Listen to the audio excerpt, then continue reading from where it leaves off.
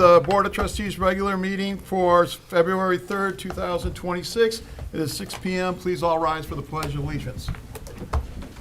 I pledge allegiance to the flag of the United States of America and to the republic for which it stands, one nation under God, indivisible, with liberty and justice for all.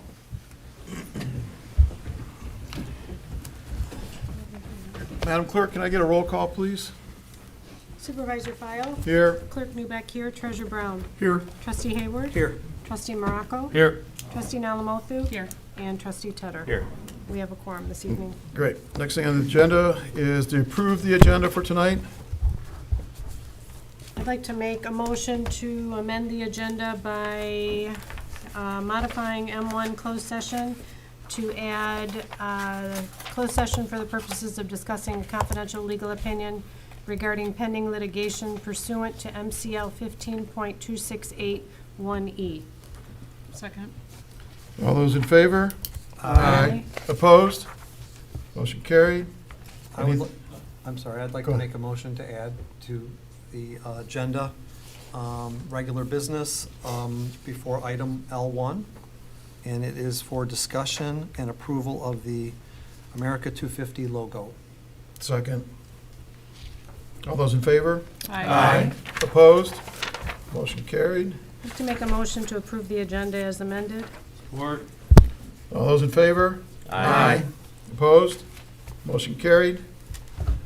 Okay, we have board and public announcements. Board members and/or individuals in the audience may make a statement containing information about a recent or upcoming event. You'll get 5 minutes when you come up. I'll warn you when it's at 4 if you have one. Anyone in the public, in the audience? No? Anyone online? No? Okay. Anybody on the board?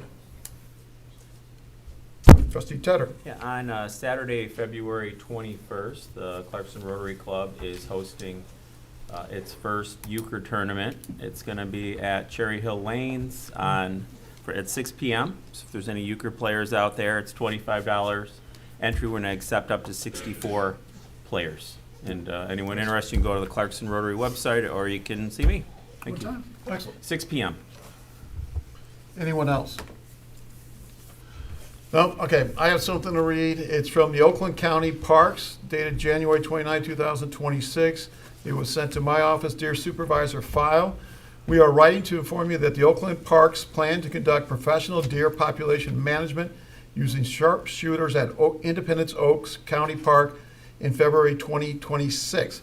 Management activities will occur on 2 separate evenings at night after normal park closure hours. No activities will take place while the park is open to the public. Deer overpopulation has been recognized. It has been a recognized issue within the Oakland County Park System since at least 1995. Concerns include human safety, deer vehicle collisions, tick-borne Lyme disease, degradation of natural areas, decline of wildflowers, lack of forest regeneration, and deer health. Increased risk of chronic wasting disease. Wildlife professionals consistently agree that the population reduction through lethal management is the only practical and efficient tool to address these impacts. Oakland County Parks has conducted deer management at Independence Oaks since 2023 with an annual volunteer firearms hunt. This program was paused in 2019 to evaluate more effective options.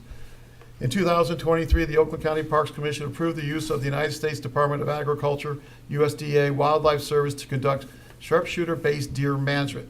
This program is conducted under the authority of the Parks Commission and is in coordination with established Oakland County safety and law enforcement protocols. USDA Wildlife Services brings extensive experience, strong ethical standards, and exceptional safety record. Over the past 2 years, this approach has been implemented safely and successfully at Addison Oaks and Groveland Oaks County Parks, resulting in a measurable reduction in deer density, improved natural resource conditions with no safety incidents. We recognize that lethal deer management can raise concerns for some residents. Oakland County Parks is committed to transparency and clear communication, and an attached document provides answers to frequently asked questions regarding the program. If you or your staff would find it helpful, we would be glad to come out. Thank you for your continued partnership. Sean Zura, Natural Resource Wildlife Program Coordinator. So That's just an FYI for anybody that's around that area and can hear things. Clerk Newbeck. Can we just put that on the website? Yeah, with we'll put- the Backup, so, Yep, and we'll then put it's got both on there. questions. Thank you. And the frequently asked questions will go on there as well. Perfect, thanks.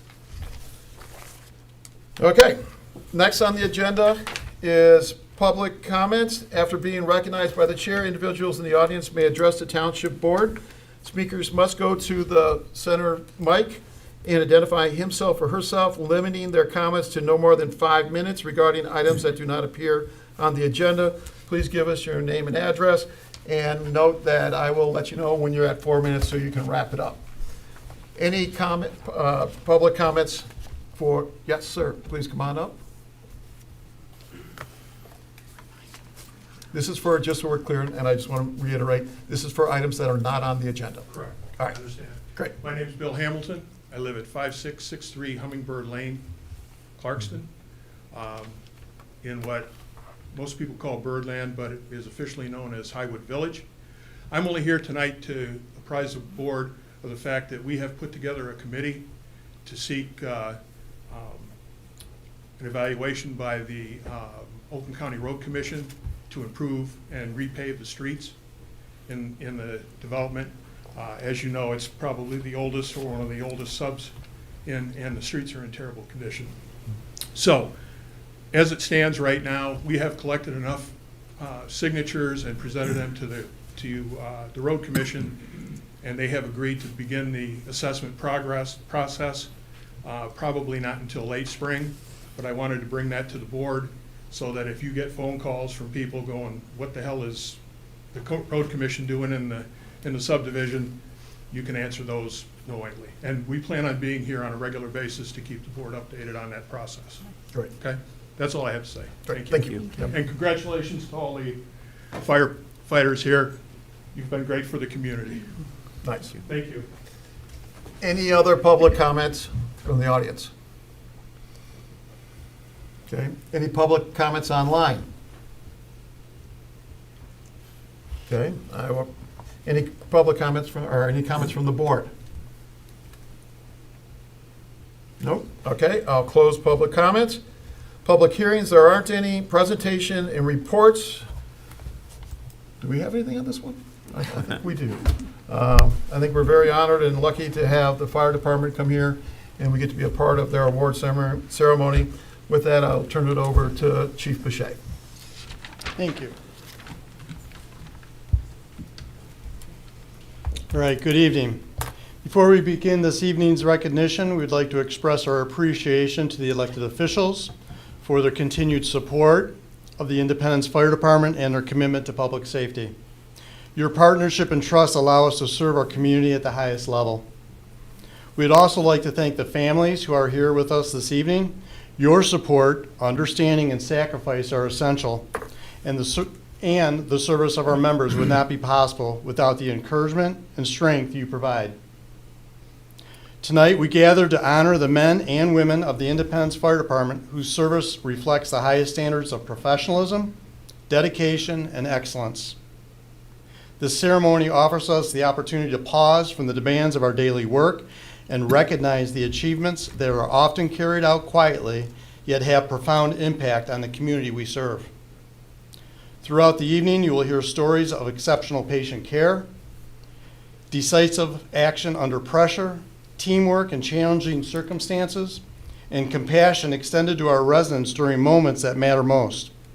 These recognitions celebrate not only technical skill, but also the judgment, character, and professionalism of the members of our department.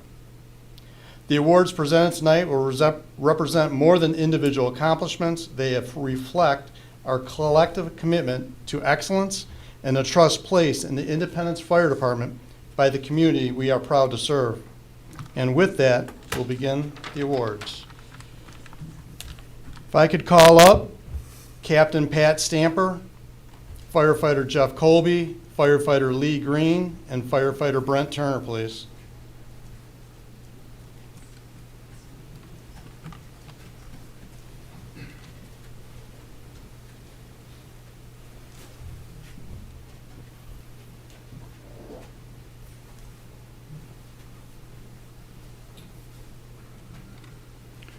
On March 2nd, 2024, at approximately 1,352 hours, Independence Fire Department units responded to a local care facility for a 65-year-old female patient who was pulseless and not breathing. Upon arrival, personnel initiated advanced cardiac life support. After approximately 8 minutes, pulses were restored and the patient was transported to the hospital. The patient was discharged approximately 2 weeks later without incident. On the same day, I'm going to go into another incident that this group performed.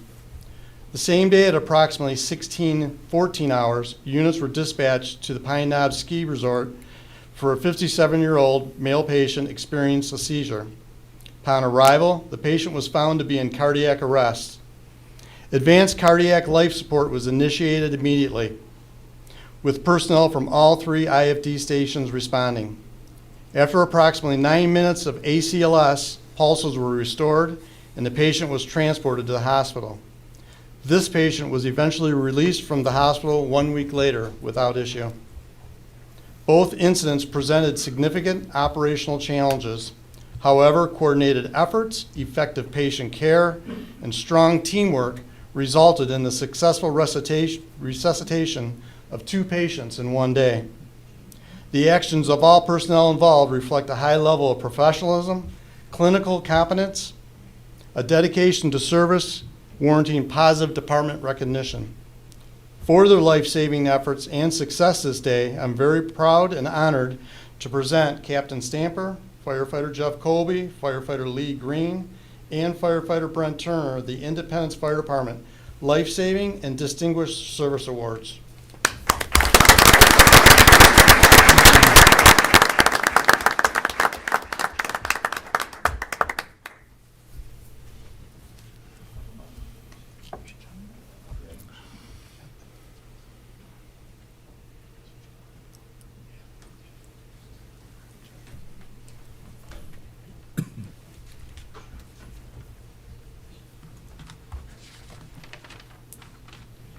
And I'd like to add one thing that I didn't say. So they're receiving a certificate with the Distinguished and Life-Saving Awards reflected on those certificates. Additionally, they're going to receive, you can see on our Class A uniforms, these are different pins represent different awards. So these firefighters are also going to get an award that will be added to this collection of pins on their jacket for the future. If I could ask Firefighter Brent Turner and Firefighter Lee Green to come back up, please.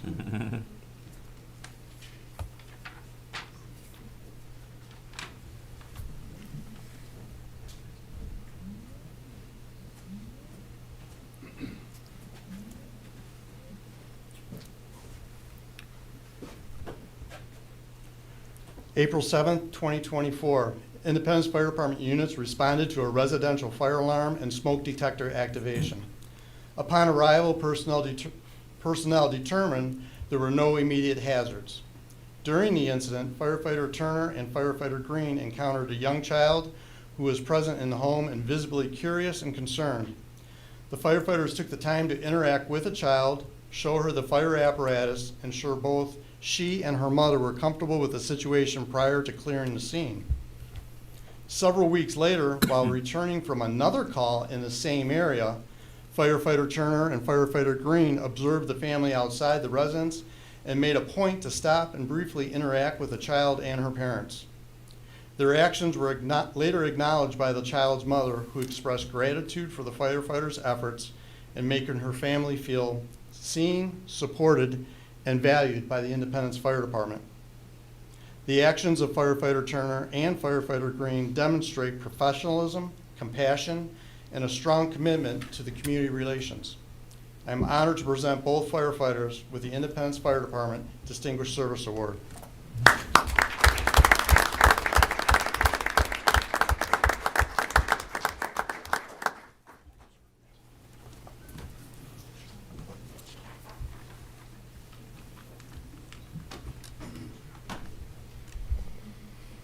If I could ask Lieutenant Ross Green, Lieutenant Matt Decker, and Firefighter Connor Jacobson to please come up.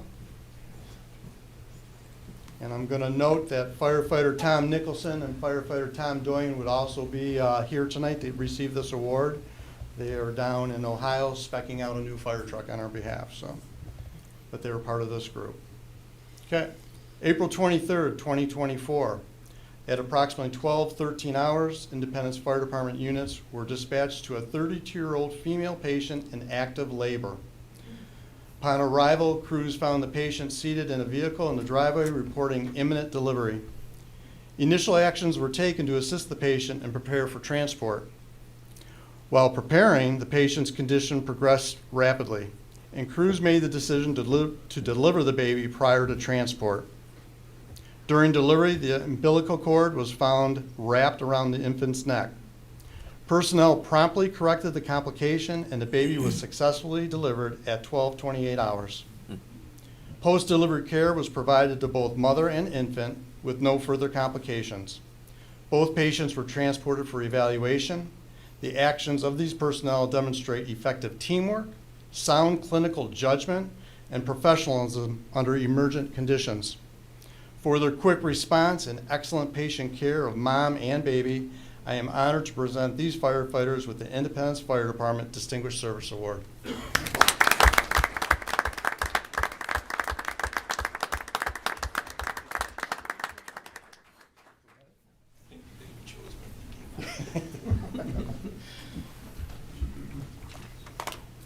And a little side note, whenever we deliver a baby, whenever my firefighters deliver babies, we place a sticker of a stork holding a baby in a cloth. It's hard to explain, but on the side of the rescue truck that actually performed the delivery. So we kind of line those up. If I could ask firefighter Aaron Grooms to come up.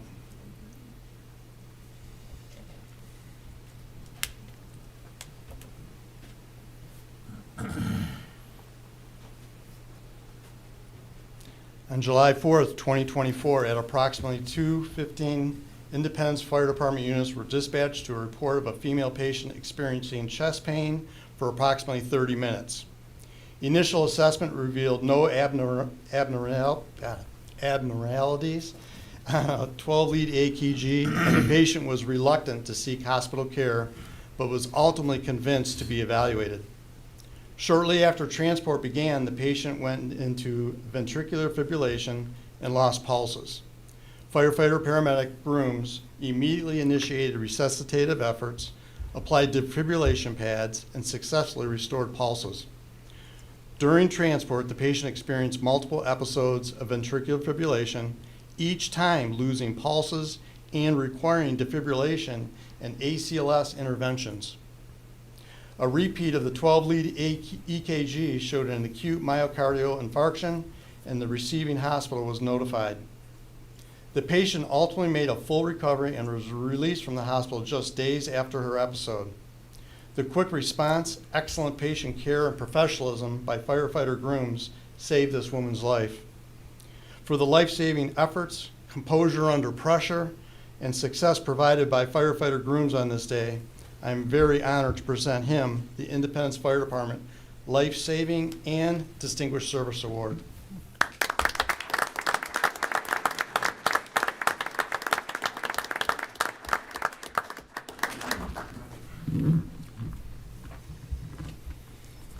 If I could ask firefighter Lee Green to yet again come on up with firefighter Greg Marinick, please.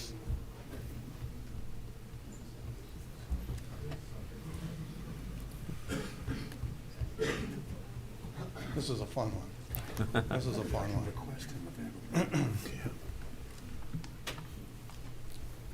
October 6, 2024, firefighter Lee Green and firefighter Greg Marinick, Independence Fire Department units responded to a residence for a reported oven fire. Upon arrival, personnel determined the fire had self-extinguished and the resident required ventilation for smoke removal. After ensuring the home was safe, firefighter Green and firefighter Marinick cleared the scene. While returning to quarters, the firefighters recognized that the incident had been particularly stressful for the homeowner, who had recently returned home with a newborn and was unable to complete the meal she had been preparing. Acting on their own initiative, firefighter Green and firefighter Marinick stopped, purchased a replacement pie that had burned up in the oven, and returned to the residents to provide it to the family. Their actions demonstrate exceptional compassion, situational awareness, and a commitment to community service that exceeds beyond emergency response expectations.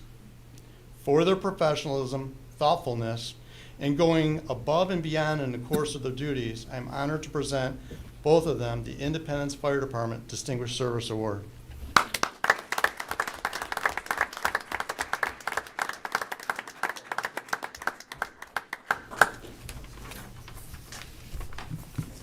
No one teaches anybody to do that. We don't. They do that on their own. They provide this customer service. It goes above and beyond. That's pretty special stuff for the fire department, the community. It's all good. If I could ask Captain Pat Stamper, Captain Dan White, Firefighter Brent Turner, Firefighter Lee Green, and Firefighter A.J. Thomas to please come up.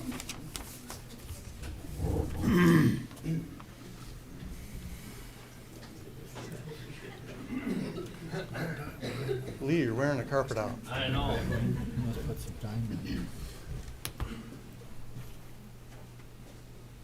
Sorry, I have a +1. Hey, perfect. More the merrier.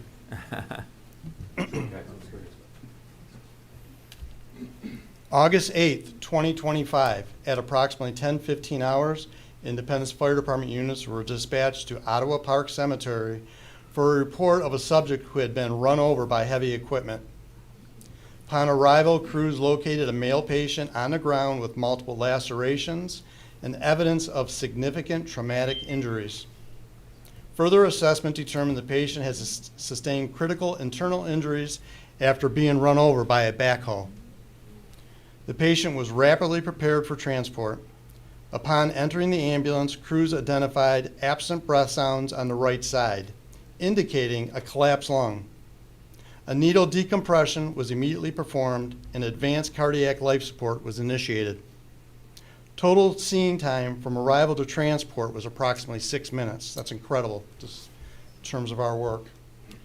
During transport, a second needle decompression was performed and ACLS efforts continued. At the hospital, the patient was diagnosed with multiple severe fractures and a collapsed lung. The patient ultimately recovered and was discharged home. The rapid assessment, decisive interventions, and minimal scene time demonstrated by this crew were critical factors in this patient's positive outcome. Their actions were later recognized by the Oakland County Medical Control Authority with a life-saving award in November of 2025. For their life-saving efforts and success on this day, I'm very honored to present these firefighters the Independence Fire Department Distinguished Service Award.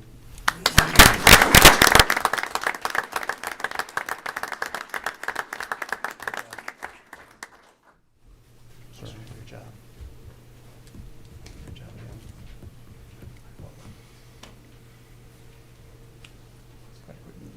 Touch your hand a lot. I know, that's really weird. Yeah.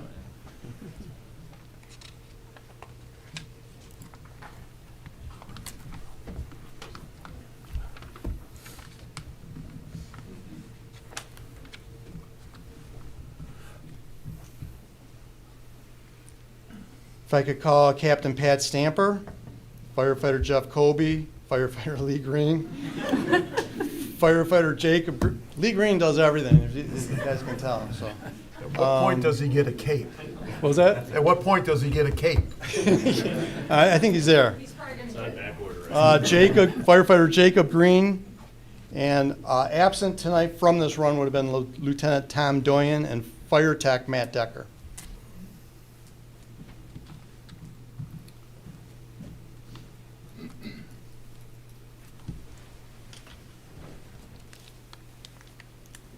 Sorry. No, it's not bourbon. At approximately 9:15, Independence Fire Department, on December 23rd at 9:15, Independence Fire Department units were dispatched to a report of an unresponsive female patient. Response conditions were significantly challenged by a winter storm producing freezing rain, resulting in hazardous road conditions. while crews were simultaneously managing multiple calls for service. Upon arrival, the patient was in confined bathroom space and was unresponsive, pulseless, and apneic with signs of severe distress. CPR was immediately initiated until the arrival of an advanced life support unit. Upon ALS arrival, the patient began spontaneous respirations. Cardiac monitoring revealed ventricular tachycardia, and advanced cardiac life support was initiated. The patient was cardioverted once, resulting in the return of a normal cardiac rhythm. The patient was transported with ACLS care continued en route. Prior to arrival at the hospital, the patient regained consciousness and began responding verbally. The prompt actions, effective teamwork, and coordinated care provided by all the personnel involved contributed to the best possible outcome and saved this woman's life. For their life-saving actions, professionalism, quality of care, I am honored to present these firefighters the Independence Fire Department Life-Saving and Distinguished Service Award.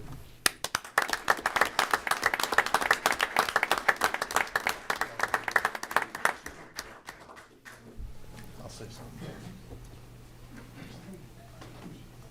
Sorry. I'll hug this time. And I would like to make a comment that the lady they saved that night is in the room. I don't know if she would like to say something. She's standing. No, it's Joette. Okay, that's weird. That's what I was saying. Oh.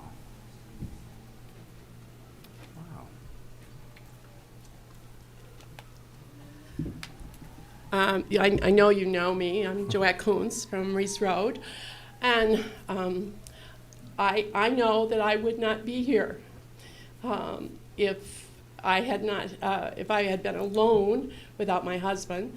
But if I had not had the professional, truly professional work of these firefighters. Each of these firefighters that I have met, and I'm sure it goes to all of them, have a giving heart. And we are so fortunate in Independence Township to have a great fire department that is well-trained, that cares about people, and that really, I think, loves their job.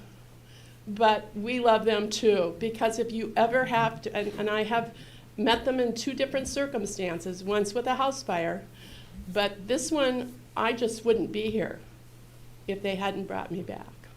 So, thank you.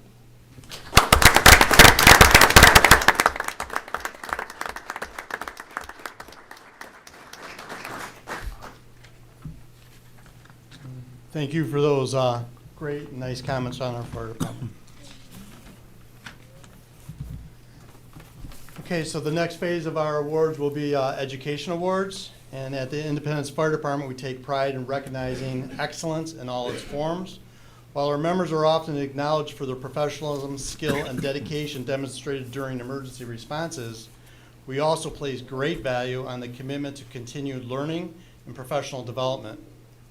Ongoing education strengthens our ability to serve the community, enhances the quality of care we provide, and ensures our organization continues to grow and adapt to the evolving demands of the fire and emergency medical service professions.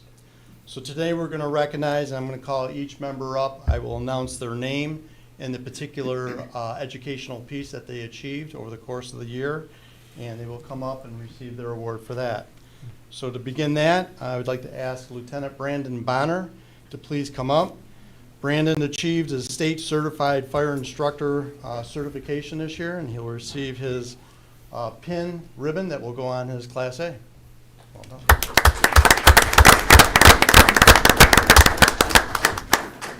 If I could ask firefighter Cody Bridger to come on up.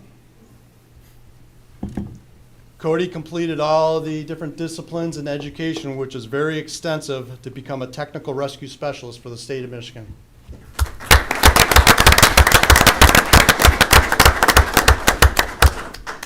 I could ask, well, he's right behind me, Captain Greg Brandt. He went to Eastern Michigan University's School of Fire Staff and Command Executive Leadership Program, and he achieved a State Certified Fire Investigator 2 certification by the state of Michigan. Well done, sir.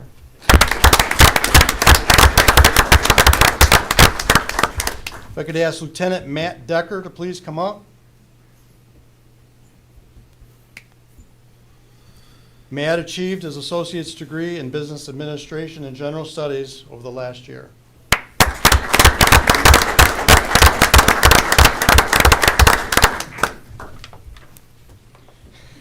Everybody's going to laugh. Firefighter Lee Green, please come on up.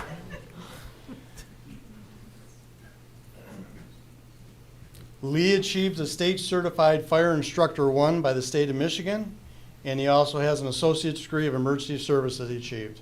Well done.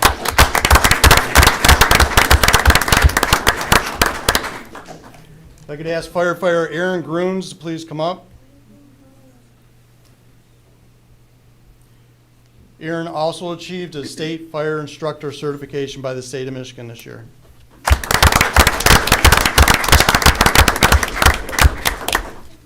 If I could ask firefighter Brent Hiltner to come on up.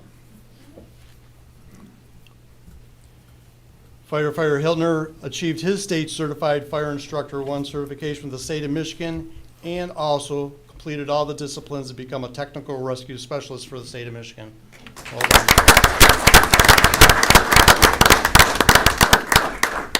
Firefighter Jamie Cisak, can you please come up? Jamie has achieved her associate's degree in fire science.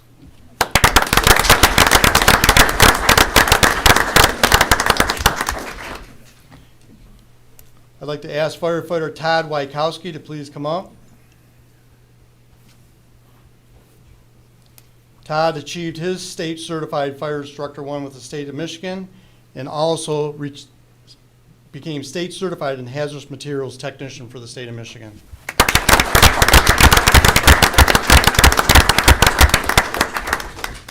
And Captain Dan White, who's right here, received a state certified fire officer 3 certification with the state of Michigan.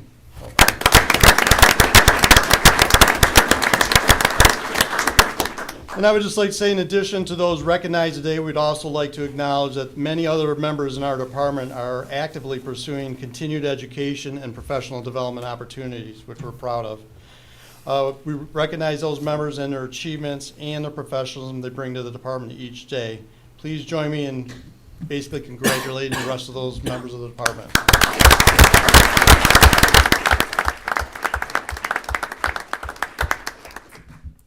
Okay, now we got a fun award, funner award. We have a Responder of the Year award that we started. The last award for the evening will be that. It's going to be for 2024 and 2025. This award recognizes members who demonstrate a high level of commitment and reliability through their consistent response to calls for service.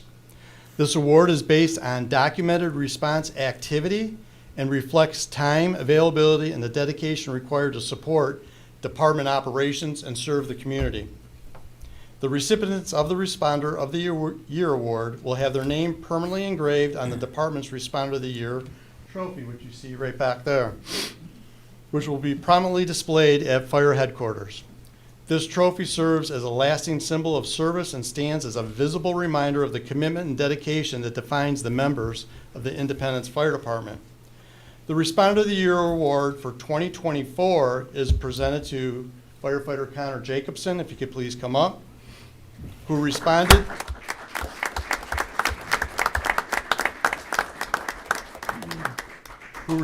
to 482 calls for service throughout the year. His consistent availability and dedication to the citizens of Independence Township exemplify the spirit of this award. The Responder of the Year for 2025 is awarded to firefighter George Papp. I don't know if I've seen him here. He's not here. Who responded to 545 calls for service during the year. His exceptional level of commitment and reliability reflect the deep dedication to both the department and the community we serve. We are proud to recognize these members for their outstanding service and thank them for their commitment and professionalism that they demonstrate each day.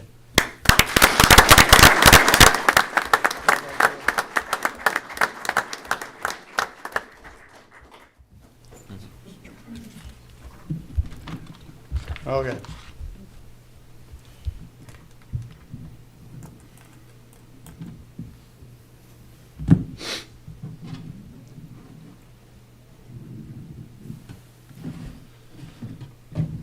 Got some hidden awards over here.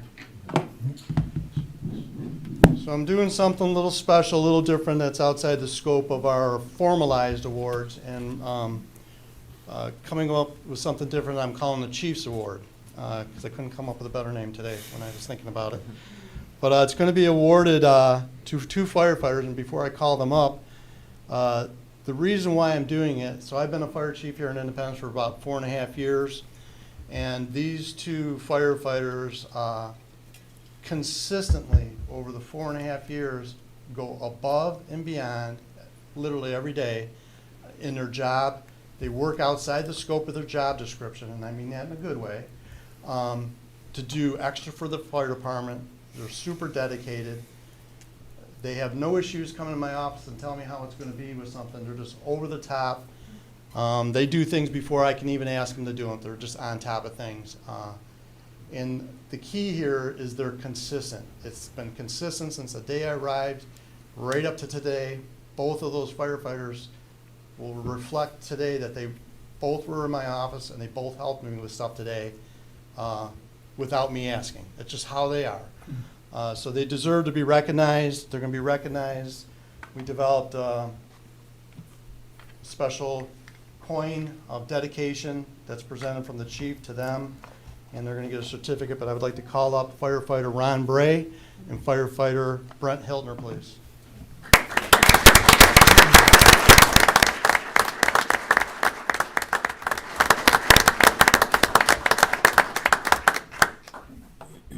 So again, these awards are outside the scope of the formalized awards, but well-deserved on so many different levels by both these guys.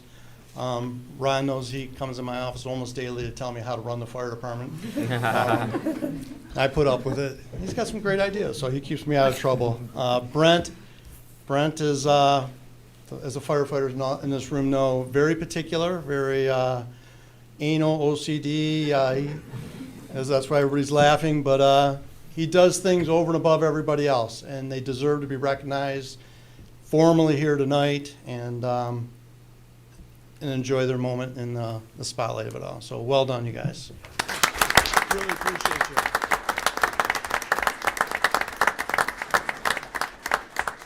That's yours. Well done. And thank you very much.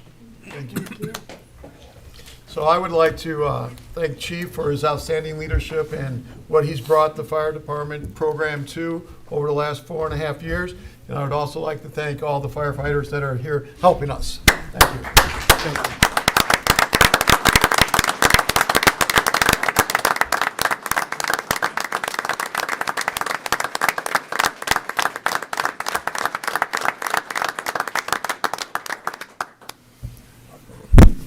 Now get back to work. We give them a recess. All right. Anybody else have comments? Doing a recess so they can take pictures. Oh, yeah. Do you guys, sorry, forgot. Y'all want to come up and get some pictures? You know, we'll move so you can get up here with your family and get some pictures. We need a recess. Pardon me? We need to Do we need a do a formal recess? recess. All right. Yeah, the firefighters can come on up. I get a motion to make for I'll make- recess for 15 minutes. I'll make a motion to recess for 15 minutes, Second. and it is 6:38 PM. All in favor? Aye. Opposed? Motion carried.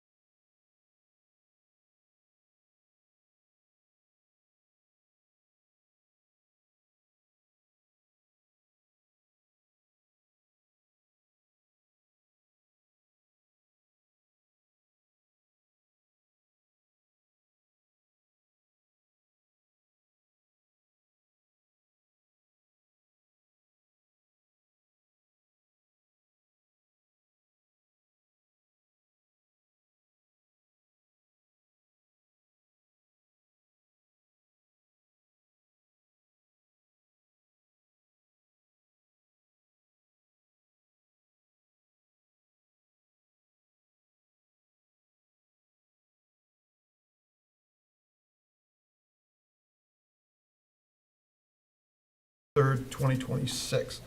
Next on the agenda is the carryover postponed agenda items. There aren't any. Consent agenda items are: 1, request to approve the Board of Trustees regular meeting minutes of January 20th, 2026. Second thing is request to approve the January 27th, 2026 check run, including ACH, for $353,493.22, and ratify the January 16th, 2026 payroll of $402,385.91. And that, can I get a motion to approve the consent items as? Mr. Super. Yeah, I just, if we could, just for brief discussion, pull J2, the check run and payroll. Yeah? Thank you. We can do that. Can you make a motion? Yeah, I'll make a motion to pull item J2, approve check run and payroll for the purpose of brief discussion. I'll support. And place it on the, is we under regular business? Or- No, item Just- K, items removed Yeah. from Thank you. consent. Yep. That's right, thank you. And place it under item K. Okay. Make Item a K. motion. You have, Well, I don't think you actually need to make a motion to pull something for consent, because anybody can do it. yes. But if we want to, we can second it, and then I all those, we already have a second. all right, all in favor? Aye. Opposed? Okay. All right. So I'll make a motion to approve the Agenda is amended. consent agenda as amended. Support. All those in favor? Aye. Opposed? Motion carried. Item K, items removed from the consent agenda. All right, thank you, Mr. Supervisor.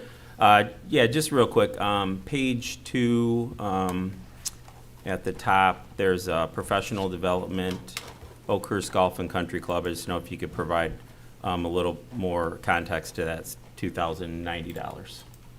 There was something that was billed in error. So it's been reversed.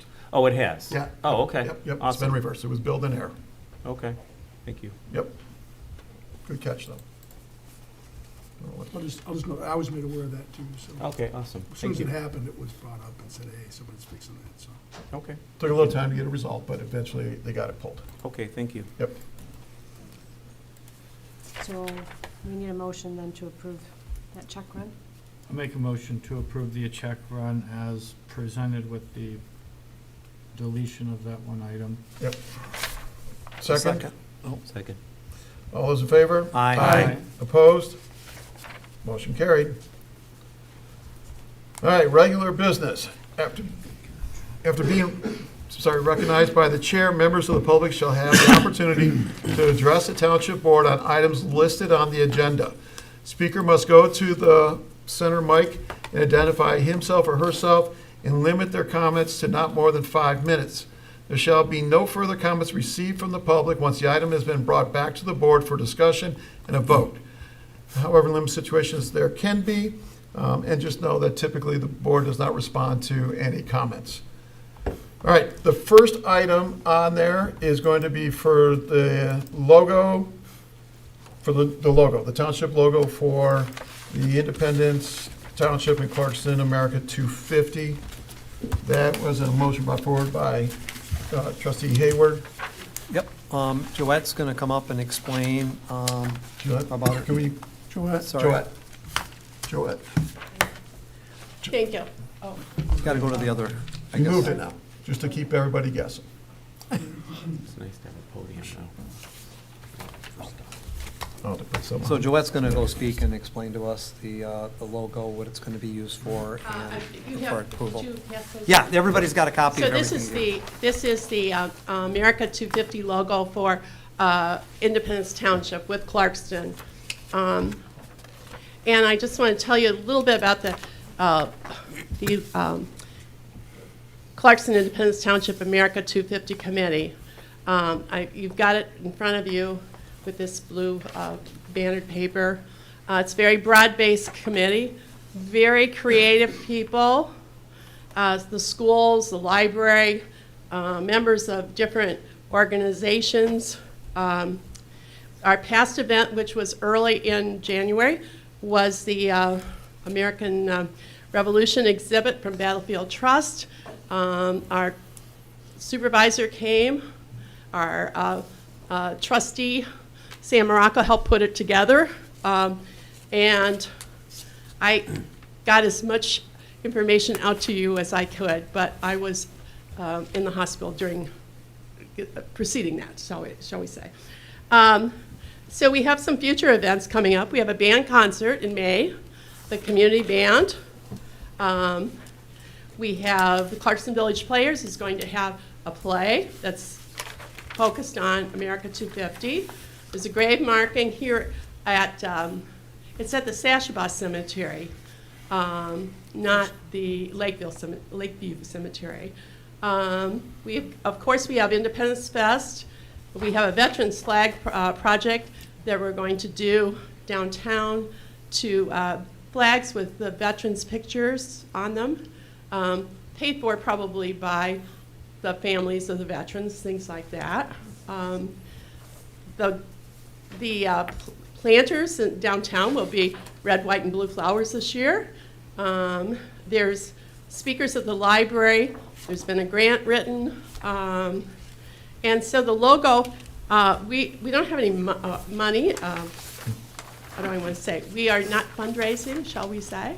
But you can, if you pass this logo, you can buy it at the Graphic Wizard just by paying them.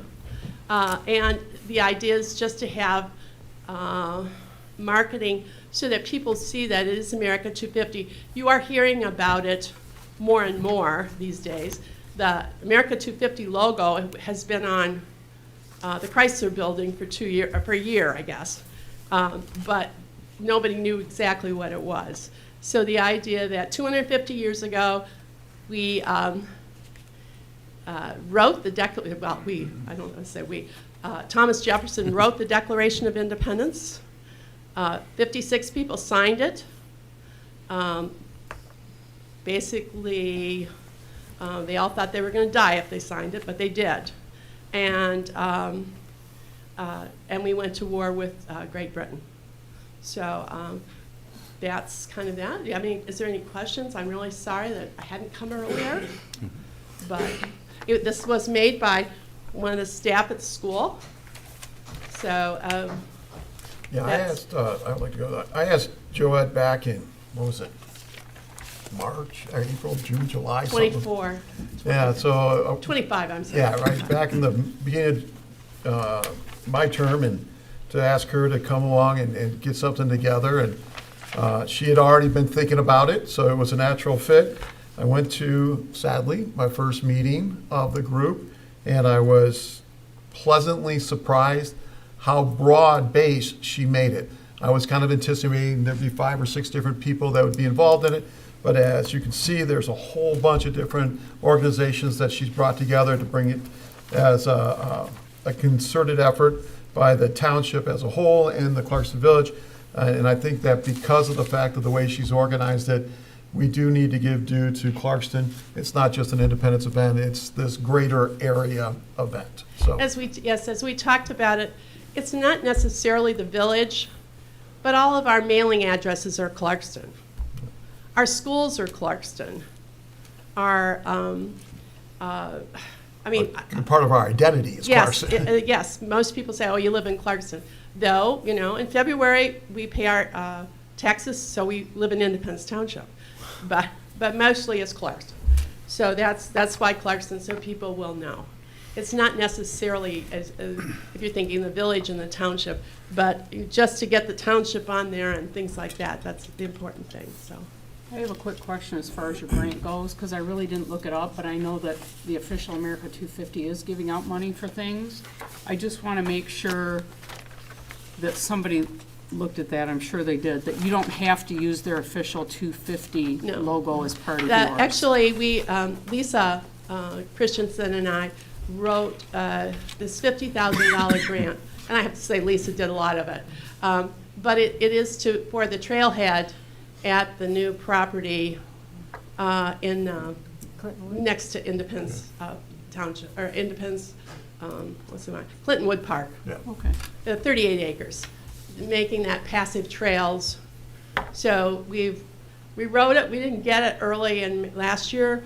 We talked to the grantee, who is America 250 Michigan, and So we talked to him and we rewrote it.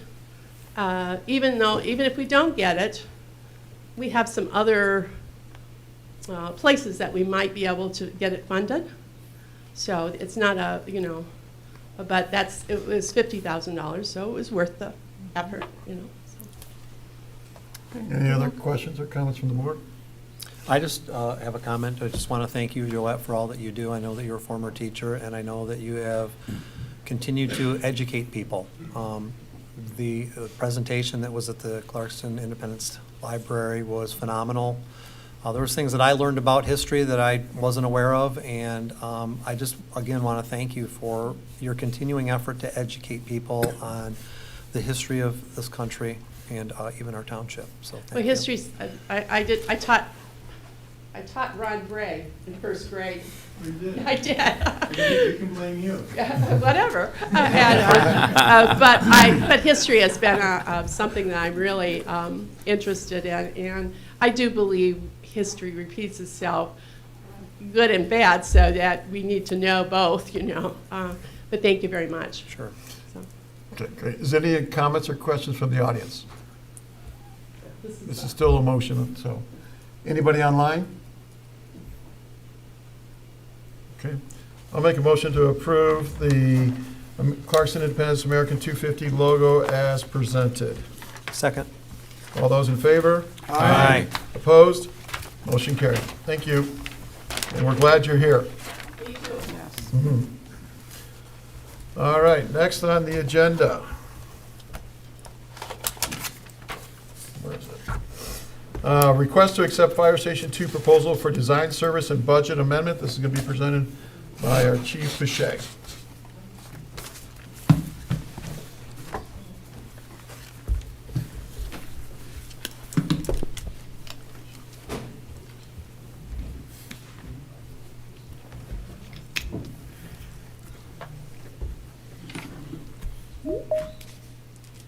Alrighty, good evening again.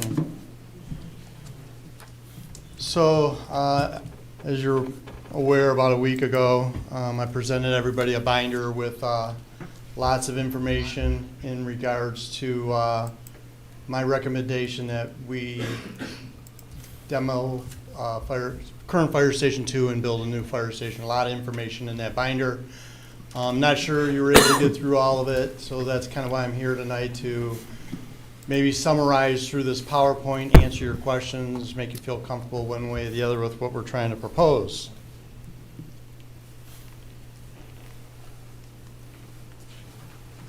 So, again, purpose of tonight's presentation, just provide a clear fact-based reason for replacing Station 2, why renovation is a more viable long-term solution, demonstrate the benefits to public safety, employees, and taxpayers, and then request board support to move forward with replacement design and planning of a new Station 2.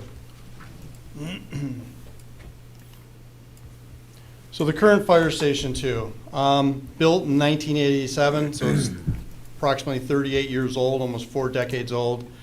Not designed for today's modern fire service or staffing models, technology, or workforce. It fails to meet many of today's fire safety best practices, building codes, and it's exceeded its functional life and economic service life.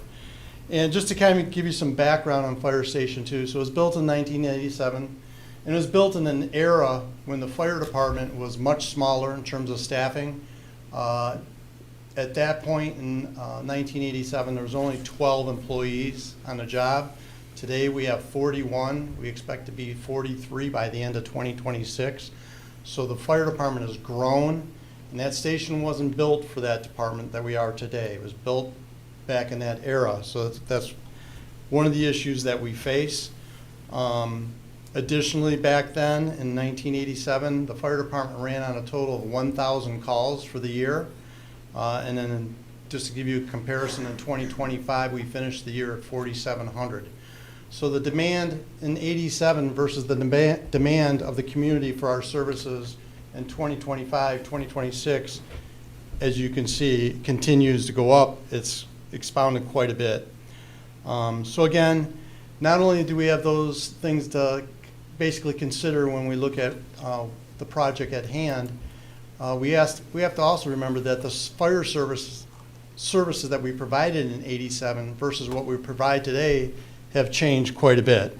We now provide ALS transport EMS services, tech rescue, hazardous materials, public service stuff, outreach stuff, fire prevention division. The department has grown, and we've essentially outgrown this station and the future of that station moving forward.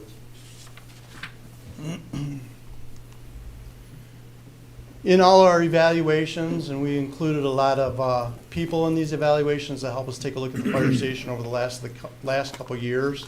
This project's been basically brewing since the day I hired in Independence, recognizing early on that station was going to need to be addressed for all the reasons we're going to talk about this evening and what you saw in your binders up to this point.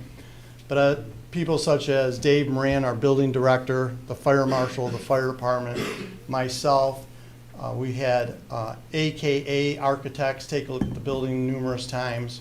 We've had Awe Construction come out and take a look at the building. So we've gathered all these opinions and thoughts and basically culminated it into a big report and recommendation as I'm speaking here tonight. So again, some of the issues at hand is the safety deficiencies of the building, as they're written there. No built-in fire suppression system. Our two other fire stations have sprinkler systems throughout the buildings. Station 2 does not. The electrical, plumbing, and HVA systems are outdated, continue to break down on us. Feels like monthly over there. So all the systems are old, need to be replaced. There's an increased risk to personnel and equipment in case of internal emergency, meaning, again, we have firefighters that live in this building 24 hours a day, and I don't know if everybody understands that our personnel work from 8 in the morning till 8 the next day. So not only is it a workplace, it's a living space for these firefighters. So everything has to be kind of situated as safe as we can possibly make it. And that station is outdated in terms of those safety precautions for that building. There's a lack of decontamination and exposure control design. And what I mean there is in today's fire service world, modern fire stations, there's areas set up that the firefighters can disrobe out of their turnout gear or maybe even their uniforms that got soiled with bloodborne pathogens, urine, vomit, whatever it might be, that in the course of their duties, that they're undressing, getting cleaned out in dirty areas and not bringing that into the living areas. That station does not provide that. It's not set up in that fashion. So that's the modern world of the fire service, that they do things like that. No carpet in the building, so you're not walking in something at a medical run like blood and then dragging it into the fire station and it's getting soiled into the carpets. That station, again, is not designed for that. And then security risks due to lack of controlled public entry. It's the only station that does not have any way to control the public from coming in other than locking the door and yelling through the glass on what the public is there for. So essentially they can come in or the firefighter has to open a door and somebody's on top of them. Why is that an issue? Because we live, unfortunately, we live in a world now that those type of things happen. People come into the government buildings or the public buildings like that, and it can put our personnel in harm. My other two fire stations have holding areas where they can come into a vestibule. We can talk to them through an open glass opening to make it more safe for the personnel.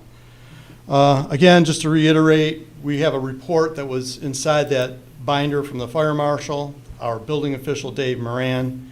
I've cited numerous NFPA recommendations, ISO standards, industry best practices, and kind of my motto is if you can predict it, you can prevent it. And I can predict there's lots of problems in that building, both now and in the future. And so I can predict it so I know how to prevent it, and that's to address it and move forward with a new fire station. Inadequate living and working conditions does not reflect a modern professional workplace. So in this station, there's no private sleeping quarters or restrooms for male and female firefighters. Shared facilities is inappropriate, reduces morale, compromises privacy, and limits recruitment.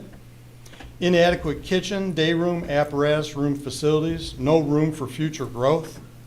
Lack of designated quiet rest areas affect firefighter wellness, and no designated physical fitness room.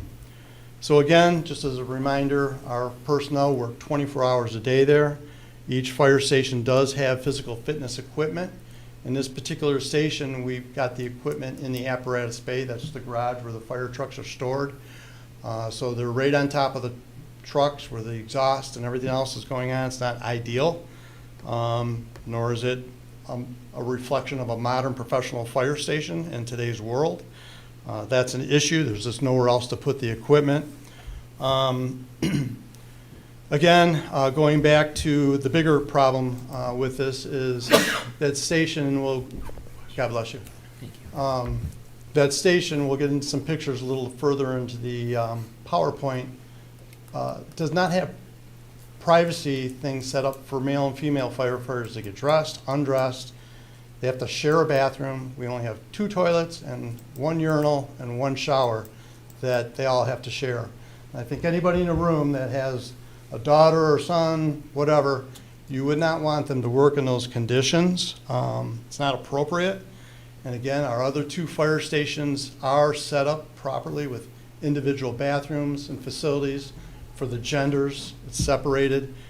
They have private dorm rooms where they can close the door, get undressed, go to bed, and not have anybody obviously see them or look in at it. So these are big issues. They need to be addressed. And again, why I'm here recommending that that fire station be demoed and rebuilt the proper way. Inefficient layout for modern fire service. Essentially, we're overcrowded, and you'll see some pictures of that. The apparatus room is filled with trucks, backup trucks. It's filled with physical fitness equipment. There's no room to move. It does not allow for us in the future to have future thoughts of increased staffing as the demand in this community continues to go up. As we've watched year after year, our run volume keeps going up. You need to have fire stations that we can grow into. So someday, if the decisions are made by somebody probably long after me, that they need to increase staffing, we need to have the facilities to house that. So the forethought with building a new fire station, right now it only can house 4 people. We'd like to build it so it can house 6 people in the future if needed. Add a 4th bay, so if we need to add an extra rescue truck, an ambulance, we can run it out of there with extra personnel. So again, it's building a fire station for the future for the community, being proactive, not reactive. It's just doing what's right.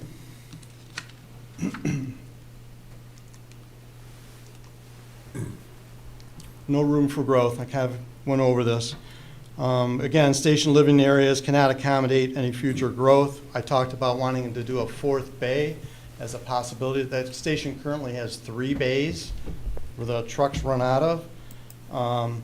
The other issue, kind of the big issue for that site where renovation is not a good idea, is because the building was originally set in the building envelope where the 2 back corners of the building are right on top of the building envelope in a diagonal fashion, which limits our abilities on what we can do with a remodel. And again, we would like to demo the building and reposition the fire station the correct way and the more modern way, the size we're looking for in the future. And again, to reflect again on the demands of this community, our runs have gone up 350% since 1987, and they continue to rise. So the demand is there for a new fire station to build with the forethought of 50 years. It'll be a 50-year fire station with that flexibility.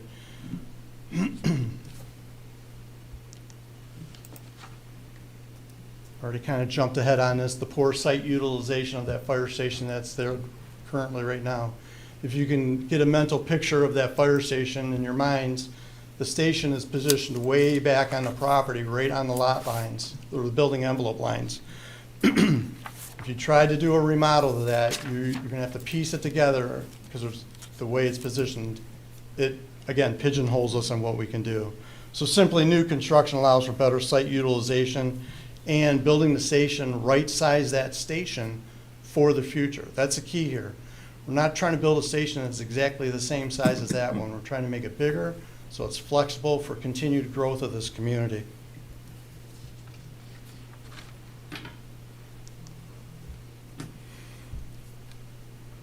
Remodeling, again, not a sustainable solution. The cost of remodeling could approach the cost of new construction.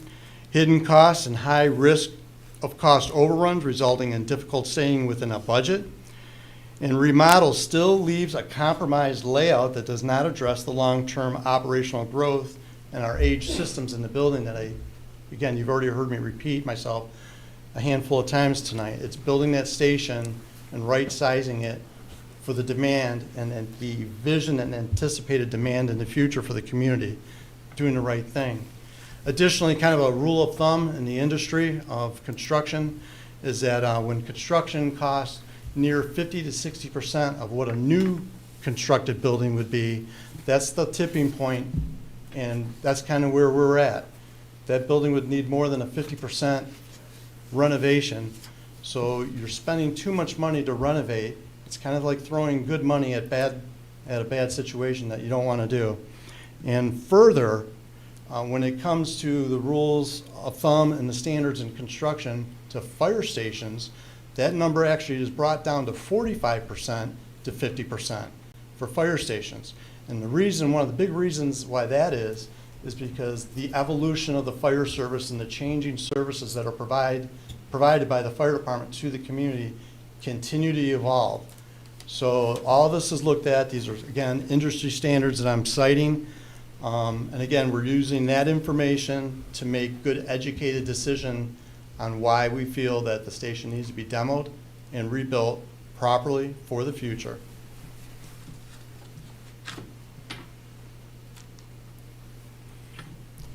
What a new station could offer us. Firefighter health focused design, clean and dirty zones like I talked about, decontamination rooms, physical fitness rooms, gender inclusive private quarters and restrooms, code compliant fire suppression and safety systems, room for training, operations, and growth capability.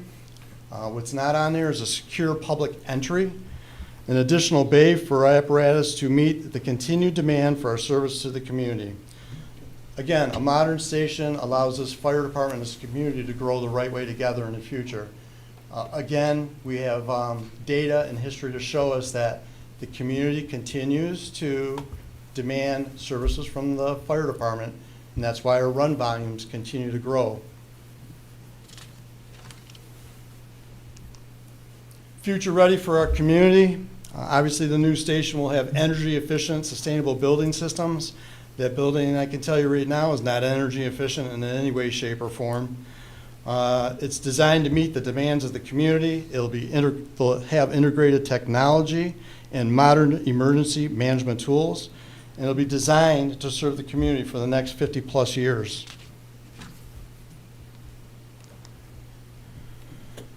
Project's not an upgrade, it's a necessity. I think I've kind of made that point clear tonight. This is not about building a station because we don't like the looks of it or anything like that. It's because it's a necessity. It has to be done. Not doing it and kicking the can down the road for the community is not wise fiscally. If we don't do our construction in the near future and you push it off into the future, all you're doing is paying way more money, as we know construction costs continue to go up. And again, we're trying to meet current safety standards, reduce our operational risk, and basically ensure a reliable fire service for the community in the future.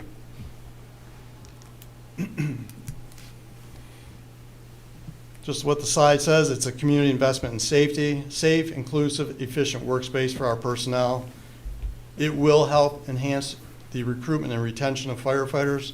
I can tell you many of the communities, as I'm standing here tonight, are either in the midst of building new fire stations, updating their fire stations.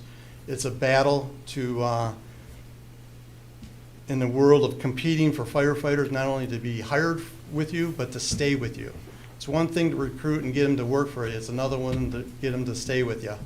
And it's very important that we have good facilities and equipment, good management, good everything to keep the firefighters wanting to work for Independence and work for Independence Fire Department. So this all plays in, it all dovetails together.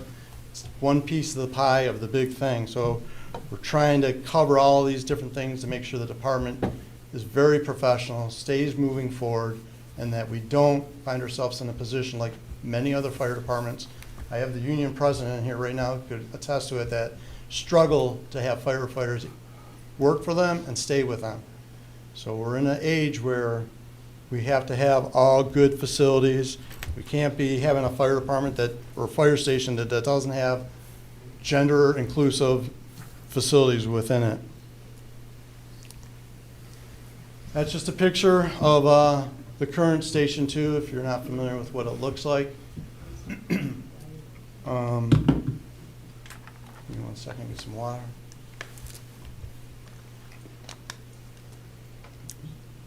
I'm going to go into a quick series of pictures of the station for those of you that haven't been in it or around it, to kind of give you a flavor of kind of what I'm seeing or talking about.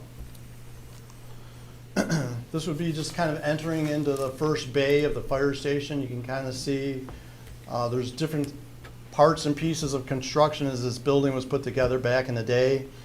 Cinder block, then it goes into drywall. This is all in a wet environment. That's why you see the drywall flaking apart and the way it looks at the bottom there of the screen. In the apparatus bay, just be aware because there'll be other pictures. The firefighters, this is the wet area, the dirty area of the fire station where the trucks come in. The firefighters wash the trucks with hoses. There's water that sprays everywhere. So as we get further in, you'll kind of get the flavor of what I'm talking about. Just another picture of looking from the apparatus bay into the front part of the building, the front entranceway. You can see the glass door kind of in to the left there. Again, no foyer area, no way to keep the public, no way to really address the public without letting them in on top of you. And that's what we're trying to avoid. We want a safe area of entry, a foyer way. This picture kind of gives you now a flavor of the trucks in the station, the 3 bays. Very low ceiling. Back in the day, they had to put ceiling tiles in the bay. Not a good product to use in a fire department apparatus bay, but they did. They used it because they were losing so much heat. This building is not energy efficient. So in the wisdom of whoever was running the fire department back in the day, they did this to try to circumvent the loss of heat in that bay. But it's caused us other problems. Those tiles fall out. Those tiles absorb moisture. They droop. They get dirty. They're close to the heaters. They burn up because the heat's on for the fire station. You can see those upper areas. Those are heating tubes. They burn up our ceiling tiles. It's just a bad setup all the way around. Another kind of look at it from a different view.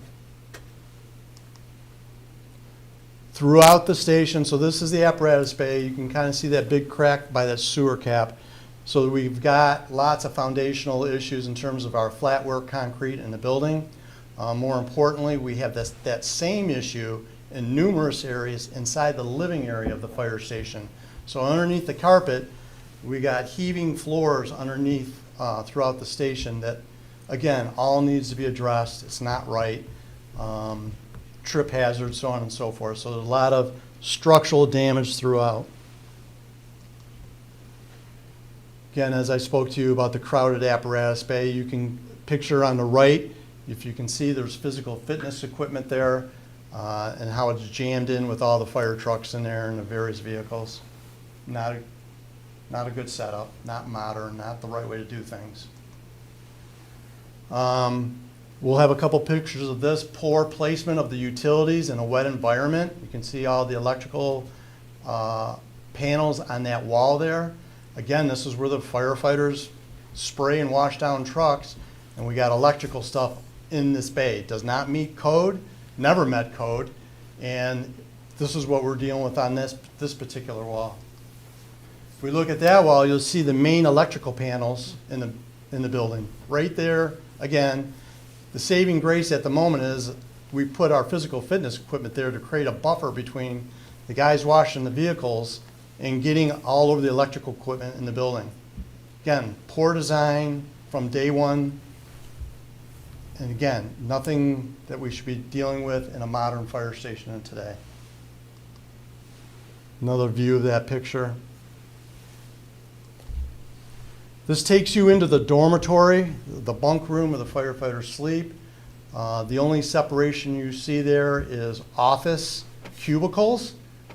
So we have 4 cubicles with 4 beds, table, a lamp, where the firefighters sleep at night.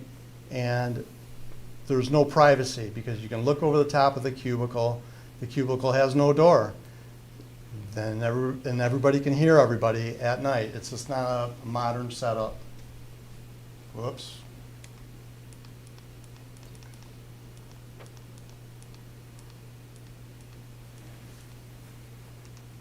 That gives you a view looking down the aisleway going down to those dorms. So again, not gender set up right. It's not private. Again, this is not what, if you go to any modern fire station in the state of Michigan, you won't see this setup.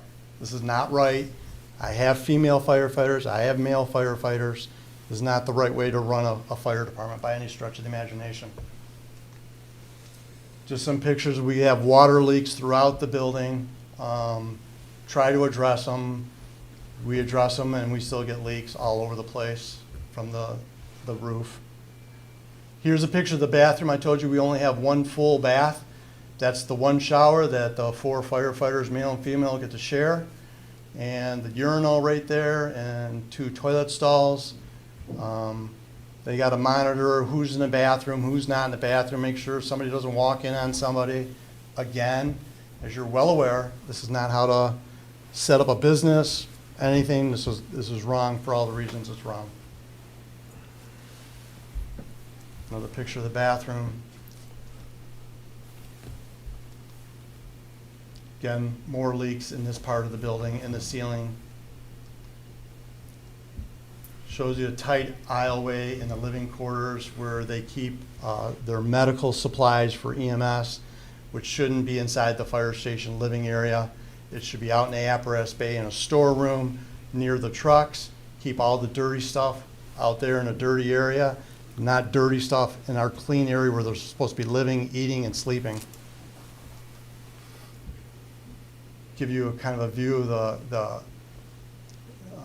strange layout, I guess, of the kitchen and how tight the quarters are with those refrigerators down in that cubby hole on the left, and then on the right-hand side are the pantries. This gives you the view of the front of the building where there's no entranceway, no foyer area for the public to come in and have like a sequestered area for our firefighters to deal with somebody. They can come right in on them. Again, not safe, not the right way to do things. Another view of that. So summary, why build now? Remodel, it's costly, it's inflexible, that's very key, it's inflexible, and it's a short-term fix. So no doubt, if we do a remodel now with what we're dealing with, where that building is positioned on that property and not really getting what we need and not really changing some of the bigger structures, the foundational issues of that building, it's going to be an issue for us. You're going to be doing another remodel probably 15 years down the line. So we don't want to go into a series of remodels just to keep that building up to date. Not code compliant, as it's written there, and you'll have a better return on investment if you build new versus the remodel, because you're not going to be doing multiple remodels over the next 50 years. Why act now? Construction costs continue to rise. Facility conditions will continue to deteriorate. We will continue to put money into our systems out there. Again, I feel like we're throwing good taxpayer money at a bad situation. I don't feel like that's the right thing to do. I think it's fruitful, responsible, smart being fiscally. So a planned replacement avoids crisis-driven decisions for the future and ensures the continuity of emergency services. And I guess to say this very humbly, as you guys are well aware of where I'm at in life in terms of career and age and all that, I don't have a long career in front of me yet, right? A lot of my career is behind me. But why act now? Why do this project now for the fire department? Because, again, speaking humbly, I have background in this. Where I came from, I've already done 3 fire stations. I just did a major remodel of Station 1 here in Independence. I have quite a bit of experience. I'm a builder. I've built homes, custom homes. I understand the process and know how to navigate it. I know the players. I know AUK Construction. I know AKA. So if there was ever a time to take on a project like this, I guess while I'm still around, it's now. And I want to see this project through the right way based on my experiences.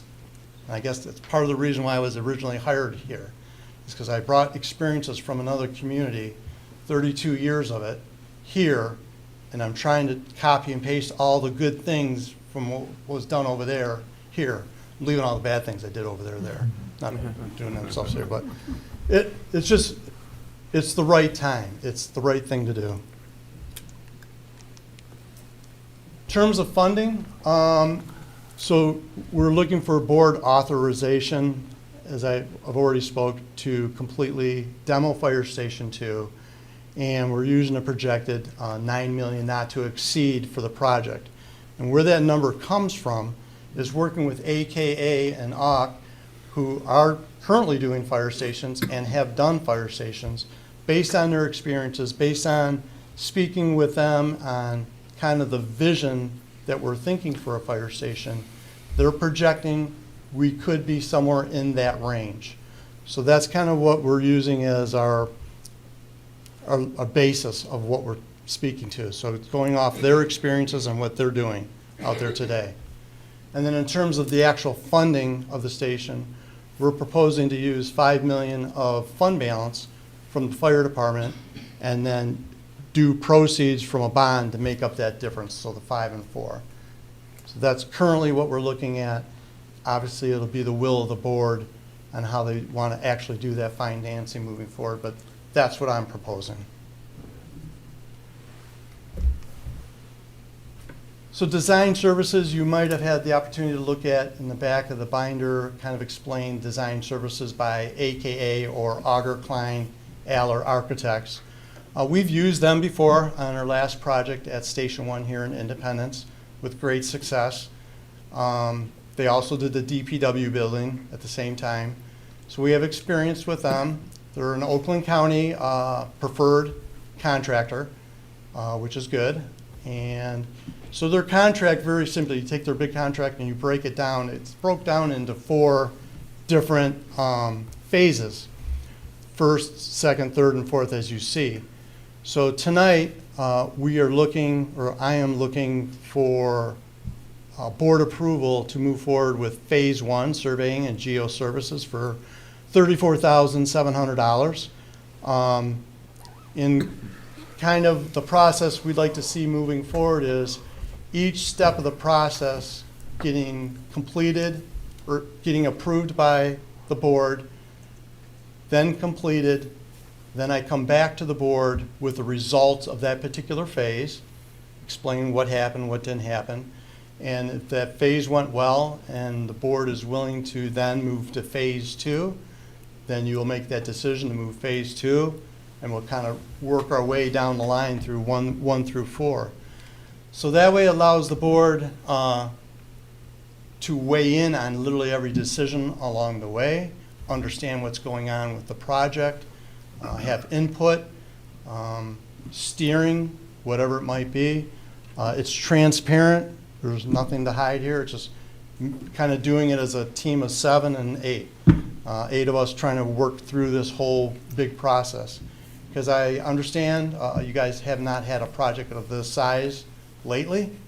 So this is a more palatable way to present it and maybe easier for the group to get through a whole project and feel like they're a part of it.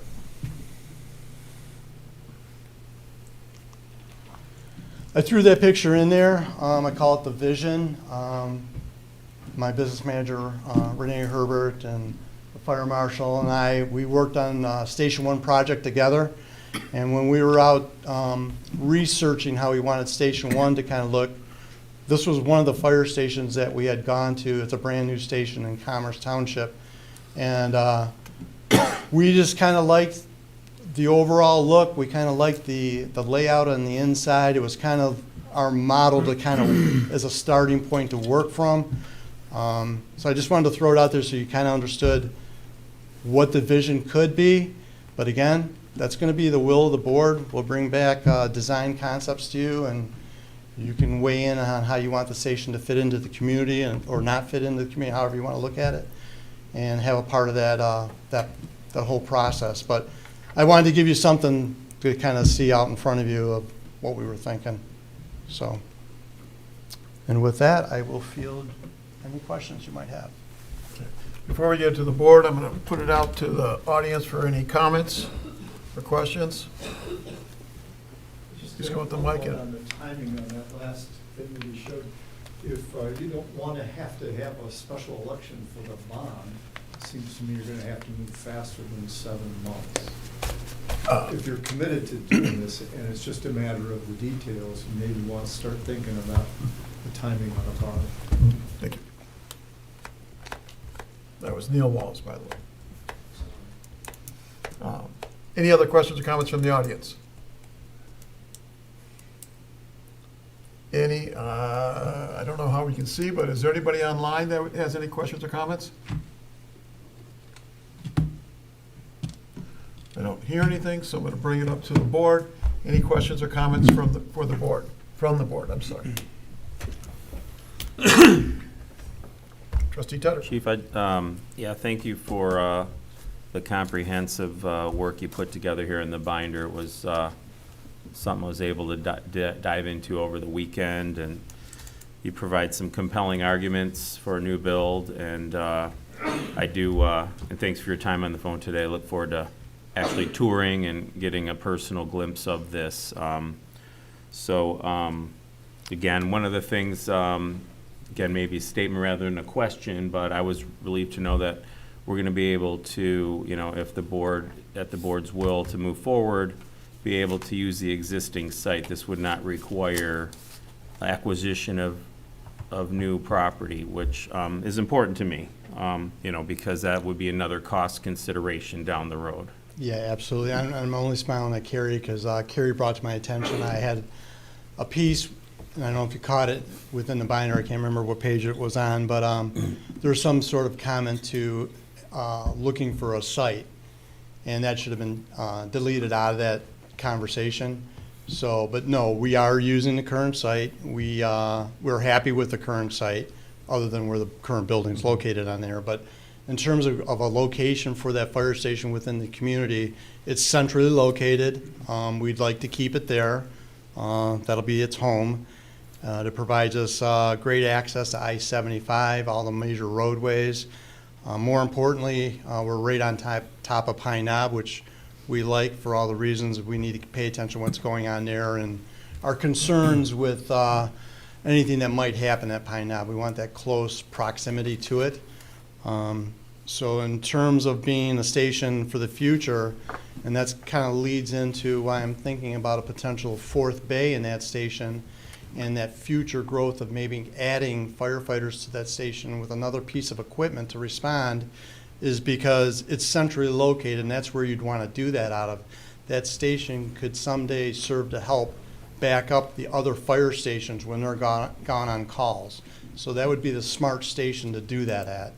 So again, why the station is improperly put on there currently does not allow us that growth we need. So that's why I want it demoed, moved up, rightfully built, the right size.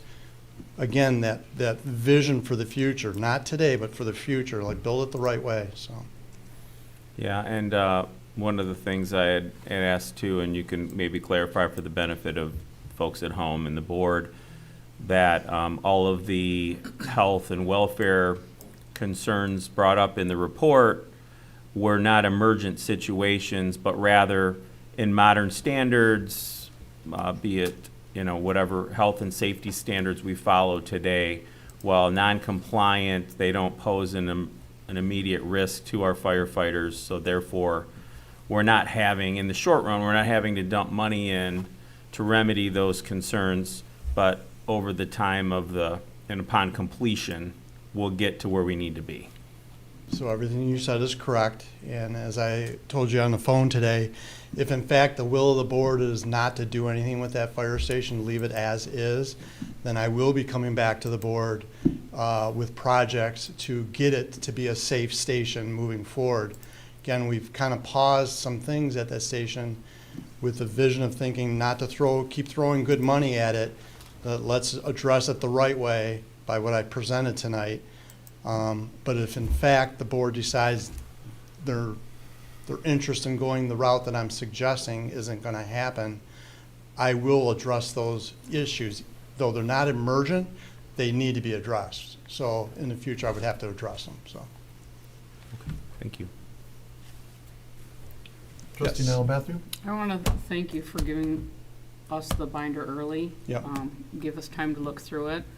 I would say, like everybody does, a picture's worth 1,000 words, and I think you have a lot more evidence in here that you showed on the screen for the public today. Yeah, I didn't want to put that I- many pictures in, but that's yes, okay. if you I look at the didn't- bricks falling off the building, there's structural damage everywhere.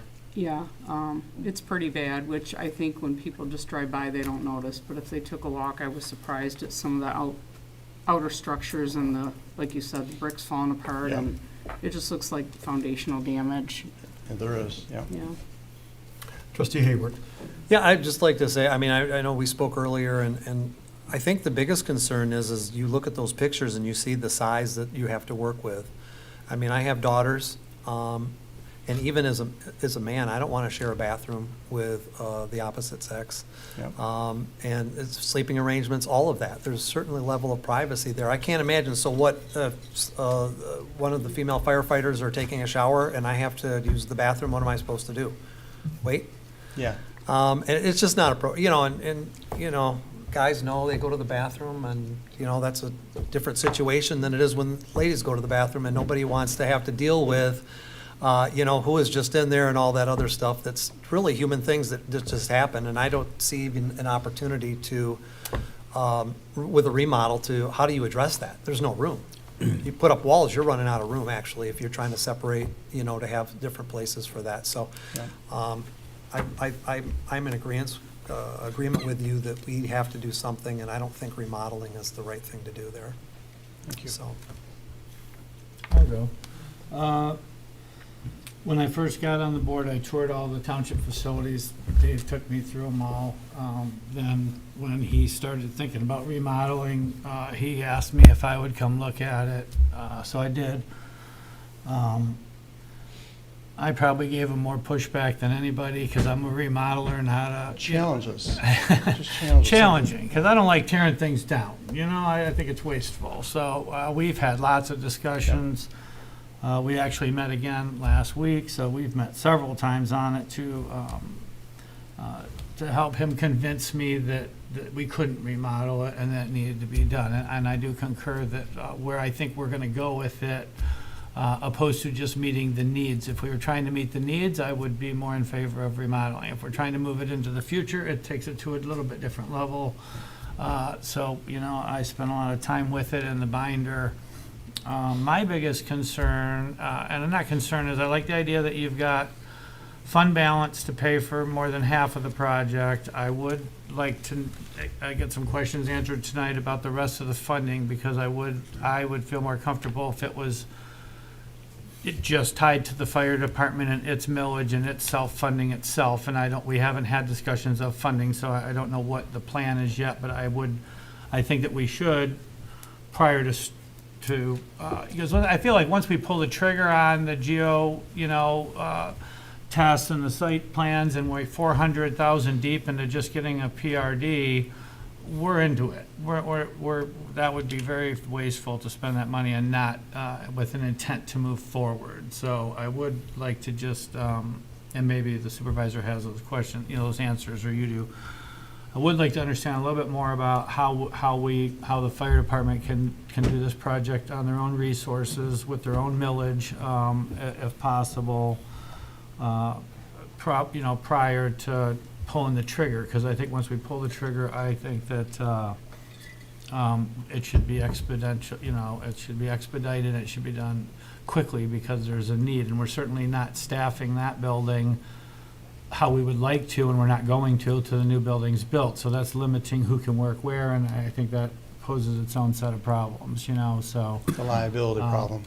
That's my biggest, my biggest question is just how do you guys make it happen, through the fire department? If anyone can answer that question, what the intent is. So the idea here is that, one, the fire department in its own fund does not have adequate resources to fund 100% of it. They do have a millage and they do have cash flow coming in. One of the things that we looked at was alternate funding mechanisms, and the township does have alternate funds that could be utilized.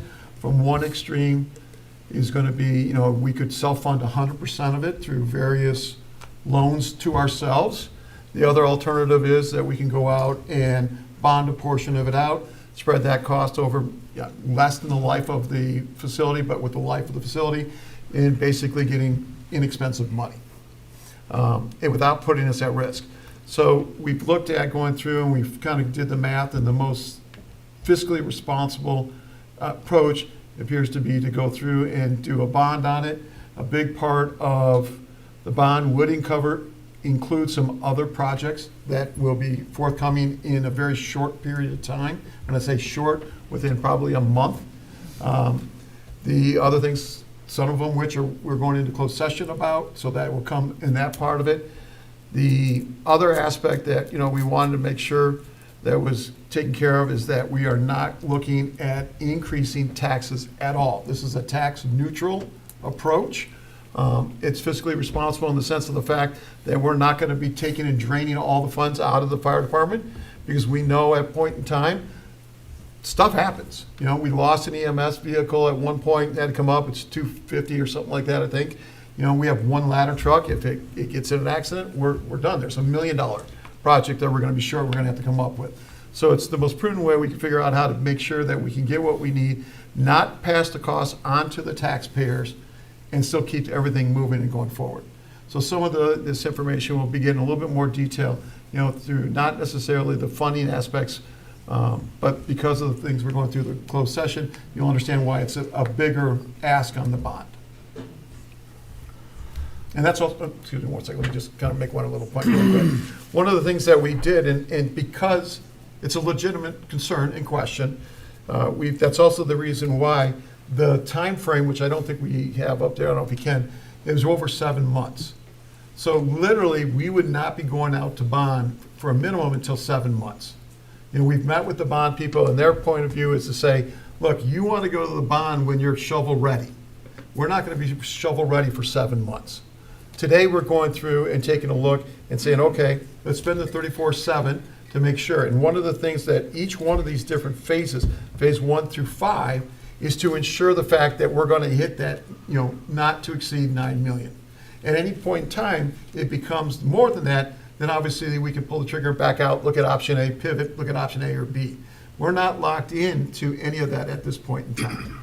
And that's why we figure we take the small chunks, the small steps, get the confidence in knowing that this is the approach we want to take, and then move forward. The funding side of it, we have 7 months to nail that down specifically. We do have both options on both extremes. Self-fund it all, go out to bond, could go out to bond to all of it. We're actually talking about doing a hybrid. Is there a savings to bulk bond opposed to them just have their own bond for their own project, and then we have our own bond for other township-related projects? Like, why wouldn't we separate why are we merging the two? Okay. What would be the benefit of that? There's 'Cause a- I just don't understand how that works. That's fair. Each bonds, if you want to think about it in a series, we can have series of 1, which is all encompassing, or 4, because we're looking at 4 projects. Each one of those have fixed costs that you have to incur. least of which is the rating. You know, you have, every single time, even though, you know, think about when you go buy a car and you bought a house or whatever, you still have to get your credit report pulled and everything else. The rating service to determine the township's rating goes through an expensive cost, takes about a month to go through, and you have to incur that every single time you're going through the bonds. You have to go through the bonding people and their costs, administrative costs and everything else, every single time. The attorneys, you have to pay them every single time. So literally, it's basically saying that we're going to incur 3 to 4 times the administrative expenses to go through this, and that's why it makes more sense, which is a savings of well over $100,000. Okay, but so he's got 7 months to get it to an RFP. Well, yeah. Yeah, just to get it out for bid. Yeah. So let's realistically Yeah. say it's not going to be for 8 months or so before we're ready to pull the trigger. If that's the case, and I guess to my point, and not knowing what the future, we don't know what you're thinking in the future of these other projects, but if we're doing a mass bond and we're only going to be shovel ready on 1/4 of it, wouldn't the savings of the utilization of the quarter bond, the quarter amount being bonded and shovel ready then, and then the 3/4 of the bond being shovel ready when those projects are ready? Because wouldn't we be shovel ready for this, but maybe we're a year out or longer, and we've already taken out this massive bond, but we're not utilizing that money yet because the other projects aren't as shovel ready as the fire department. So is there a balance between the one separation of 25% and 75% of, does that make sense? Yeah, how I it does make explained sense. it? Yeah, Okay. yeah. So Okay. this was yesterday, I had about an hour-and-a-half meeting with the bond people to go through this exact type thing. We listed out the 4 projects, said, this is the dollar amount we're associating with them, here's where we're at. Basically, there's only one project that the funds would be needed almost immediately. And immediately would be within the next 30 to 60 days. That happens to be a small portion of that total amount of bonding, but that is something we could self-finance. And when the bond, we have then up to 2 years to be able to go back and pay ourselves back out of that bond. All the rest, in all reality, the funding is not going to be needed, shovel-ready, so to speak, until January 1st of next year. And that's just because they're going to go through some of the same cycle things that we're talking about here with his. So, we're going to start getting it all rolling at once, and that way we can sit there and say, okay, they're all on the same schedule, and going through that same approval process by the board every single step of the way. And at any point in time, we go through and say, hey, the board decides that, nope, you know what, we're not going to do project B. Okay, well, then we haven't committed yet to anything from the bond standpoint, the total dollar amount, because you do have some issues with the bond. If you go through and you get a $20 million bond and you only spend 15, you got a little bit of a problem. You got to spend that $5 million over the next 3 years on whatever the description of the bonds was going to be used for. So you don't want to ask for too much, and at the same token, it's obvious you don't want to ask for too little. So that's why, we're going through this process here of all these steps to spell everything all out so that it's not a surprise when we get to the point of asking for the bond, which is, again, why we're not asking for the money for the bond to fund the station right now. We want to know exactly can we keep it at that $9 million not to exceed? If it comes in and we look at it and it says, well, nope, it's going to cost more, then we're going to say, well, back it down. If it goes through and says it's going to cost less, then we say, okay, now we can take the total cost and bring it down on the amount that we want to go to the bond for.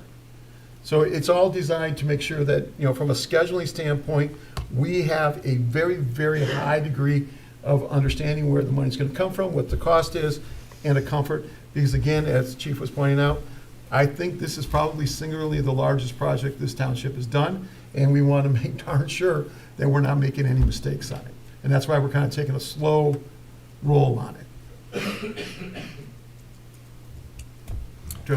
Just on the bond side, if you think of this like a construction loan, if you take out the loan, they don't just give you all the money. This is really kind of the same.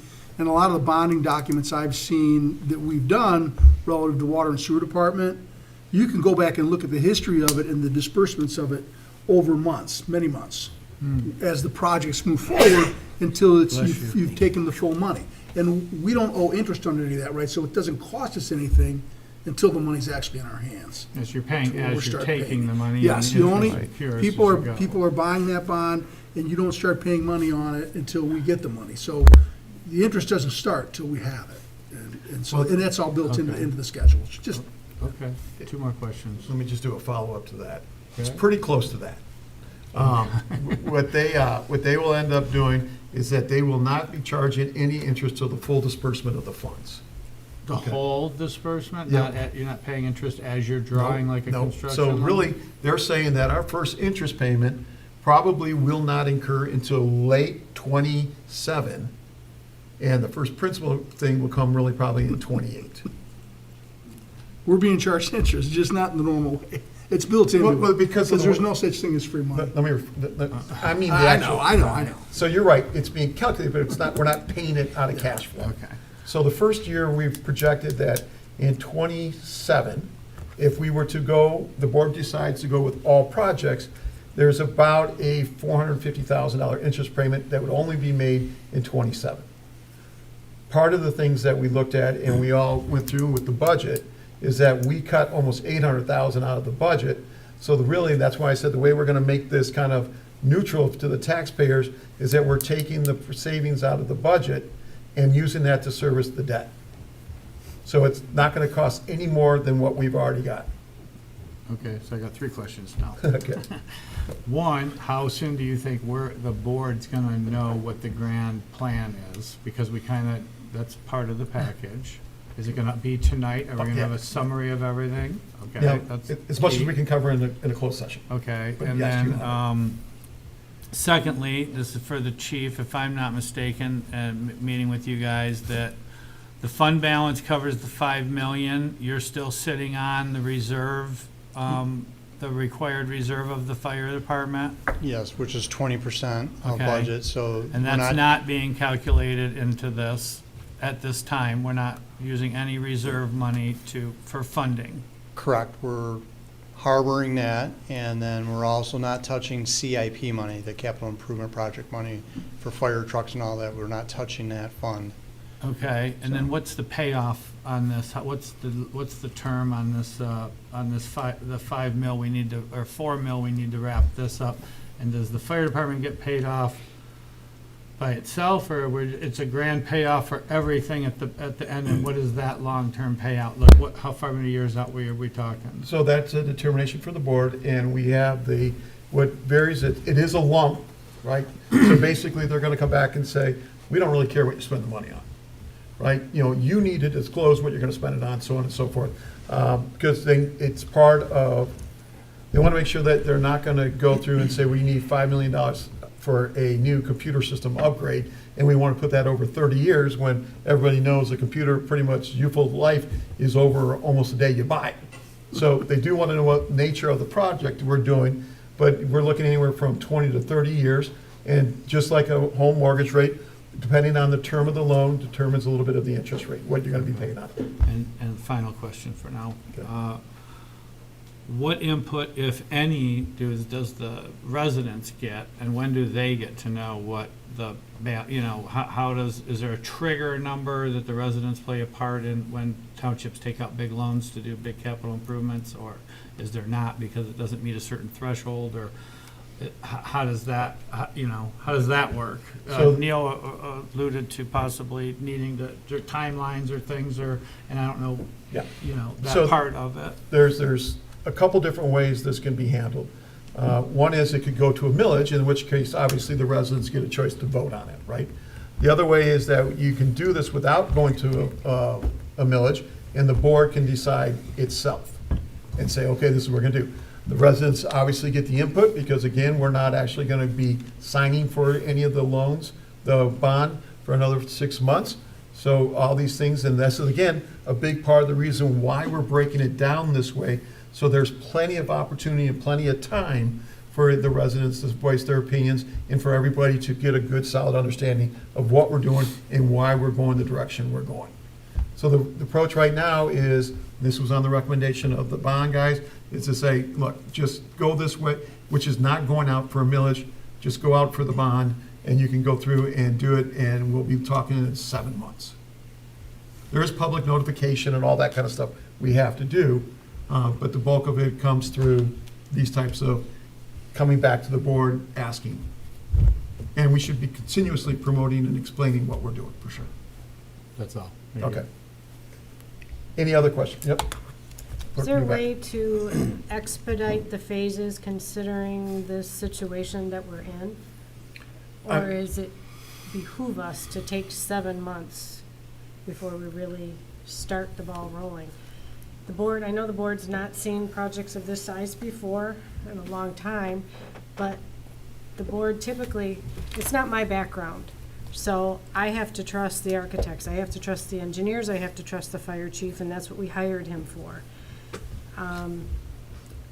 My suggestion would be, unless there is something compelling that says we have to take it step by step and phase by phase, that maybe the phases stay there and he comes back to the board with updates through the phases, but where's our level of trust with our chief and the department and, you know, the engineers? And he has very solidly proven a point with pictures and binders and walkthroughs and phone calls and the dire need that we're in. This isn't just a Band-Aid fix. And we're going into negotiations this year, hiring. There's so many factors that are playing into the necessity of this that I think we really need to evaluate the steps. You don't want to rush things, but unless you can tell me, or the bond people, I wasn't in that meeting, that there's a reason that we should pace it, slow boat it. In my opinion, I think we should move forward with the demolition and the rebuild and have him come back in the phases and give us updates, where we would still have some time to make a comment, or, I mean, I don't know how the rest of the board members feel, but this is not my forte. I'm ultimately going to trust him and what they bring and his team brings to us within reason and within, you know, financial constraints. So let me handle that, then we'll let you guys. We brought it this way because this was the most painstakingly transparent way of doing this. And again, much to your point of alluding, coming back 4 or 5 times takes a lot of effort and everything else to go through and do that. But we thought it was very important to be very, very transparent on how the money was being spent, what was the outcome of, and every one of these milestones that we're hitting, that it goes through and reinforces the 9 million, that we're gonna be able to not to exceed that. There's 2 things here. That one is that we're not doing the 7 months because of any financial constraint. It is the architectural and the construction constraints that are defining the 7 months. It's not a matter of coming back to the board and working that, factoring that in. That we figure that we can come back to the board for these 4 different times while these things are going on, because of the shortest, I think you went through it a little quick there, but. It's right, that's actually, I don't know how to get it on that screen, but it's right behind Okay, you. so, the 4 weeks, it's gonna take 4, once we approve this, it's gonna take 4 weeks for AKA to do the work. At which point in time, we would just come back and say that, okay, here's the outcome of it. There was some things about that site that, I don't know if you guys remember, but there was a tank taken out of that property about 5 years ago. It was remediated, but is there any other problems there? We don't know. The site's been there for a long time. The EPA's changed, or the, Eagles changed, and so there could be different things in there. We just didn't want to jump in full boat. We wanted to take it in a slow pace so the board was completely aware.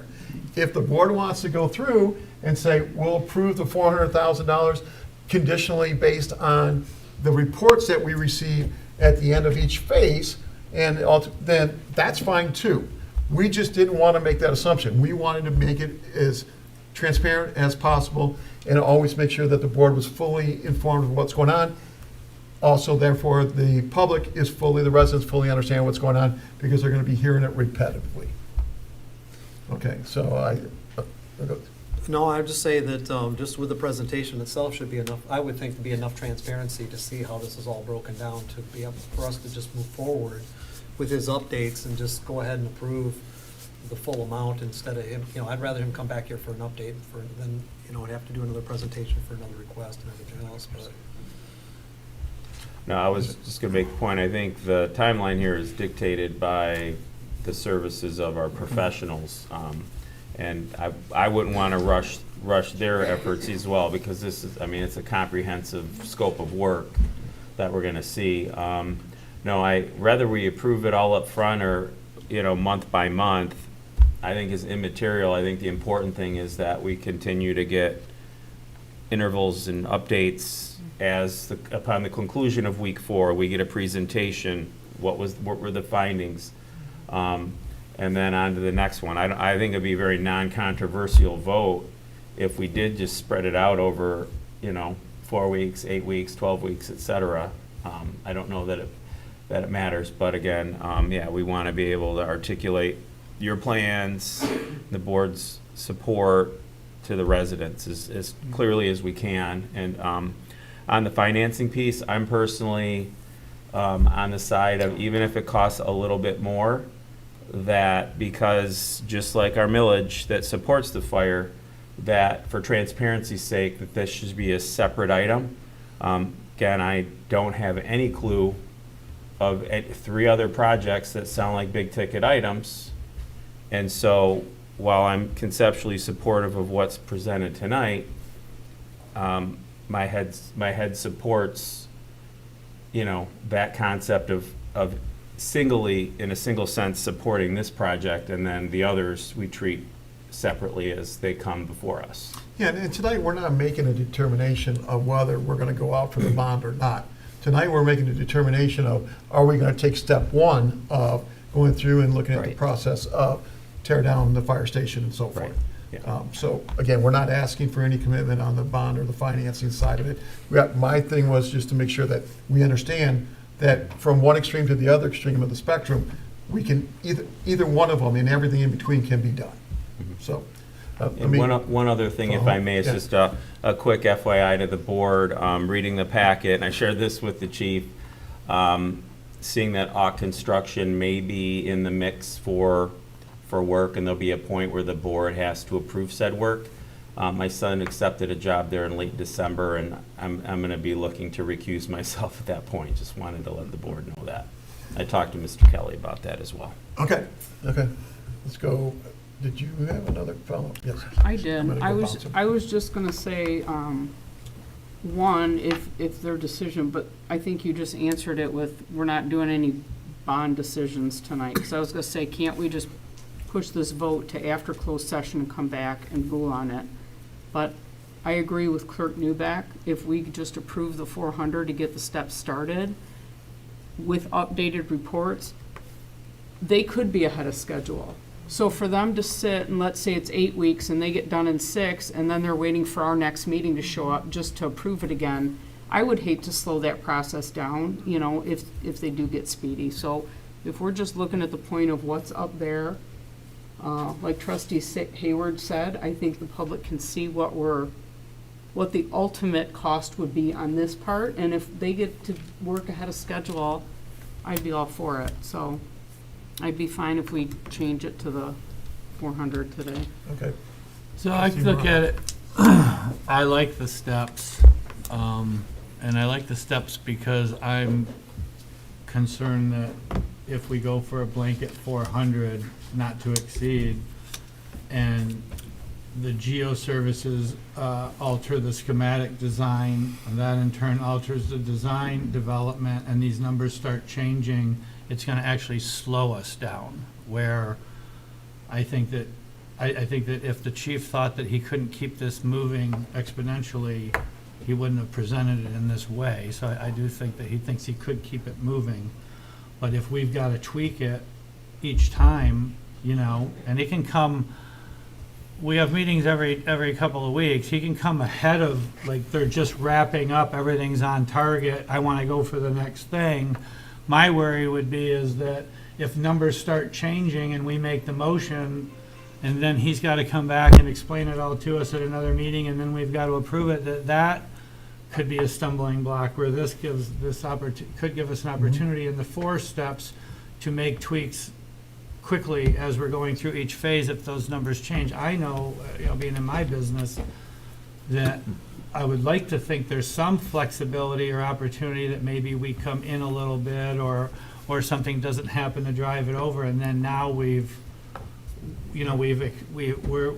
gets a little messier than just boom, boom, boom. So I guess I would look to the chief to think if that scenario could become a problem, having numbers start changing, and we're approving preset numbers that we're hoping maybe could come down or could be more efficient later. So I don't know if that, I think with the collaboration between the chief and us, that we could figure out a way not to be wasting time moving forward, but I would like him to concur on that, or somebody. I don't want to, if they think that's not the case, I think at the bottom line, to be quite honest with everybody, that timeline that AKA has provided of 7 months based on what each phase needs to be done, as I spoke to the electeds, you got to imagine, and it's to Terry's point too, it's going to be more than 7 months, because there'll be lag in between the next meeting. I might lose 2 weeks. So that 7 months is going to grow throughout the year for me to come back and keep reporting. I'm not saying I don't want to report. I'm just saying I want everybody to understand that 7 months, I really think is going to be more like 9 months to get to the board meetings, get those approvals, because there's going to be in-between time when I'm receiving information from that phase and the next board meeting. So we're going to lose time that way. So I don't want everybody to think that the 7 months is golden. And it's only going to be golden or better if somehow AKA shortens their time span on it. But this process will actually take longer than 7 months. Yeah, for sure. Trustee Hayward. Yeah, I wanted to go with what Clerk Newbeck said, and I just go ask you straight up. We trust you. You've done these before. Mhm. You and I, again, had conversations about all the work that you've done in Bloomfield Township. You see this. What is the best scenario for you? I don't want to put you on, but look, I'll say- we're sitting here talking about what we think. I've been You know. involved in 3 large projects Yep. with 3 fire stations in Bloomfield, and never did we do it this way. It was come to the board, present like I did tonight. The board makes a decision. They leave it to the department head, to Carrie's Right. point, that trust that the department head is doing the right thing and move forward. So what works That's better? just my experiences. I'm not saying they're right or wrong. Right. But that's what we did before. I've never done it this way. Okay. I don't have any problem doing it this way. I'll do however we got to do it. It's about the ultimate thing is building the right fire station for the community. So however the group wants to do it, I will follow that. But that's being honest with you. I've never done it this way. You've done it the Bloomfield Township way, but never this way, so you don't really know what would be best. Yeah. So It would seem again, to I'm me not that this saying would be best to just. they be did it the done right with way. Yeah, I'm just right, saying right, that's right. how they did it. So. Right. Okay, thank you. So if we do a not to exceed, how does that, then we just make an adjustment when we get to the, before we can get to construction documents, if these numbers change before we get to that point? And then maybe there's a stumble at step 4 to change the budget? What number are you speaking of? The 9 million? No, Those 400. numbers are not going to change. They're fixed. I was going to say that. That's Those a are fixed that's a bid. proposal for design and development. okay, so that's not going to change. No, and Okay. can I say something? So again, a part of this process, and it'll come in schematic design and design development phase 2 and 3. I will have to come back to the board to accept a quote from AUK Construction, who's going to do pre-construction services and team up with the architect, AKA, at that point, and they will evaluate the design at 50% completed and give a price and make sure that we are on track for that not to exceed.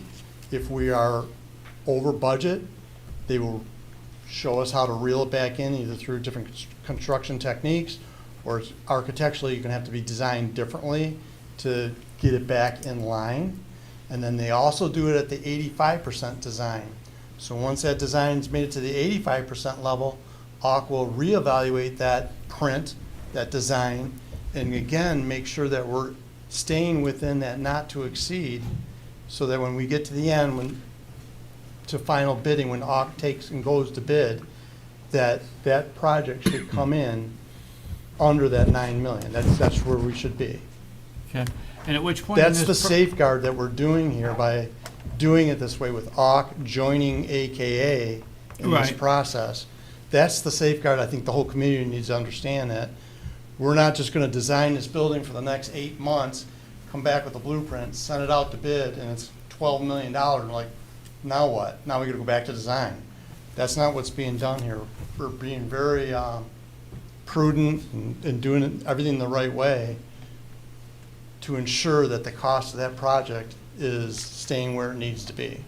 So at which point do we get, at which point, if we approve the whole 400,000, do we get do we get the input on the design of the building for the board to design it? Any, Because there's gonna have to be a meeting that we get to design the building materials, the architecture, what it looks like. it's gonna have to go to the planning commission, just like any building does with a township. So the planning commission's gonna weigh in on the building, as you're well aware.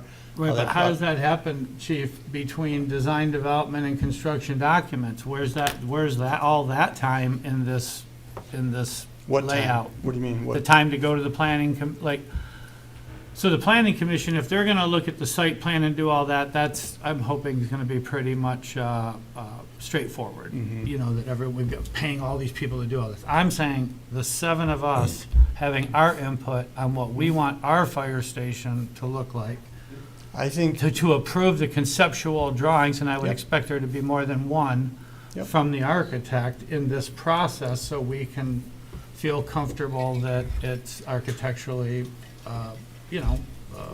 we're gonna wanna at least take a look at it, Yep. and I'll agree that we like the architecture and Yeah, it fits the community. absolutely. And the only other point, I'm gonna say this just so I don't forget to tell you someday on Mhm. this, that because that building was a berm building, I hope that the new design does not have the building itself retaining the site. Because built into the hill. I don't agree with that concept of Neither construction. do I. That's why I got so So, much water leakage into the building and well, structural that was the one damage. point that I wanted to make, that, and since we're not gonna be part of that, that I want that to be considered, that they retain the property with the building not being the retaining wall, because that's what led to some of, the majority of the deterioration of the structure itself. So that design standard needs to be improved, and I know that we only are gonna get to say so much say, so I wanted to just, that was the one thing about that building that was built, I believe, less than best practices, was making the building be the berm, you know? To your point, I think you're gonna have more input than the rest of the board because you're on the planning commission. So, that will give you much more of an opportunity to Right. address it at a completely Right. different level. And then when it comes back to us, I'm with just about everybody else here who's made this, is that this is not our expertise. We're gonna trust the experts. Aesthetically, yeah, we don't want a brutalist-looking design building, but we want one that's aesthetically pleasing. And so I think most of our stuff here is just gonna be the simple aesthetics. Trustee Tedder? Yeah, thank you. So just for clarification, at what point does that assessment of cost come in? I think that was what Trustee Morocco was getting at, I believe. Is it after phase 2? At what point, how much money will we have expended before we realize the plan is under or over budget? Well, at 50, so schematic design is just the schematic design of the building, what it's gonna look like. And I'll hold your question for 1 second and answer Sam's, that I feel personally, I wanna come back to the board with schematic design. I want you to see what the vision is. And I want all of you to weigh in on it, that this is going in the right direction for the community, the look, the style, whatever it might be. I think that should be a team effort of all of us. So I think that's one piece that should be done. And obviously it is going to the planning commission for all the further in-depth, getting into the weeds of the building kind of stuff. But to answer your question, again, it's at that 50% level. And that's when it gets to the design development piece. So AUK jumps in at the schematic design, and design development is I actually said that wrong, 50% of design, schematic design, design development is 85%. So once that 85% comes and AUK looks at the building and says you're on track financially with this building, Then it would go to construction documents. The documents will actually be finalized, generated, so that all can then take those documents and go out to bid to their contractors and get that hard price. And the expectation is, because we did it this way, that that hard price should be 9 million or below because of the process that we went through to ensure that. So, Okay, I'm satisfied. All right. I mean, I think he can come to us in the midst of it, and we can be providing input without slowing it down. So then, I have no issues with any of that. That's fine. all right, so then, I guess what we're looking at is to amend the motion, instead of saying for 4,700, to say for the full 400,700 with updates at each different phase. Is that fair? Yeah. Okay. All right, so I'll make a motion to accept the proposal for the Phase 1 through 4 for the Independence Township Fire Station number 2 in the amount not to exceed $400,700 as submitted by the Auger Klein, AKA Architectures of Rochester, Michigan, pursuant to the Section 3.2 competitive sealed bidding procurement procedure of the Township Procurement Petty Cash Credit Card Policy, and direct the supervisor to sign the proposal as the authorized representative of the township. Support. And this is this a simple? All right, all those in favor? Aye. Opposed? Motion carried. Got a second motion. Second on here is to move to transfer funds from the operating fund to the fire CIP fund in the amount of $400,700 and approve the 2026 budget amendment number 3 as presented. These numbers are obviously going to be changed from 34,700 to 400,700. Support. All those in favor? Aye. Opposed? Motion be carried. Thank you. Don't go anywhere. Oh, that's right. Okay, next on the agenda, Wants to sit down. we have the request to approve the purchase of fire department fire prevention vehicle. And again, we have Chief Boucher here to explain what he's looking at there. So that's a Ford F-150 pickup truck that will go and replace a current Ford F-150 truck for the fire inspector. So it was in the budget for this year when I came to do a budget with you folks at the end of last year.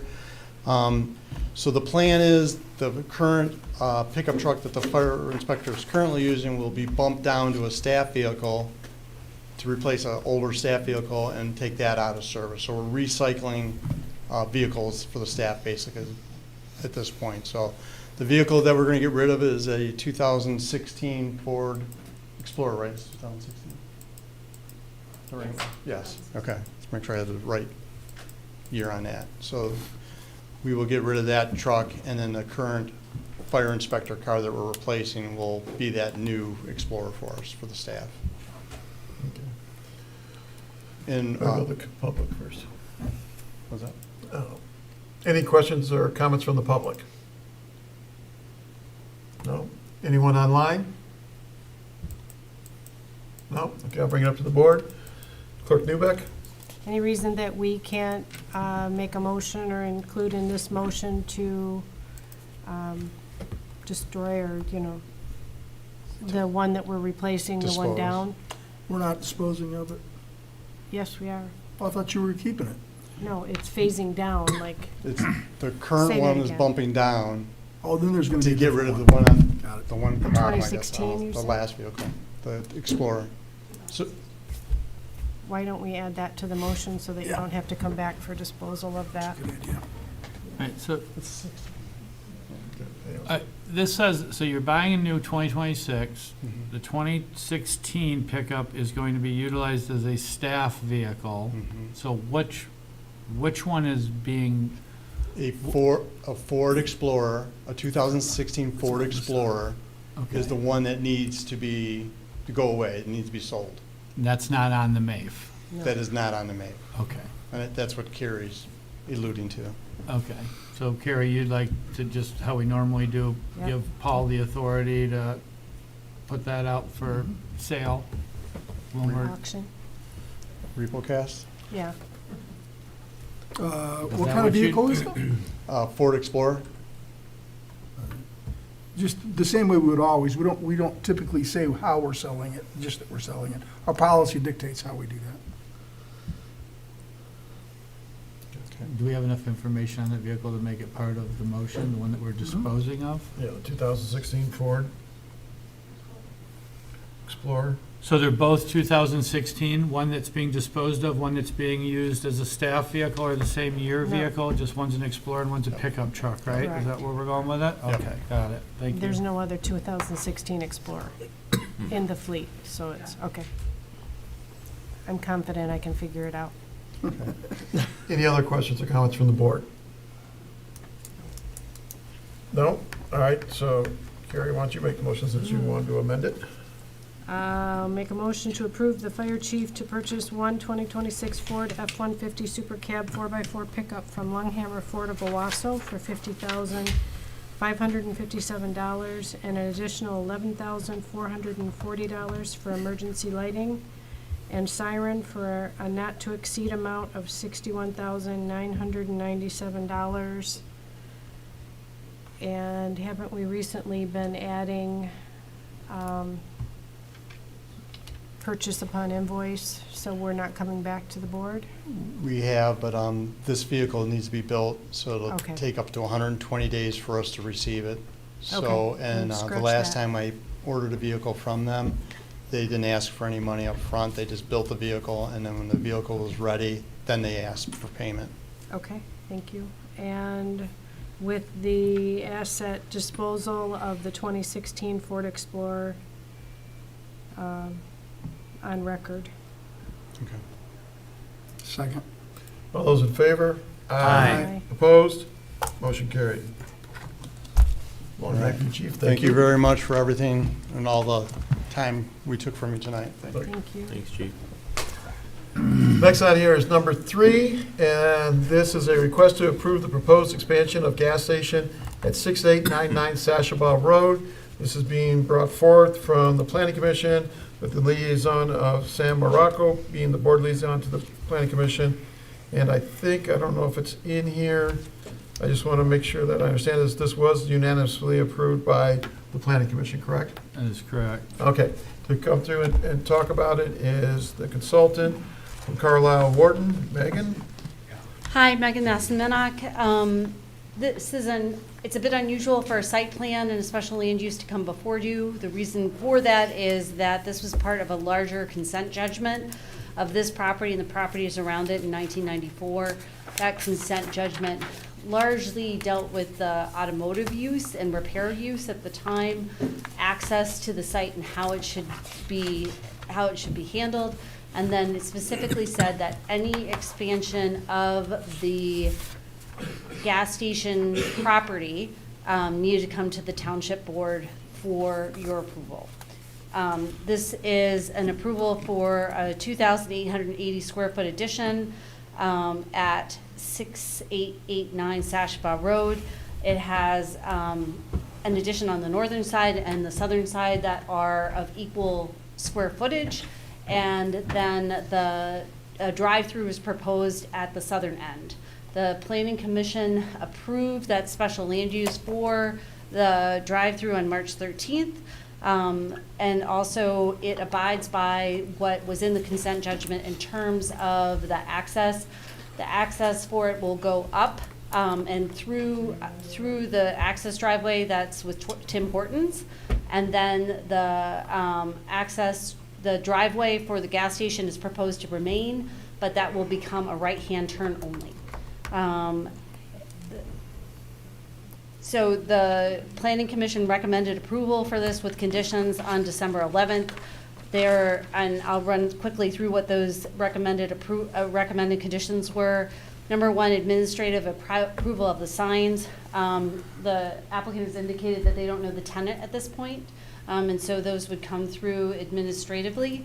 A lot split in combination shown on the plans is filed with Oakland County. I don't know if you saw it, but the drive-through lane on the southern end goes over an existing property line. What the applicant has committed to do is to split and combine the lot so that that drive is all on the automotive property. The applicant owns both pieces of property that are in play, so to speak, and has committed to do that. And the Planning Commission's recommended condition was that it's filed, that lot split and combination is filed with Oakland County before any building permits are issued, so that that is recorded and done before anything is built on the property. There's the engineering letter dated from Nowak and Frous, December 5th, also the fire department as well. And then there was a small error referencing a cross-access easement on sheet C6, and the Planning Commission asked that that error be moved. Today I received an email from the applicant saying that they would abide by all of those proposed conditions, and I'd be happy to answer any further questions. Okay, before we move forward, anybody in the audience have any questions, comments? It's getting smaller and smaller. Anybody online have any questions or comments? Okay, I'll bring it back to the board. Trustee Morocco? A couple of points. One, Megan, that there was one other, and I don't know if you mentioned it, stipulation was that the bicycle racks and the picnic tables met with the standards of the Sashaba overlay. That was one thing that we did also add to the list that she had. I do want to make a note, just that there was a clerical error in the December 11th meetings that were in our package that stated that the Planning Commission approved the site plan, and we don't have that ability, being that it's under a consent judgment. So we actually made a movement to recommend that it go to the board for approval, but just as a clerical error, that needs to be cleaned up. Yeah, and we've already had the signed minutes sent Okay. internally to the township, and so the proper ones will be on the website. And then I just wanted to explain a couple things that we thought were important on this in layman's terms. There was a parcel in front of the gas station on I-75 between the BP and 75, which I was unaware that was, because it looks like it's right on the highway. And we were concerned that then there would be another commercial property even closer to I-75 that couldn't be buffered. So we did request that the petitioner take that little sliver and make it part of the gas station so they could expand their landscaping and outdoor seating area on the southern end of the drive-through to pretty up that end that you see from the park and ride, direction. On Nowak and Frous's recommendation, we did ask that the elimination of the left turn lane out of there be eliminated now with this high volume of traffic, because we've got the rolling off ramp and people sitting at the light, and when you're trying to cut through that traffic of southbound 75 and people are coming off the on-ramp at 50 for concerts, we thought that the extended amount of traffic with two restaurants was going to be a problem. So we did ask them to have an access road, as Megan alluded to go around Tim Hortons to come out on that road that was built there by Tim Hortons. So you have to get to that to turn left until the rest of the property develops, and there's a potential access to Fleming's Lake Road as an access. So those are some of the bigger concessions and things that we asked for that we felt would make this project more palatable, being right there and expanding for safety reasons and cosmetic reasons to the community outside the normal site plan stuff that we asked for. Good. Any questions down here? Comments? No? Any more down here? Questions, comments? No? Okay, can I get a motion, please? I I'll will move to make a- approve the proposed expansion of the gas station at 6899 Sashaba Road, parcel number 08-22-326-011, as presented, subject to the conditions of Planning Commission approval on December 11th, 2025. Second. All right, can I get a roll call, please, Madam Clerk? Do we need to, could we list the conditions? Yeah, if you want to list the conditions, that's fine for the record. Do we have those? So the conditions would be administrative approval of the signs. The lot split and combination is shown on the plans as filed with Oakland County. Conditions listed in the engineering letter from Noack and Frau dated December 5th, 2025.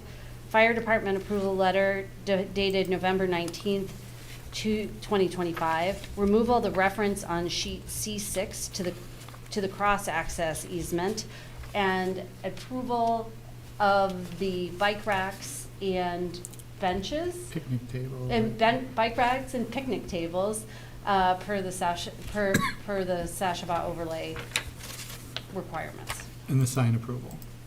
I had administrative sign approval Okay, as the great. first thing I mentioned. Thank you. Thank you. Okay. All right, can I get a roll call, please? Oh, We need the motioner and seconder to agree to Accept. accept the amendment to list. the motion. Sorry, get tired. no, okay. So if they I'll make both, my motion with the new amendments that were read off. Second. okay. All right, now can I get a roll call, Madam Clerk, please? Clerk Newbeck, yes. Treasurer Brown? Yes. Trustee Hayward? Yes. Trustee Morocco? Yes. Trustee Nalamothu? Yes? Trustee Tedder? Yes. Supervisor File? Yes. Motion carried. Motion carried. Great, thank you. Number 4, this one is a request to approve the 2026 NOHAS intergovernmental agreement renewal and adoption for 2026. And for that, we have our DP Director, David McKee. Good evening, everyone.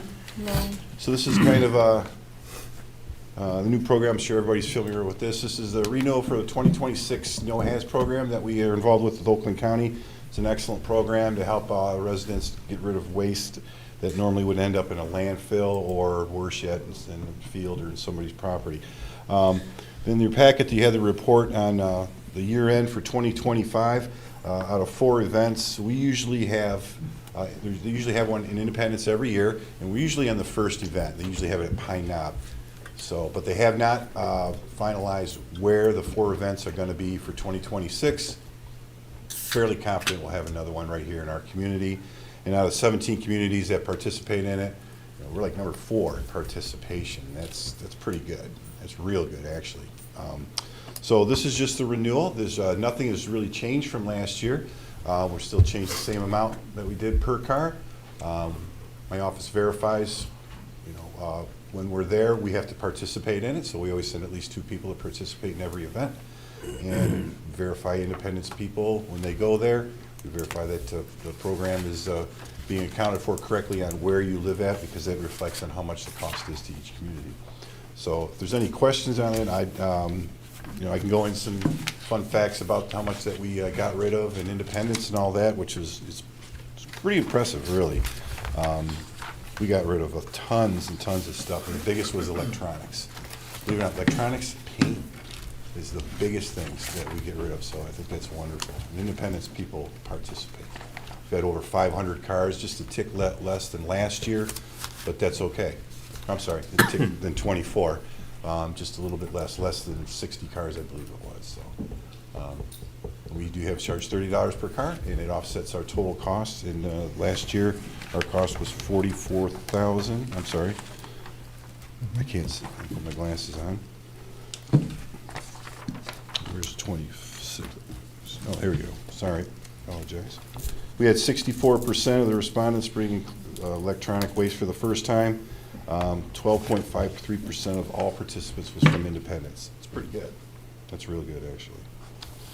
So our cost on 25 was $42,925. We budgeted $68,000, so we came in well under on that, saved a lot of money. And we did the same thing this year. Had the same amount budgeted because we weren't sure if this was going to change. It won't. This is the last year that the county has the contract with the vendor, so next year there might be some differences. There was a 3-year contract. This is the last year of that. So next year, pricing could change, but it will not for 26. It's pretty much a carbon copy of 25. I think they were the only company that bid. They were. Yeah. Yeah. Okay. Any questions or comments from the audience? Any questions or comments online?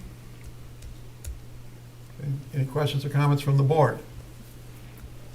I'll just make a comment. I don't know if any of you ever participated, but I went there and it's great. You just pick, it's Yeah. very organized. You stop at the electronics, they take everything out of your trunk that's that. You move on to paint, they take that, and Yeah. it's great. You don't even have to get out of your car. You don't get out of your car. That's service. Pull up, electronics. Get there really early before the big line, but, Yeah. yeah, I hope they continue to have it at Pine Knob, because that's a great location. They're, and it flows Pine Knob's really been a well. great partner for us.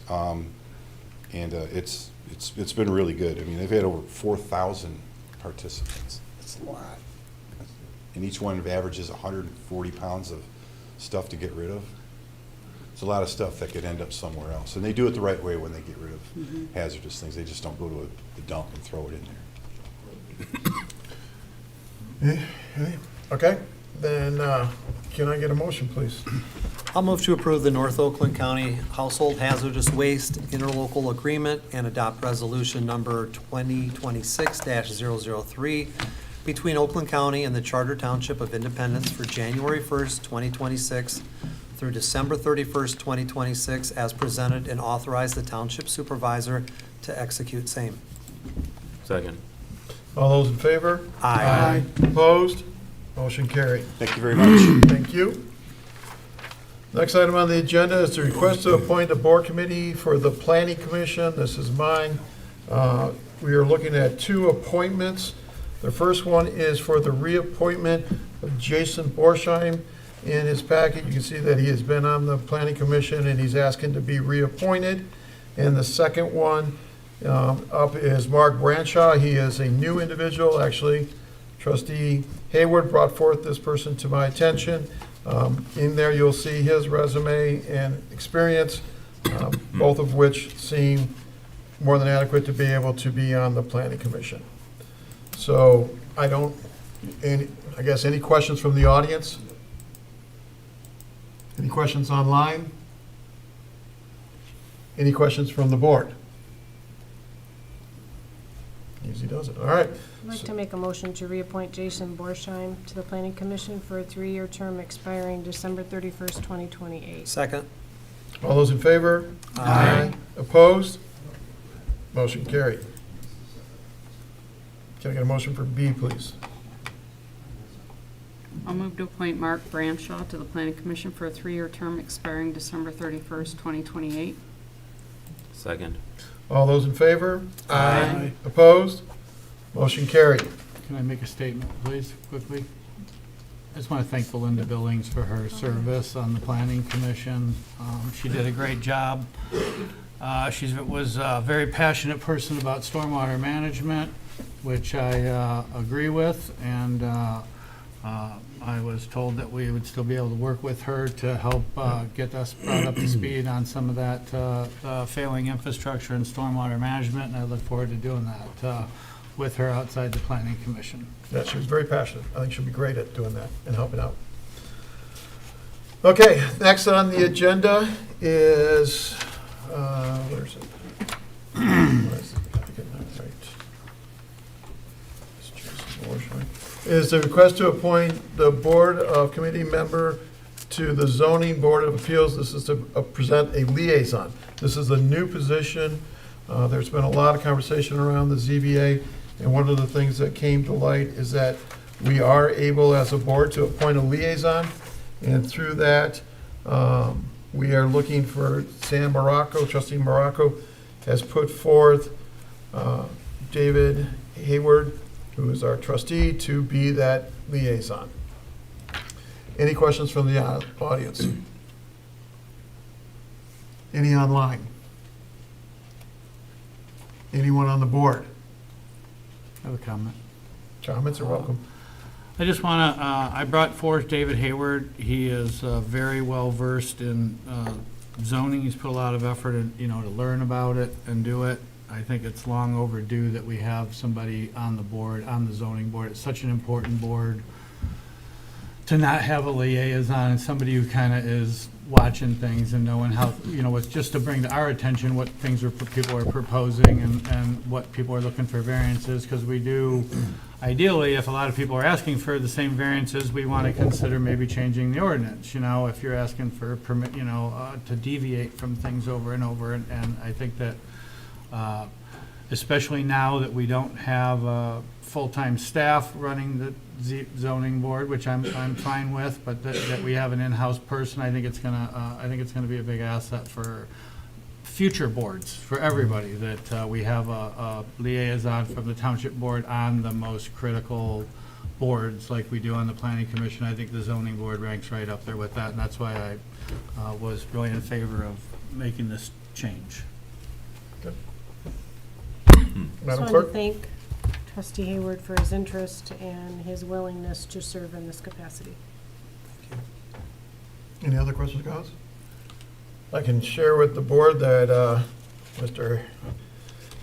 Hayward and I have had extensive conversations over the last month and a half, and one of the things I do believe is that his heart's in the right place, and he will do whatever he can do to help make the ZBA a better board, and therefore I support him going down this road.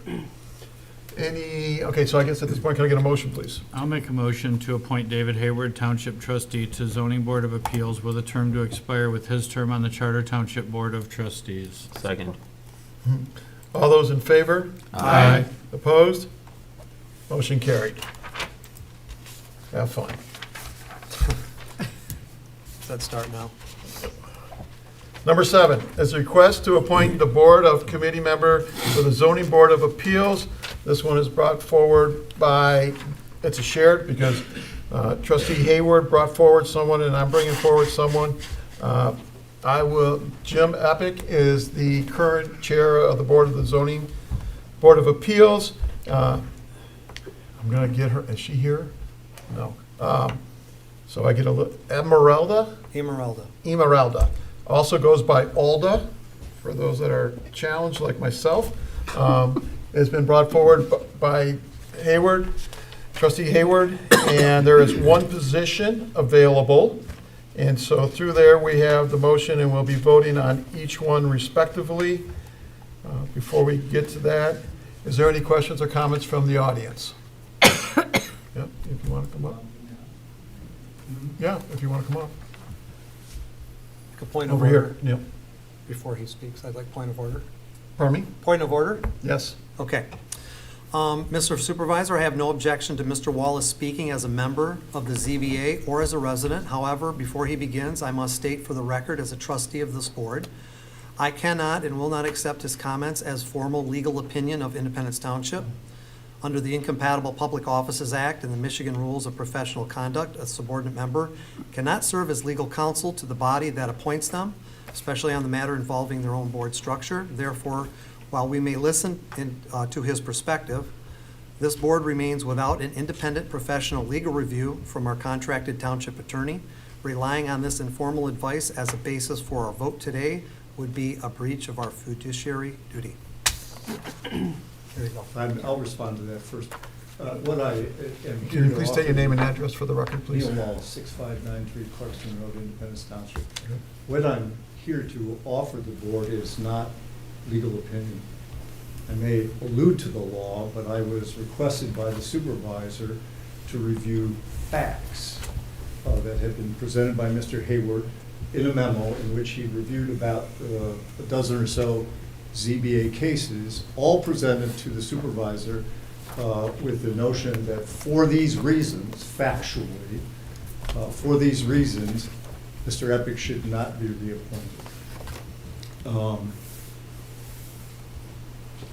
So I have read all that material, although I already had experience as a lawyer representing clients before ZBAs and appealing ZBA decisions, but always in other communities.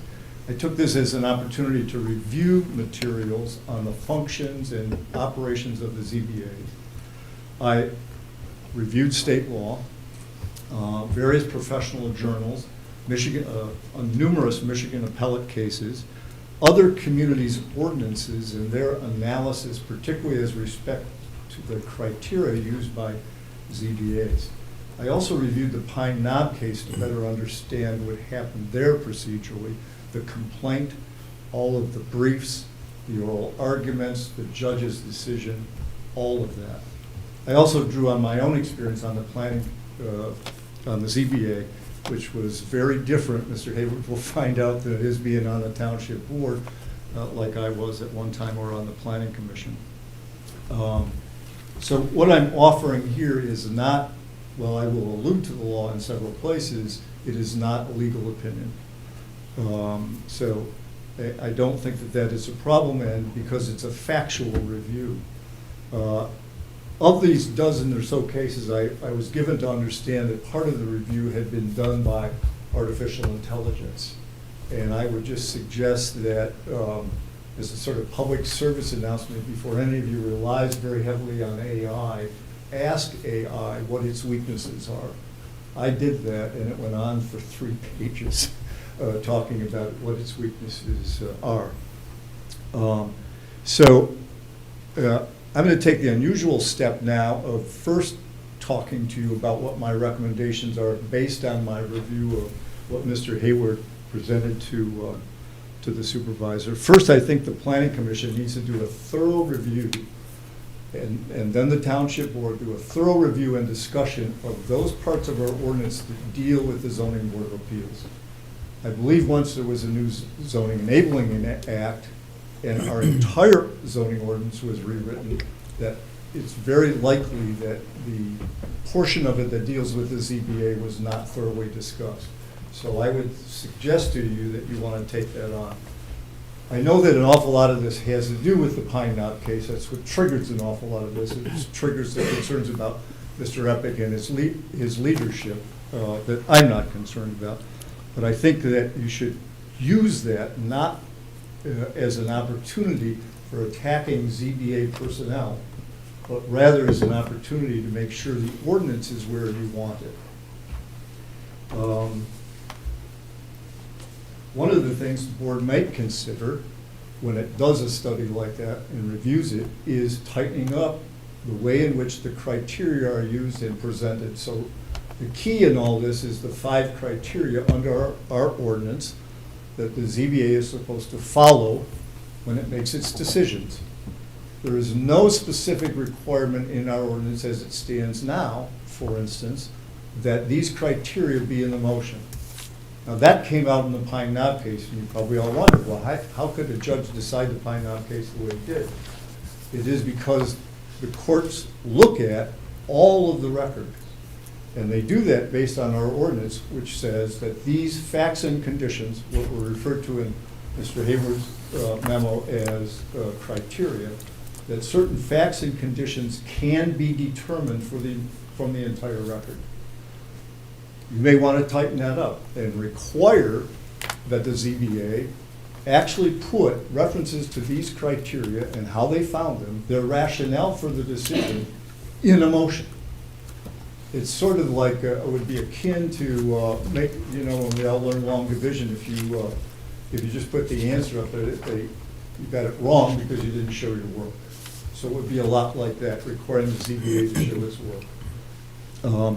The other thing is, I think you should strike use variances from the ordinance entirely. For the first time in about 5 years, the Zoning Board of Appeals recently dealt with a so-called use variance, which is really a request to use property differently. That's the so-called Red Barn case. The problem is that I don't think that a ZBA should be in a position of overruling the Township Board. Right now, as it stands, it had to come to the Zoning Board of Appeal before the Red Barn folks could go litigate it. Let's consider at least doing away with those use variances. Recently, also, it was determined... Excuse me, you have 1 minute, and of the 5, so.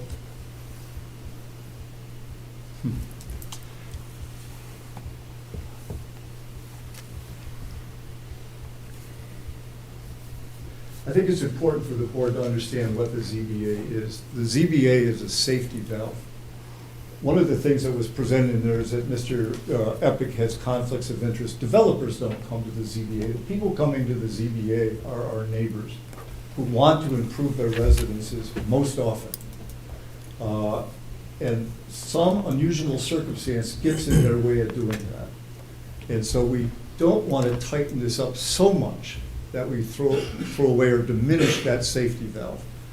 I welcome Mr. Hayward coming on to the ZBA. I think he's going to learn a lot about what it is we really do there in that respect. Another thing that was brought up was a concern about how much the ZBA has actually granted. 82% apparently over the last 5 years have been granted. What that doesn't take into consideration is two things. One, that a lot of these requests get weeded out administratively. An awful lot of them don't even make it to the ZBA. The second thing is, we do not just flat out grant. We make changes, we make modifications, we put requirements and restrictions on these. In the time that I've been in the ZBA over the last year, we've had 6 denials out of 15 cases. We've had 6 that were modified, restricted, or changed in some fashion. We've had only 2 that went through straight. The last recommendation I would make to you is that Jim Epic be reappointed. I have found him to be a terrific leader. I don't think that the decision not to reappoint him should be made based on one case. Thank you. Thank you. Does anybody else have any? Yep, please come up. Name, address. Good evening. I'm Jeff McGee, 8751 Onondaga Road, Clarkston. Once again, I find myself here again, just simply in support of Jim Epic. I served as the chair of the ZBA for many years. I think it was almost pushing 20 years as its chairman, and I had the pleasure of dealing with Jim. I found him to be very professional, always keeping the best interests of the township and its residences in mind. His level of professionalism was outstanding. What I've observed a little bit is that in my time on the Zoning Board of Appeals, to echo what Mr. Wallace said, 90% of the people that are coming forth are residences, are neighbors, people that need assistance or need redirection. It's very, a lot of times they come not being professionals. They don't understand procedure. They don't understand terminology and that kind of thing.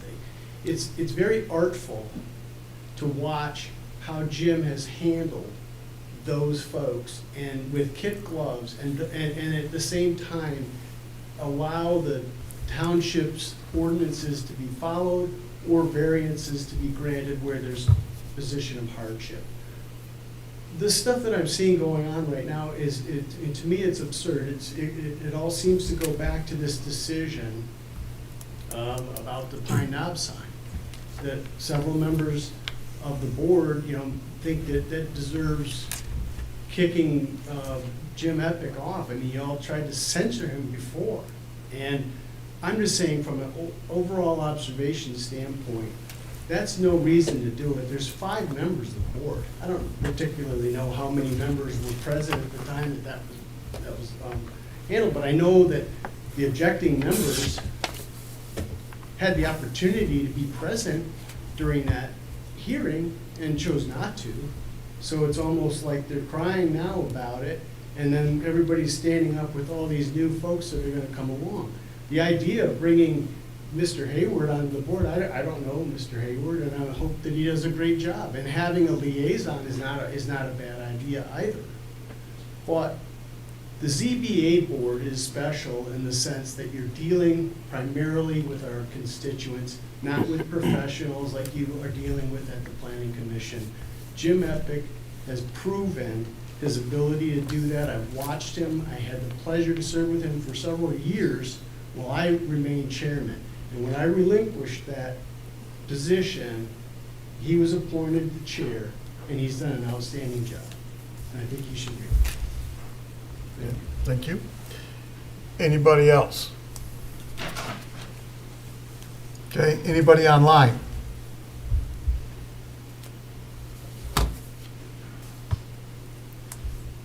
Can't tell. Not ready. Ray was moving to, She's got a hand. there she goes. Okay. State your Ray name. Llewellyn, 9254 Pine Knob Road. I just have a couple of questions, and one is, if there is objection by various people about Jim, why is it so important that he wants this position? I mean, I wouldn't be wanting to try and get a position that I had opposition to me. And secondly, because of Jim's business, I would find that some of this is, possibly a conflict of interest. And then also the part of, oh, it's just residents, I totally disagree with that. I totally do. I cannot believe that if a person looked through the files of all the applicants that have come before the ZBA, that the highest percentage is residents. I just don't, I can't buy that. I mean, even for a nickel, I can't buy it. And that's all I have to say. Thank you. Okay, thank you. Is there anybody else online? Did you want?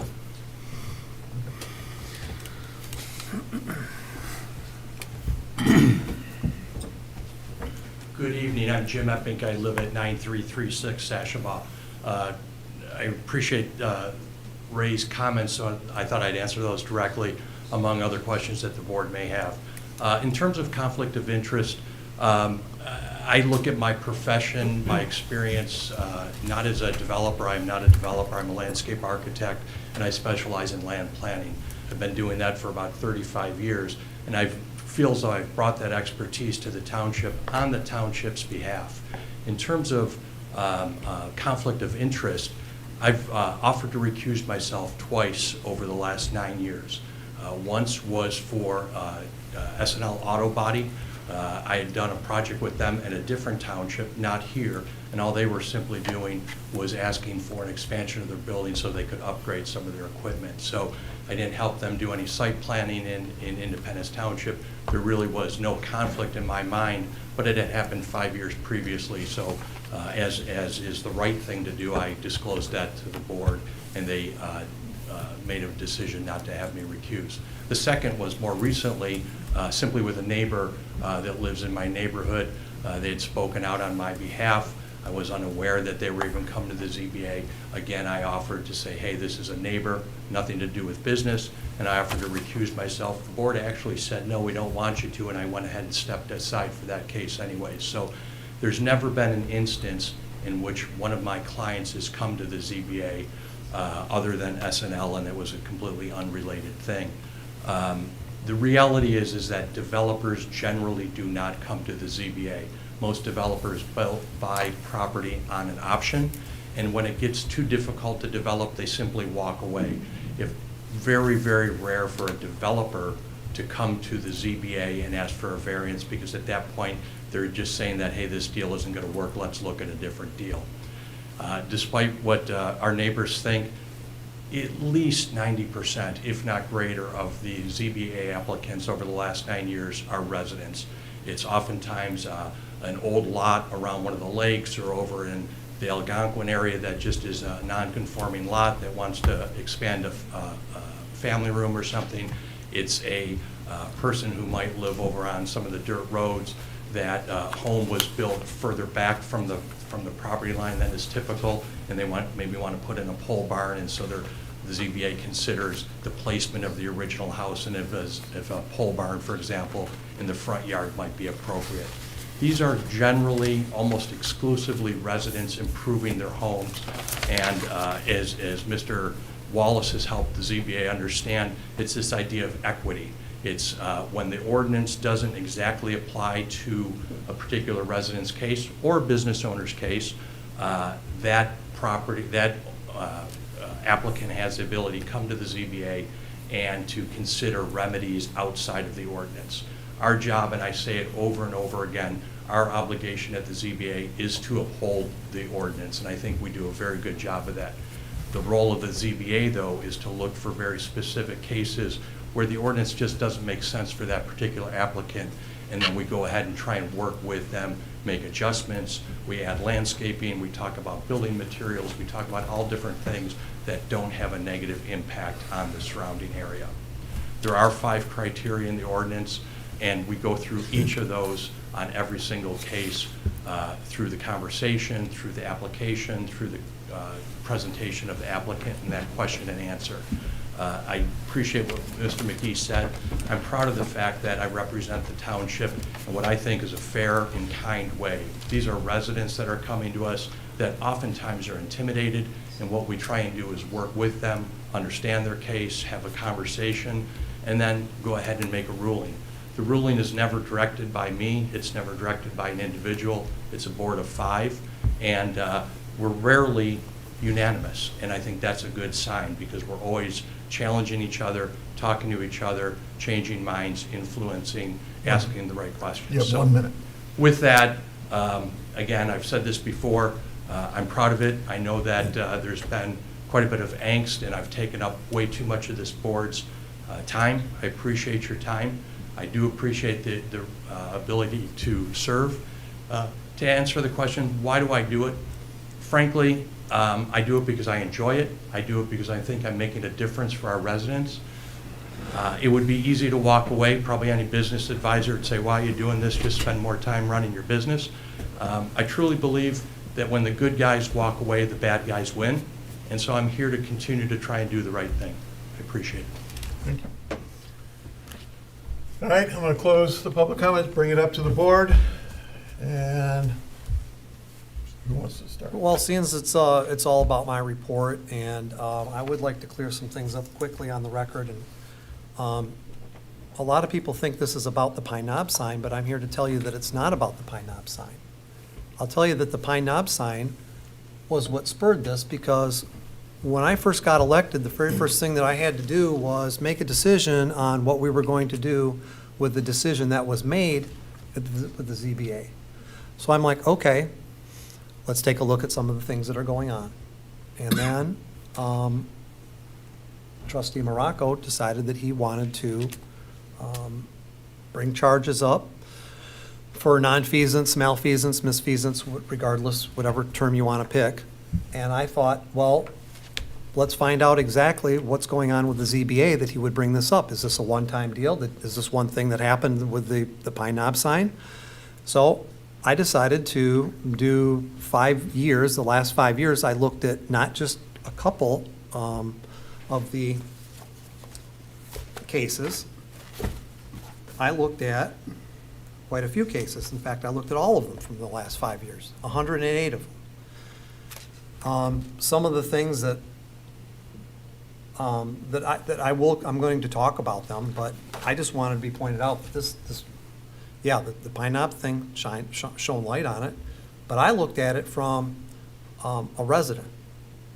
If I looked at all this stuff criteria-wise as a resident, as far as what the decisions were being made, as far as Mr. Epping being a developer, I see him come before the Planning Commission. I see him come before us, and now we have to make a decision to appoint him. And as a resident, I look at that and go, that doesn't seem right to me. It seems like a conflict of interest. Any resident would think that. So I have to look at it as a resident. And I've met Mr. Epic. I think he's a very nice man. We had coffee together. I talked to him about a couple of things. None of this has to do with him as a person. None of it. So what I did was I looked through this information, and I went from 2021 to 2025. I looked at video replays. I looked at all the meeting minutes from every single case from 2021 to 2025. And I looked at a lot of the agenda packets. And a lot of these examples that I have were the ones that I thought were the worst examples, or bad that weren't, I didn't think were done right. Yep, some of it I used AI. Some of it, I went through all these notes and all these meeting minutes, I would want to say it minimum 6 times. So I went through them at least 3 times, ran them through, looked at them. I went through every different searching I could do, used AI. And over my Christmas vacation, when I was off for 2 weeks, I thought, you know what? I need to know what the rules are. So I went through and I took the ZBA course from Michigan State University online. And then I went back through all of it, not using AI. I used my notes from, which I have with me, all the slides and everything that I printed off from my presentation that was given the class that I took, and actually found out a lot of the things were worse than what I thought they were initially. We can argue over for what reasons. I mean, I have the ordinances with me. I have the cases with me as well. A couple of the things that were also said that I would like to talk about was one of the mention of the criteria that's in the motions. So when you go through the class, there's a whole entire class on taking notes and meeting minutes. So here's a section right here on how to take minutes and what should be included in it. Well, all the criteria should be included in it, and I'll tell you why. Because when there is a case, what do you think the judge is going to look at? He's looking at the meeting minutes. That's the gold standard for everything. The meeting minutes are, when it comes to a court case or anything else, the meeting minutes are what's looked at. So how you can determine from some of the things that are written or discussed in the online forum, they're not recorded in the meeting minutes. So you don't know if all the criteria have been met. So I'm going to go through some of these. And I have a lot of stuff. This is my folder of all the stuff that I looked at. I've been looking into this for 2 months now. My goal is to not get anybody in trouble or anything else. I just want to move this township in the right direction. And I think we need to make some changes that will help us move in the right direction. And one of them, of course, is having different people on the ZBA. So one of the things that we look at for the 5 criteria, the 5 findings, that we have to look at is practical difficulty, the difficulty that's unique to the property, the variance is the minimum necessary. That's the last thing, is that you want the variance at the minimum necessary, and that it does not alter neighborhood character, and that the hardship is not self-created. So we're going to start with some of these cases I want to look at. Nonconformity. Nonconforming basically means that the lot, the structure, or the use of that lot no longer conforms to current ordinances, but it's not illegal. So under Michigan law, we are not supposed to add to, Michigan law, we're not allowed, or any board actually is not allowed to create or divide of non-conforming lots unless it will create a conforming lot. One of the situations is that, or they can go request a variance, but we're not supposed to continue with non-conforming things. So case 21002, granted a variance to split a conforming parcel 3 ways to allow one of the new parcels created to become a non-conforming for the purpose of creating more density. Now, from what I understand, the ZBA is not supposed to be dividing lots to create more density. The reason the person wanted those lots divided is because they wanted to build more houses on their property. They wanted to do it for financial gain, but unfortunately, parcel C only had a 27.5 foot wide frontage. We're supposed to have 100-foot frontage on, to make lots conforming. So they allowed lot movement several times. I'm not going to get specific on the one that we had that came to the board, the ZBA board, 4 times, which was, we eventually found out, I was watching it, I read the packet, looked at the packet. I contacted trustee Morocco and I asked him if that looked right to him. We ended up finding out that this particular lot split had been approved. It was getting ready for the 4th approval, and ultimately found out that the ZBA didn't have authority to be doing those lot splits. But they had already happened 3 times prior to that.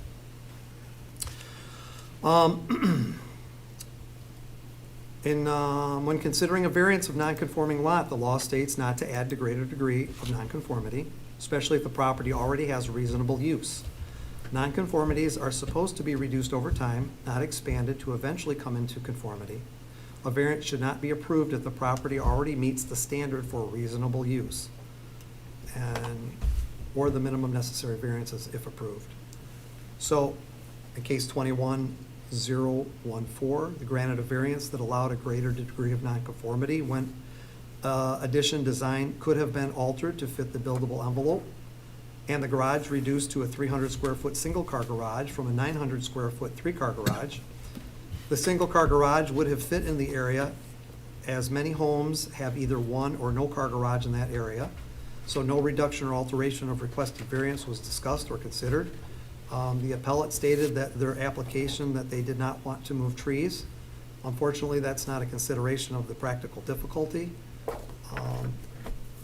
And I found that the garage side addition ended up being larger than submitted to the ZBA. And I also found that some of the comments in that particular case, they said that they were not able to build on the back of their property because of the land, the property dropped down. Well, I drove by that property, it didn't drop down. So that there, to me, seems to be another issue of, and by the way, they actually built larger than they had requested from the zoning board of appeals for that property. They actually built bigger. They built actually deep into where they said they couldn't build to begin with, so. Case 25-002, granted a 17-foot side yard variance for a new covered patio, 3-season room. This is a non-conforming lot. The variance added to the degree of nonconformity on a property that already meets the standard for reasonable use. The house was built in 2006 and already had an existing patio. It was granted on there is no foreseen hardship for the neighbors. This should have been denied based on self-created hardship and not adding to the degree of nonconformity on a property that already meets the standard for reasonable use.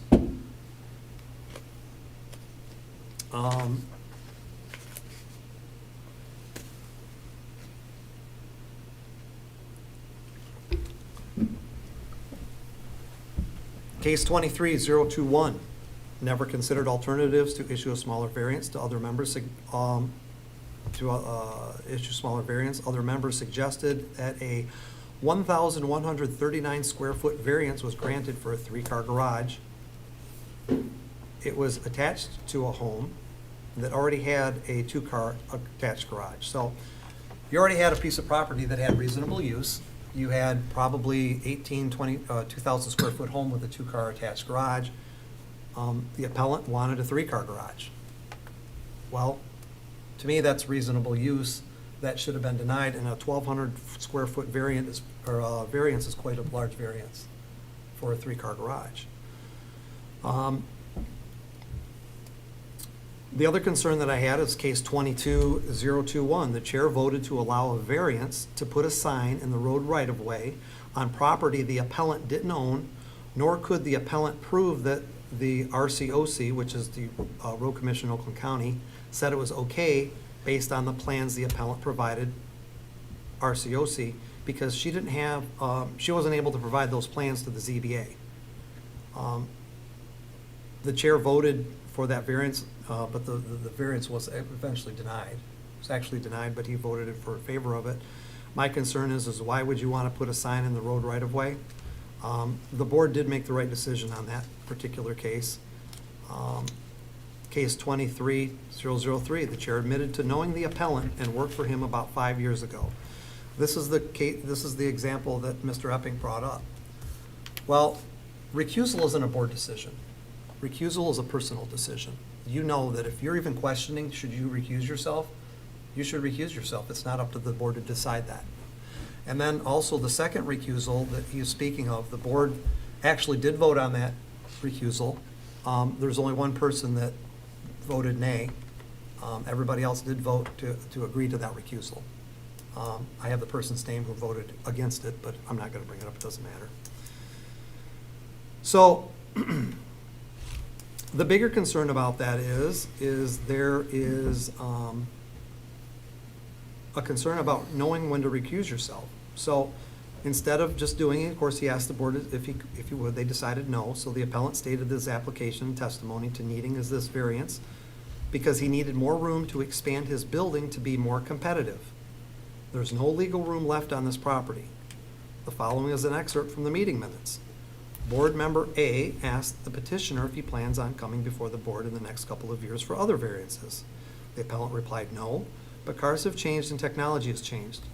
If they're going to be competitive, they must stay level with others. Board member Galli, well, it doesn't matter, he's not here anymore, but stated that the appellant runs a good business. The site is well cared for, and he doesn't think that a variance negatively affects that area. Board member B stated that he has used the appellant's services in the past and commented that he runs a good business. He has no problem with that request. And then board member C concurred with the other board members and commented that the hardship is trying to keep up with technology. Well, unfortunately, that's not a hardship. Hardship is based on the land. It's based on the way the land is configured. It's based on the way the land is, if it's a narrow, it's got to be a hardship of the land. It can't be a hardship of your business. It can't be a hardship of any kind of economic anything. And if I'm wrong about anything, we have consultants here. Speak up. Because if I'm wrong, I want to know that I'm wrong on any of these things that I'm saying. So they moved to approve the request using the following motion. The hardship is the space of the property that the petitioner has, and the petitioner is looking to maintain services to modern cars and trying to fill his obligation to customers. Well, the variance law is clear. Economic advantage, modernization, or competitiveness is not hardship. Zoning regulates land use, not business success. This was a self-created hardship and should have been denied. Both the chair and the other board members had a conflict of interest and should have known to recuse themselves. On April 3rd, 2024, board member requested training. They ended up getting training about February of 2025. That was the last group training. Prior to that was 2021. So there were board members that were requesting training. Took a while to get it. Another situation, case 24-016, appellant had previously requested a variance to build a barn garage in his backyard. He returned to request another variance for 10 more yards so he could add a covered porch. It was granted based on a prior approval. This is not a lawful basis for granting approval. It was a design choice and should have been considered as a self-created hardship. That's how they wanted it to look. They wanted to add the porch. Again, that's I believe the wrong decision there. So, case 2210, this is a due process issue. So, 22-010, arrived late, testimony started, proceeded to participate and vote, request was denied. This shouldn't have happened. Once testimony begins, any late arrivals are not allowed to participate or vote in the said case. Once he arrived, he did not request a summary, affirm he reviewed the materials or the case, and the acting chair did not give the appellant an opportunity to object. Well, you may think that's not a big deal, but this is a judicial board. People have the right to due process. So when you have a judge that shows up late and at least doesn't even give the appellant an opportunity to recuse themselves, you're now risking that appellant to lose due process. February 5th, 2025, training from Carlisle Wortman. So on case number 25-002, March 5th, one month after the training, the following is an excerpt from the meeting minutes rather. Board member A suggested that they include a rationale in the motion.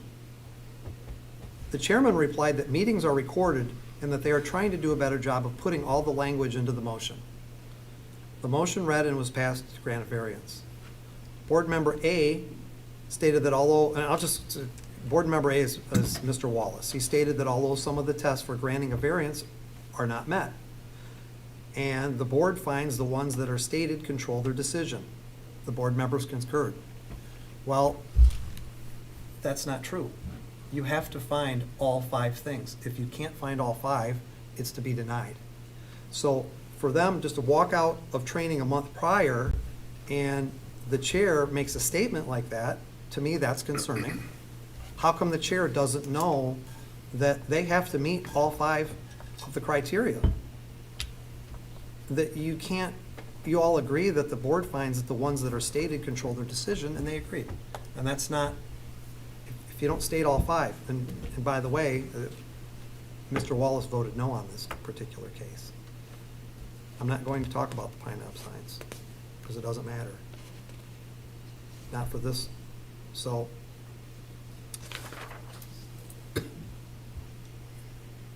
So almost all cases never record or prove 5 criteria in the meeting minutes or disprove a self-created hardship, even when the appellant admits it in the initial request and testimony.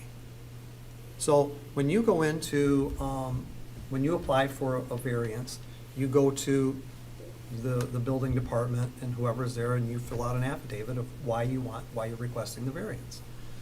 And a lot of them flat out admit that they want it for whatever reason. None of them meet the criteria.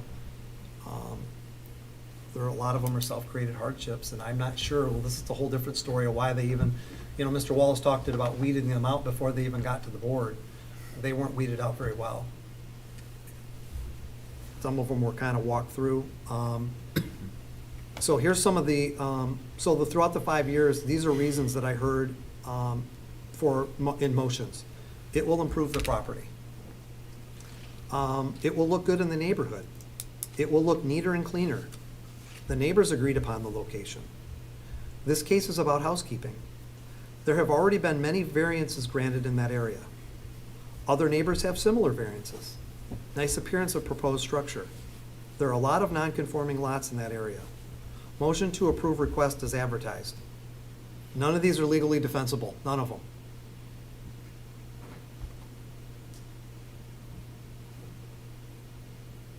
Now we're going to go on to the PUD situation. So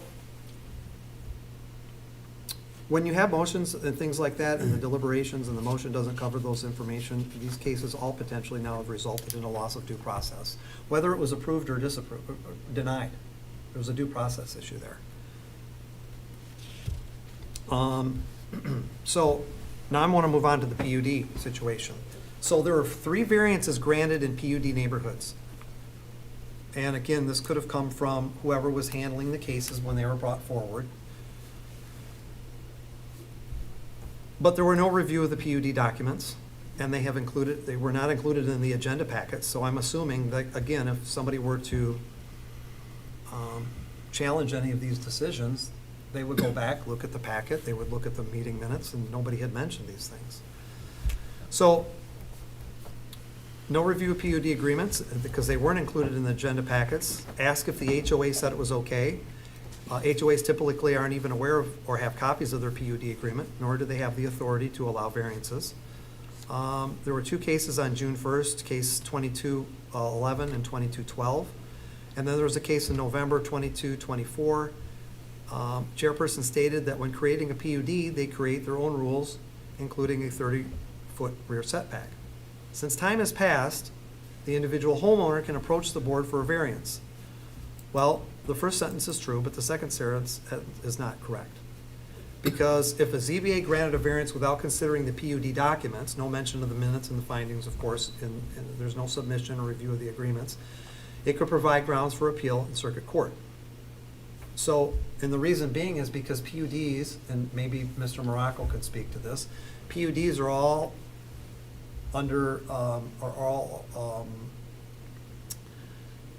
negotiated at the planning commission level. And a lot of times those PUDs state that you can't add to you can't build anymore. You can't add an addition, because that was part of the agreement when they gave such a small little lot, like across the street here.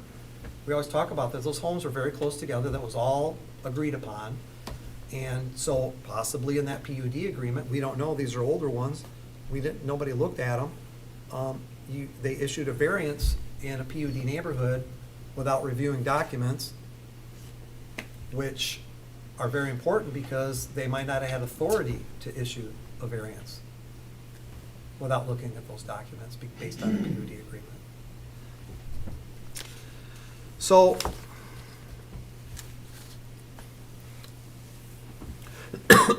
I spoke about the meeting minutes. I spoke about motions. I reviewed 108 cases, which were all 5 cases for the past 5 years. The meeting minutes have never specifically indicated who an alternate was, or when an alternate was seated, or if they were in attendance, although not seated. You can't find those in any meeting minutes. When I first started looking at these, I had to guess who was the alternate. I didn't know. Names were changing. They didn't indicate it in the meeting minutes. Our current ordinance, what is it? Oh, I'm sorry. The meeting minutes are the gold standard for documenting compliance with law, justifying decision, and withstanding court scrutiny. So basically, those are the things that I looked at. 82% of the cases were approved in 2024. 23 cases were all approved except for one. One was denied.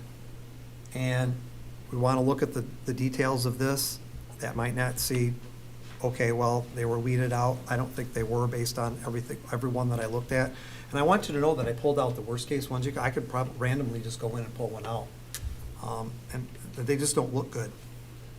And my concern is how we are dealing with this as a township and why I think we need to move in a different direction.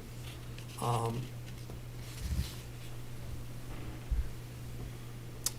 interestingly enough, so 20 cases, the one in 2023, 2024, the 23 cases that went through, only one was denied, and that's when Mr. Epic wasn't there on the board.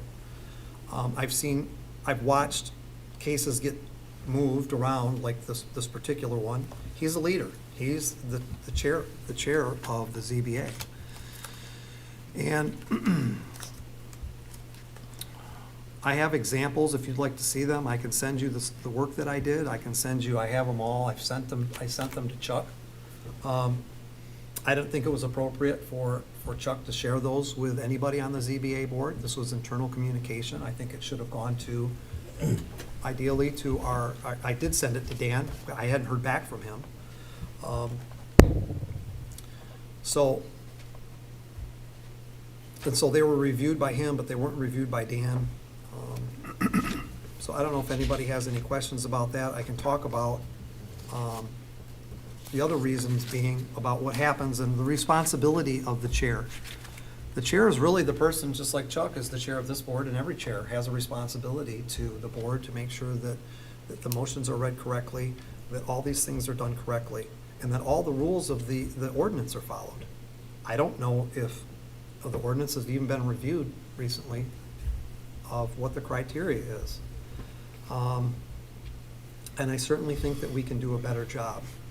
So I want to read one of the last, this is October 1st, 2025. There was a case for somebody that wanted a garage. I'm going to just go ahead and read the motions from that. This is recent. This is a couple of months ago. Board member moved in case 25-016 to grant the petitioner the 2 total variances requested based on the practical difficulty that it is a house that is older and that was built before the current standards and dimensional requirements, supported by another board member. The board member who supported it amended the motion above to add, petitioner should not make worse the nonconformities present now. And then that was supported by another board member. They voted. Then there was another motion. Board member moved to approve the variances requested and advertised based on the fact that the lot predates the township ordinance. There were no variances given for this home. The petitioner shall not make the nonconformities any worse than they are. I don't even know if the person got their variance. I think they did.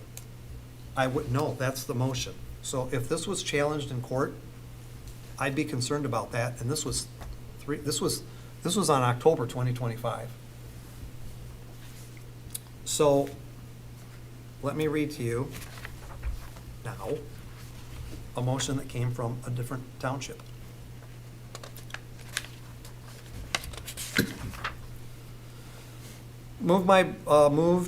Seconded by board member in the Matter ZBA case. They give the case number.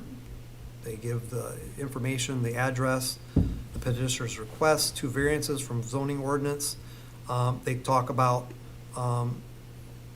the ordinance that they granted. It'd be granted at the revised request for plans dated, stamped October 3rd, 2025, because the petitioner did demonstrate that the following standards for the variances have been met in this case, and they set forth the facts which show that in this case. 1, the petitioner does show the following practical difficulty.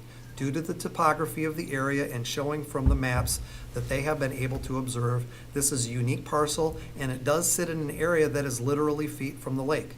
2, the petitioner did demonstrate unique or extraordinary circumstances or conditions applicable to the property involved that do not apply generally to other properties in the same district. I'm not going to read all that stuff, but 3, the variance is necessary for the preservation and enjoyment of a substantial property right posed by other properties in the same zone or vicinity, or smaller variances would be sufficient, as the owner has made the following modifications. So they actually went back and came back with a smaller variance. The granting of the variance or modifications will not be materially detrimental to the public welfare or materially injurious of the property or to the improvements in such zone or district in which the property is located, so on and so forth. And other conditions are included are the petitioner will abide by all engineering changes. That's a motion from a different township. So I reject the fact that the ordinance needs to say a certain thing. If there's a right way to do something, Mr. Epic has been on the board for 7 years, or I'm sorry, for 11 years. He's been the chair for 7 years. I think that these things would be in much better shape after all this time, and this is why I just think that we need to go into a different direction. And now I want to talk about the conflict of interest.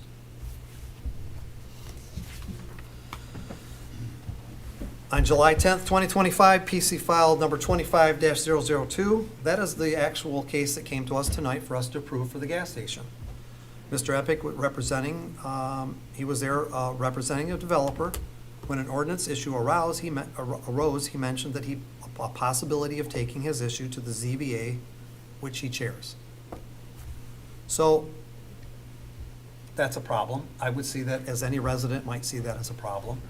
And then, I don't know, and then to find out that that wasn't even an issue he could take to the ZBA. So for the chair of somebody that's been the chair for 7 years to not know that is, I think, another issue. I mean, this stuff, and I know I'm probably reading it and you're all going, I don't even know what he's talking about. This has been my life for 2 months. I want this township to go in the proper direction. I want this township to be doing things the right way and not the wrong way. And say what you want about the ordinance or whatever, that doesn't mean we can't do better than that. That doesn't mean that Mr. Epping has probably been to other ZBA boards and he's heard motions like this. Did it ever occur to him to say, well, how come my motions aren't like this? Or maybe they should be. Maybe I could do a better job. Maybe, you know, the person who was running the department at the time could have done a better job. I don't know. But at this point, based on all this information that I have, I don't think the proper thing to do would be reappoint Mr. Epic to the zoning board of appeals. And that's it. All right. I appreciate the time and effort I know that you put into doing that. Is there other questions from the board, comments? I've got comments. Trustee Morocco?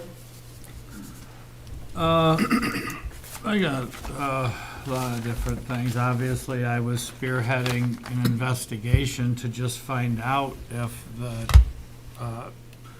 Chairman Epic acted inappropriately, and I will talk about the pine knob sign because it's personal to me. I worked on the sign ordinance for close to 20 years to make sure that we didn't have the character of the community destroyed by color and flashing and moving and digital billboards. The township has worked very hard on that sign ordinance, even since the 80s, to remove signs from elevated positions. And Pine Knob was granted a variance to maintain their high elevated sign, which I think is absolutely inappropriate because marketing is not a hardship and everybody knows that. And it's not fair to all the other business owners in the community. We've made people spend tens of thousands of dollars. We just had the plaza at the bottom of Waterford Hill just take down 2 huge elevated signs, and they've been coming down, regularly. And those people, there is no guide. You change something on your sign, you gotta take the sign down. So there's a variance that was granted to allow the oversized sign, which was based on marketing, no other reason, and that was inappropriate. And then the sign came for the LED sign. So my biggest issue is this: we don't ever hold anybody accountable. I've been in the township 20 years. 23 years since I was appointed to a board. So I've been around longer than probably everybody on this board.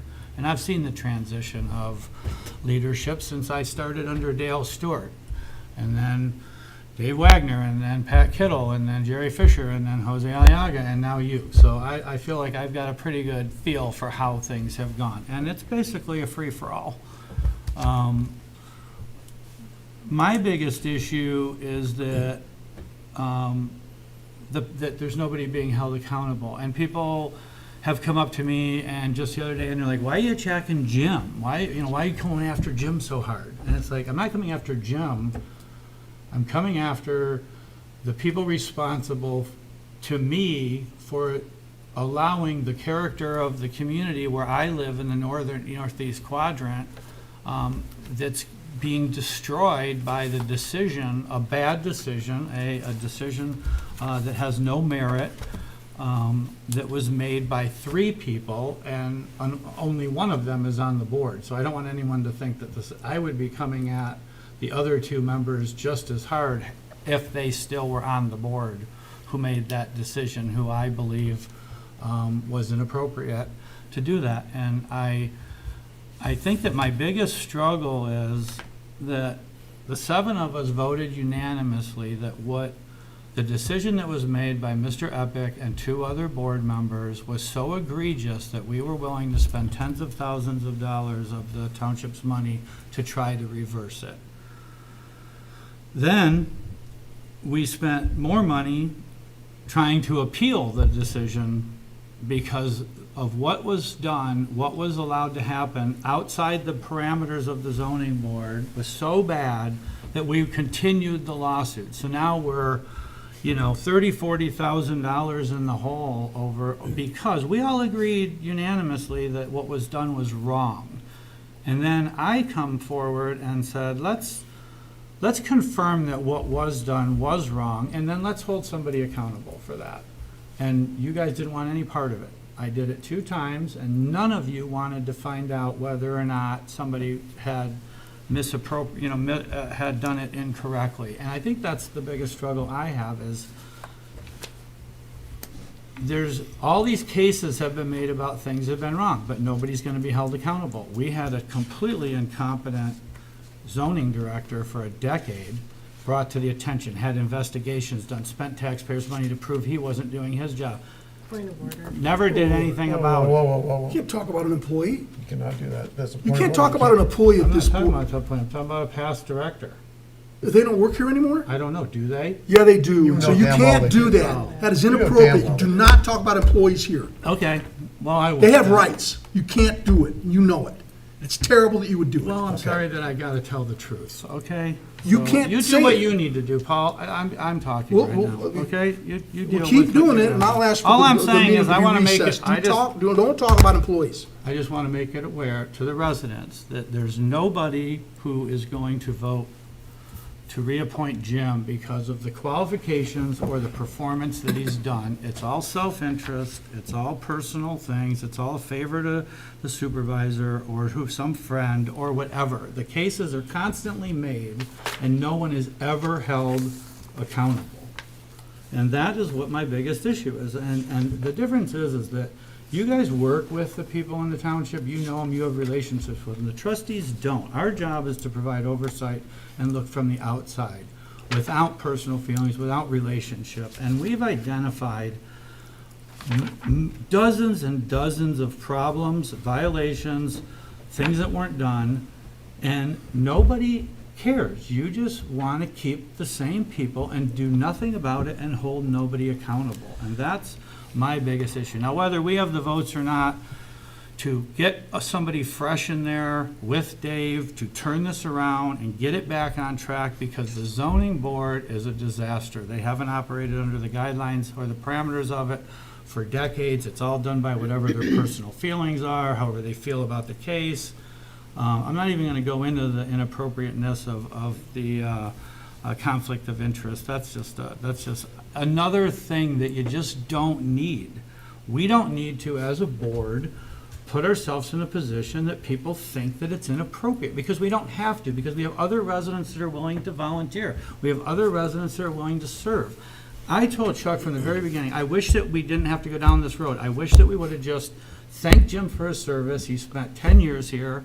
Whether I agree with him or not, he put a lot of time into it. I think he made a huge mistake, and I want there to be accountability. It's not only was the decision wrong, but he allowed other variances to be added that weren't even advertised, which is illegal, to be voted on and passed, that restricted the township to even, which will be another lawsuit once Pine Knob changes any text on that board. They're going to be susceptible to taking it all back down and starting all over from scratch and losing the sign, because there's a provision in our ordinance that says if you change the words on an elevated sign, because we're so determined to get rid of elevated signs, that you have to bring it into compliance. Now, 6 years from now, if anyone funds Pine Knob and it becomes sponsored by any company and their name goes on that sign, they're susceptible now to become back in compliance, which means we would have the right to have them remove this digital billboard, start the process all over, and deny them through the planning commission. And they should be aware of that too, because it isn't a for sure thing and it isn't forever. But none of it should have happened. It was all for profit. And I think that I've seen so many bad things happen because we don't ever hold anyone accountable in this township. And I don't understand why we would run Jim through it. He made a big mistake. I want to be held accountable. That's it. It's got nothing to do with him. It's the three of them. And the thing that makes it the worst is that Alan Auger, the one guy who is being removed, was the only one that voted correctly. And not only did he vote correctly, he stated at that meeting all the criterias of why the decision to approve the Pine Knob sign wasn't appropriate, and they ignored it. So they can't even say that they didn't know what was appropriate, because it was stated by the guy who voted against doing it, you know. And y'all know how I mean, I'll beat it. I don't think I need to say anymore, other than, Jim, no matter how it works out, I do appreciate that you at least served. Other questions or comments? Trustee Tedder. Thank you. And I too, Mr. Epping, thank you for your years of service to the township, no matter what role anybody plays, appointed, elected, otherwise. There's a burden that goes with service. So that being said, I too met with Mr. Epping over a cup of coffee. You know, one of the nicest, most genuine people you'll ever meet, upstanding community citizen. And I do think it's unfortunate that we're having this, but here we are. So when I'm digesting all that I had to digest, and I've had lots of time to do it, the thing that hangs most profoundly with me is that the ZBA uniquely, unlike other boards, planning commission certainly very important, but is uniquely in a position that it's quasi-judicial. Quasi-judicial meaning that the train and the buck stops with the ZBA. They, as we know, in essence, circumvent, I wouldn't say circumvent, but act unilaterally without any final board approval. We could have a runaway planning commission, and that planning commission ultimately answers to this township board, and it's ultimately our burden to correct that. So whether we've liked or disliked the decisions of the planning commissions of the past, so that's one heavy burden, that whoever we appoint to the ZBA, we have to, and I do think having a board liaison will give us that perhaps standing that we lacked in the legal case. Because I don't think that lacked in merit as much as it lacked in procedure. I do find Trustee Hayward's in-depth research compelling. I do, and I talked to Mr. Epping about this, about my questions about conflict of interest, and so I've tossed and turned about that as well. But I would say at the very least, whether de facto or whether it's an appearance of conflict of interest, I lean toward yes, that it is. And I lean on my own experience. I was on the board, this township board, back in 2019, 6 months in, as a condition of employment, as a community affairs manager, which included Oakland County, which of course includes Independence. No one from my company has since been in front of this township board or the planning commission, but the mere perception alone was enough for me to certainly agree and to step back and at that point now hold a different role, excuse and actually leave the board altogether. Certainly an example, as we talked about tonight, in recusing myself for future actions related to the fire station.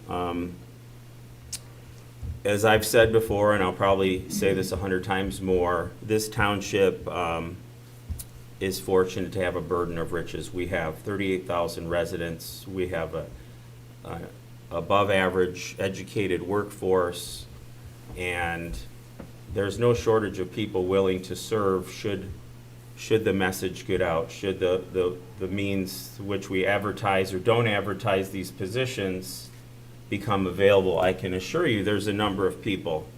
And you know, I do agree with Trustee Morocco in that we, 4 trustees, we all have our individual day lives.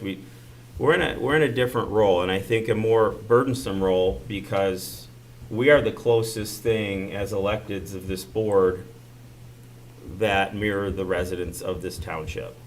And so I take that role very seriously, and I beat myself up over these types of decisions. And I know no matter what decision I make, there'll be people that are going to be angry with me. And I'm okay with that, because I know at the end of the day, the decision I make is going to have been thoughtful, it's going to be researched, and it's going to be at the end of the day what's in my core that drives a yes or no vote. So again, I do think that this is an opportunity for our board to take a new and fresh approach to the ZBA, and again, that doesn't come lightly. It comes with deference and appreciation for the good work that the ZBA at present and the ZBAs of past have done, but that's ultimately where I stand. Okay, thank you. Anybody else? Trustee Now Matthew. Trustee Morocco, when were you elected on this board? When you were at the last election? So I guess I'm just curious why all of a sudden now this is major to you, if you have hinted you've been serving so long in different capacities and that the ZBA has been a disaster for years. But right now you have an issue, and the issue I have is you publicly went on the microphone at a meeting saying you're going to have it out for him no matter what and you're going to find a way. I will not be bullied in a vote. And he's not one person on there that made some of these decisions. It is a board of 5, just like we are. So, some of your arguments, I just don't get it. And I'd like to ask Mr. Kelly about your recusal not being a board decision, because when someone recuses themselves at something we have, the board has to vote. Is that not correct? Yeah, so, that's true, all right, and we go through that process where the person who believes that they may have a conflict asks the board to vote, the board votes, and if that vote is in the positive, they are recused.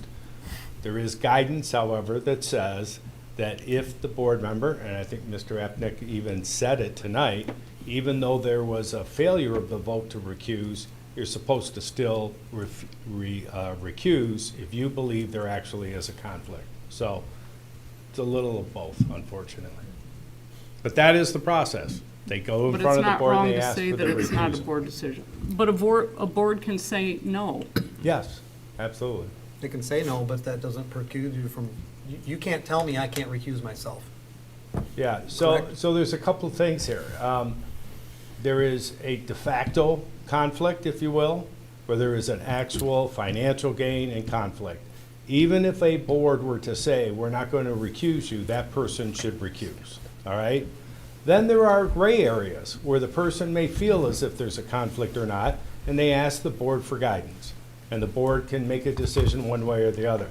As I heard the individual indicate tonight, there were 2 recusals. And in one case, he asked the board for a vote. The board said, we don't want you to recuse, and he didn't recuse.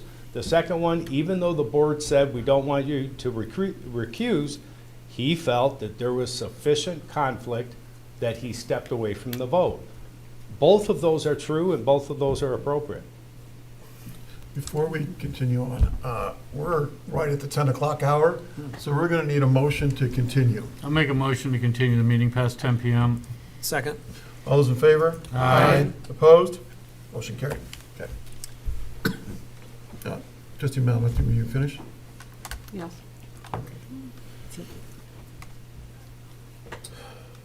There's a lot that, over the last month and a half, Trustee Hayward and I have been in a lot of communication. There's a lot of things that he and I fully agree on. There's some things that we don't necessarily see eye to eye on.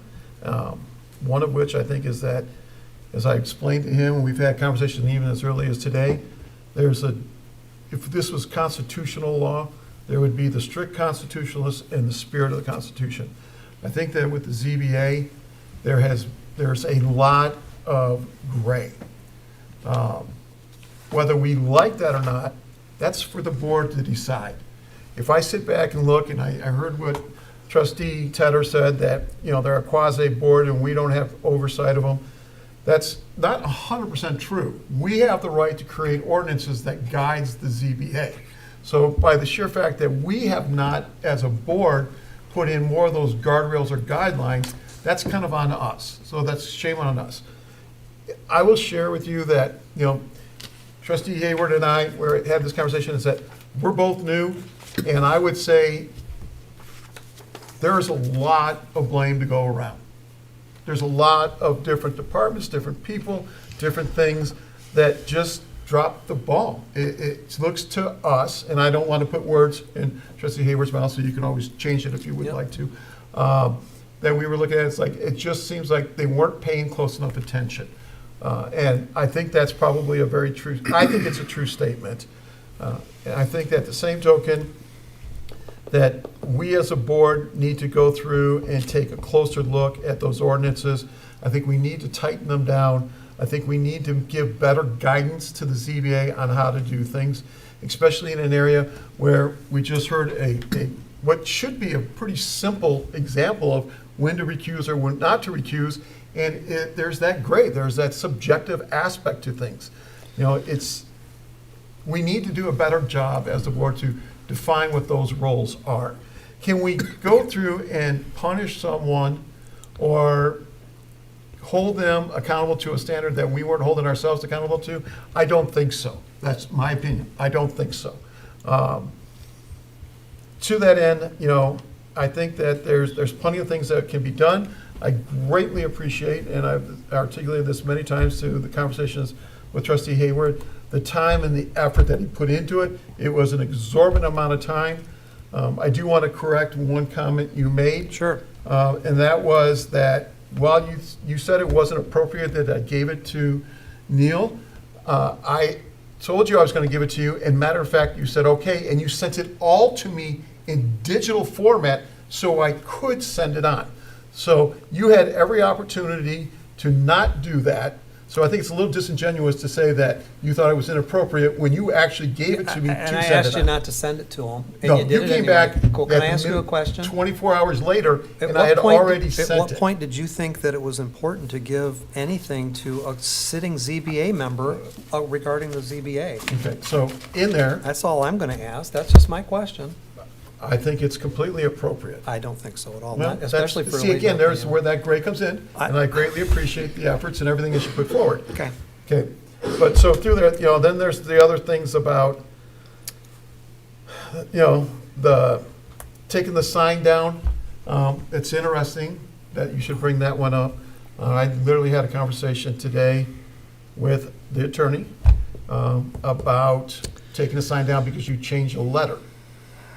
That might not be as easy as you think. That's what we've been doing to every other business owner in the community. Okay? I don't know if anybody's come after us to Well, try I hope to. they all come after us if that's not the case. Okay. But that's a I mean, if you lot would of like to money. address that? Well, we're looking at it. Yeah. Yeah, you asked me to look at it, so we're looking at it. Are we getting a little off course here, Little talking bit. about something that might happen in the future? That's and fair not- enough, that's fair enough, that's fair enough. So I guess, at the end of the day, I just think that there's been mistakes made. We're all human. We all make mistakes. I think we need to make things tighter, just like you voted 14 times for the thing across the street, just like you took advantage of the criterias by the ZBA for the Bailey House, and they didn't meet the criterias all the time. I mean, so, yeah, I think that there's mistakes and we should move on. That's all I have to say. Treasurer Brown. So, Love these guys. I do. Okay, do I have the floor? Yes, for sure. I kept my mouth shut for an hour and a half here. Let me. So I work 40 hours a week with the employees here. I'm here every day. I'm at the counter. I interact with them. And so, and I know how hard they work. But it really doesn't excuse me being someone unprofessional here. A minute ago, I want to apologize to Trustee Morocco and the rest of the board for becoming a little bit impassioned. That has happened to me a few times. It's just a place I draw a line. Employees cannot be talked about. It just can't happen because it destroys morale. They look at this board and they look how we behave. And I'm somewhat, excuse me? Standpoint. I am, yeah. So I'm somewhat embarrassed by that, but I wanted to point out that I wish I'd had the document. I was told by the supervisor that a lot of work went into it.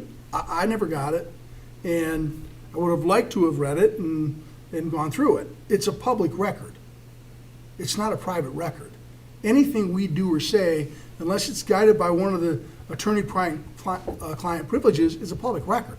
It can be sent to anybody. And so I'm a little bit concerned that we would suggest a document being shared between ourselves is private. It isn't, unless there's a specific legal reason. I've lived in the community since 1968, and so I've seen all the changes. And it's an amazing place.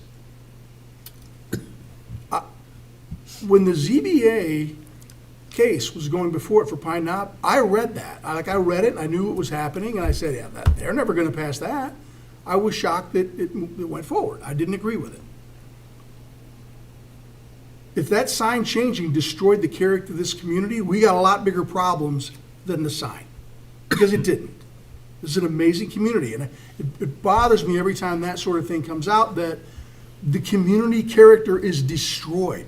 It's not. The character of the community is the people, not the stuff. Stuff can come and go. I think we have good controls in place. I liked what we did with our sign ordinances that was led by Trustee Morocco. I don't want to have flashing signs everywhere and colors everywhere. I agree with that. I voted for that. But I don't like to suggest that our character is based on stuff. It's based on the people. People don't move here because of all that. They move here because we're good people. I've heard a couple of things mentioned about it's all for profit. I don't know what that means exactly. I did it, that somehow people take actions because of some profit for the township. I looked at the development across the street and I calculated out the increase in taxes, and it's small. It's 80 or 100 grand a year the township's getting that this board could utilize outside of police and fire. The general fund that we actually have discretion on, it's a really small number. I did the calculation. No one would make that decision for what that number is. Can I ask you a quick question, Paul? What do you mean by the financial things? I'd Okay, like sure. to finish. Sure, Ed. Go ahead.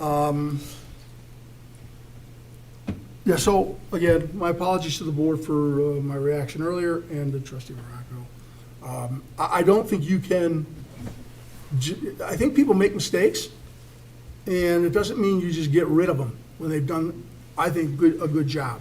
I also don't like that all this information was brought up by Trustee Hayward without giving us some prior time to look at it. And I think I would have liked to have had that, and I haven't seen it, so that's it. Trustee Hayward. No, I just was asking Paul, I was confused about his comment about the money or profits or whatever. What were you referring to with that? Trustee Morocco, in part of what he said was that it's all about profits. No, he's Our talking about the decisions were all purpose of about the sign. profits. That was the purpose of the sign, what he was talking about. Well, The reasoning for them wanting sign Okay, you was, asked me a question, and I'll Okay, answer go it.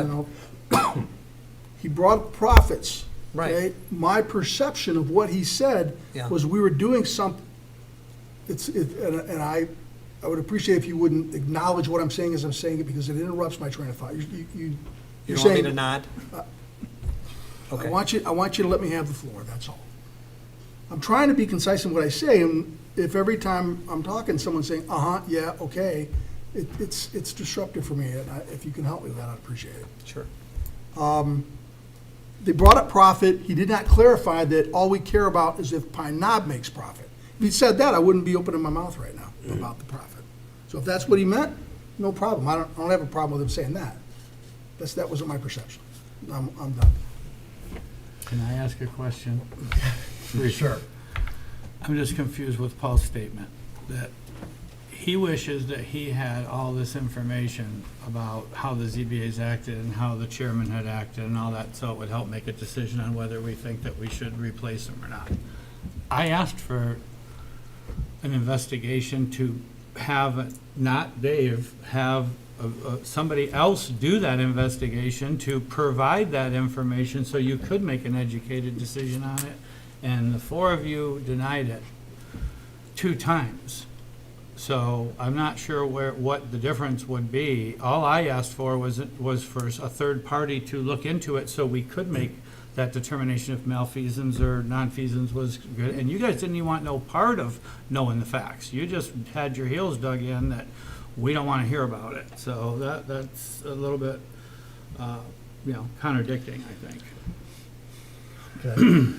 Other questions or comments? Just Trustee real briefly, in defense of Trustee Hayward, I think the spirit of your intent was to get that information, rather than dropping a bomb the night of the meeting. I think your spirit of intent was getting that information to the supervisor for further dissemination, going through the chair, which is, in my opinion, appropriate.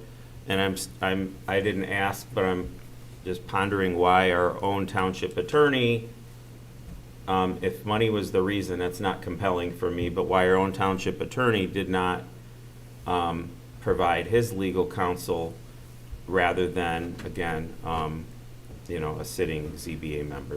That's a lingering question for me too, but immaterial to my vote. Yeah, I will say that I do believe that was the intent.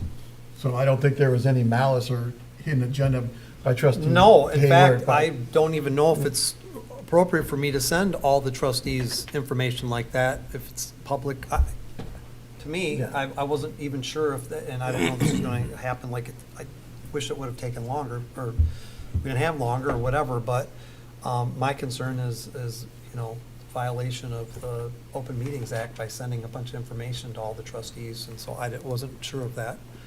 I didn't have a chance to ask. What my concern was is bringing it up to you first. So. Yep, and I took it, and that's. Yeah. And that is a legitimate concern. And just for the record, trustee Hayward sent it to both myself as well as the supervisor. It was actually my decision not to move forward with it. The board can always direct me to move forward with a full review. I think maybe Mr. Wallace will confirm that's a substantial amount of work. And to be truly fair to Mr. Epnick as well, you would have to consider all of the factors. I typically don't sit as a judge. I'm a lawyer, right? And I do legal work and provide you guidance. You're really asking somebody to either confirm or not confirm some of the information that's been provided to you, which is it's going to be a grade, judicial decision, if you will. This is a decision on whether or not to reappoint, and whether or not everything that's been stated is factually accurate or not, in my mind, doesn't justify the legal work of looking into it. You may disagree and want me to look into it. I think this is more about should he be reappointed or not. That's my thought. So I made the decision not to look into it. Thank you. Trustee Nell Matthew. I have one other question. As far as some of the things that you were reading today, and you kept talking about minutes and all. Yes. I don't believe he's the secretary. No, but the chair is responsible making sure that everything is done properly on the board, especially with a board like that. You can shake your head, no, I see that, but what is the chair's responsibility? I mean, I think that if I was the chair, that I would make sure that if I'm chairing a board of such importance, that I would make sure that all that information was in each case, because those cases can be appealed and go to a higher court. And why wouldn't you have those things in there? And it would be the chair's ultimate responsibility to make sure they all vote to say that the meeting minutes are good. Why isn't the chair directing somebody to say you need to take better minutes, whatever it may be? It's my opinion. It's like, it's like any, to me, it's like being, if you have a responsibility and you're appointed to do something and people nominated you to the chair, I believe that there is a greater responsibility in that than there is of just sitting on the board and, looking at a packet and voting. I mean, you're directing the way that whole entire meeting goes. But are you saying nobody on this board has ever caught an error in the meeting minutes, that it's only the supervisor's job to look at those? These So aren't errors. These are complete, just nothing been put in them at all. They're not errors. I read you a motion. There's no information in there regarding I'll read the criteria to you. In fact, I'll tell you what all of them have to No, include. I get it. My point is, Yes. there's 5 people who approved those. Yep, Correct. right. Well, somebody So- has to be responsible for saying we need to Correct. take better minutes. In fact, in one of the meeting minutes, he said that I'm trying to do a better job taking minutes. Well, that's But why he I'm isn't. glad you're gonna be on there now. Maybe you can Yes. help train them. So good. Clerk Newbeck. Dan, can you clarify where he said, because I had never heard this before, when Mr. Epping was late to the meeting?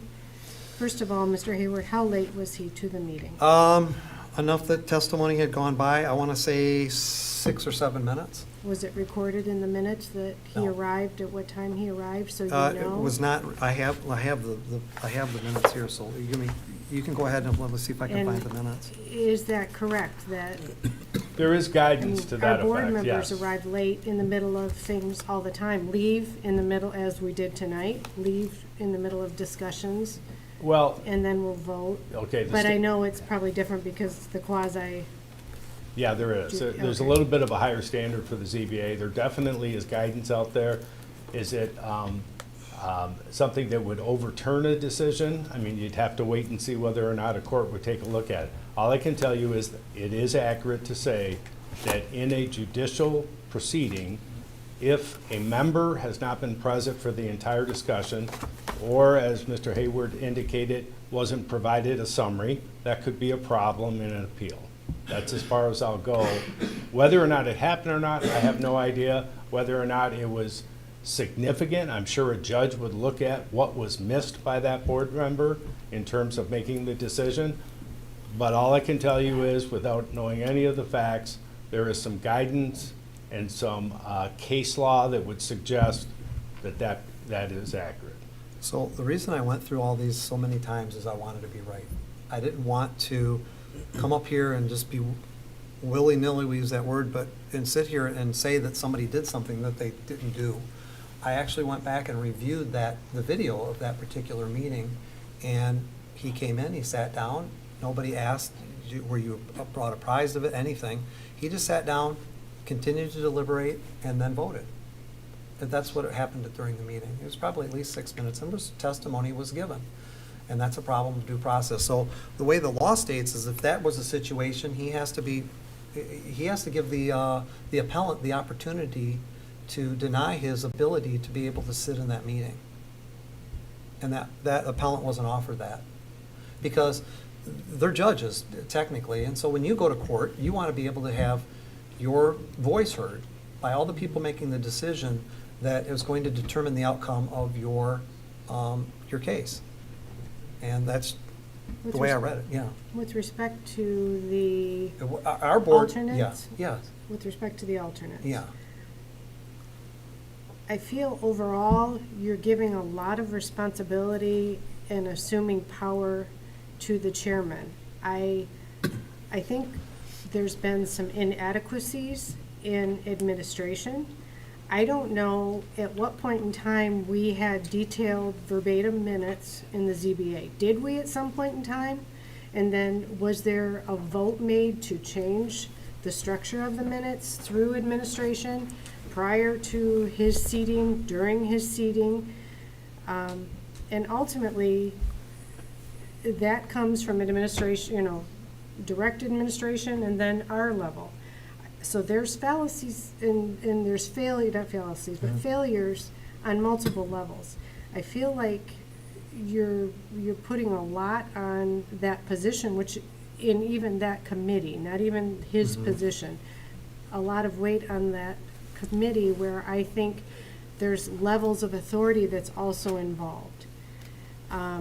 We had an administrator, we've had different, at some point in time, we've had contract people. Mr. Carlisle was involved. I mean, I wish that Mr. Carlisle could weigh in on this, and I also don't feel that I don't have the knowledge, I didn't take the courses you took. Yeah. I haven't spent the last 2 months studying the ZBA. I don't feel that I hate to use the word fair, but the rest of us haven't done that homework, nor, it almost should have been in a work session where we watched the videos and we critiqued it as you critiqued it. I mean, I'm having to take your summary and your opinion of that as holding a lot of weight. And you didn't tell me how anyone else voted. He was late once. I don't know if the other board knows that there were ever alternates. I don't know who was ever charged with calling an alternate, if an alternate was needed.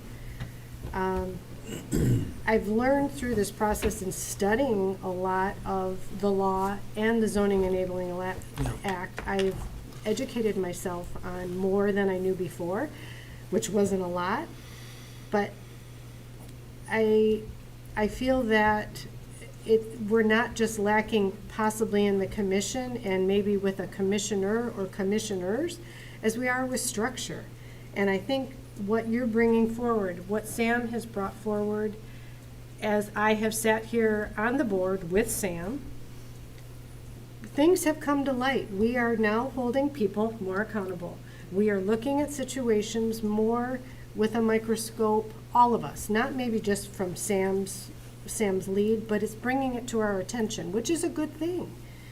But you have to look at all the factors. It wasn't just the commission. It wasn't just the vote. It wasn't just, what did the ordinance say? When was the ordinance last changed? Who was in the administration that was telling them, do this, don't do this? It can come from this level down. I can't assume, and I don't know what happened over the years with prior administration and who took the minutes. And maybe they never knew that they should be detailed. I mean, I shouldn't say they didn't know. maybe they need to take refresher courses. Maybe they've gotten stuck in their ways.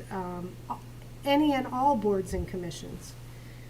So I just don't feel that character assassinations are necessarily appropriate when I think the big picture, where it's structure and it's policies, ordinances, all of those things, as like we gave the planning commission, it came to our attention that they needed more tools in their toolbox. So we further, we gave them definitions and things like that to help them better do their job.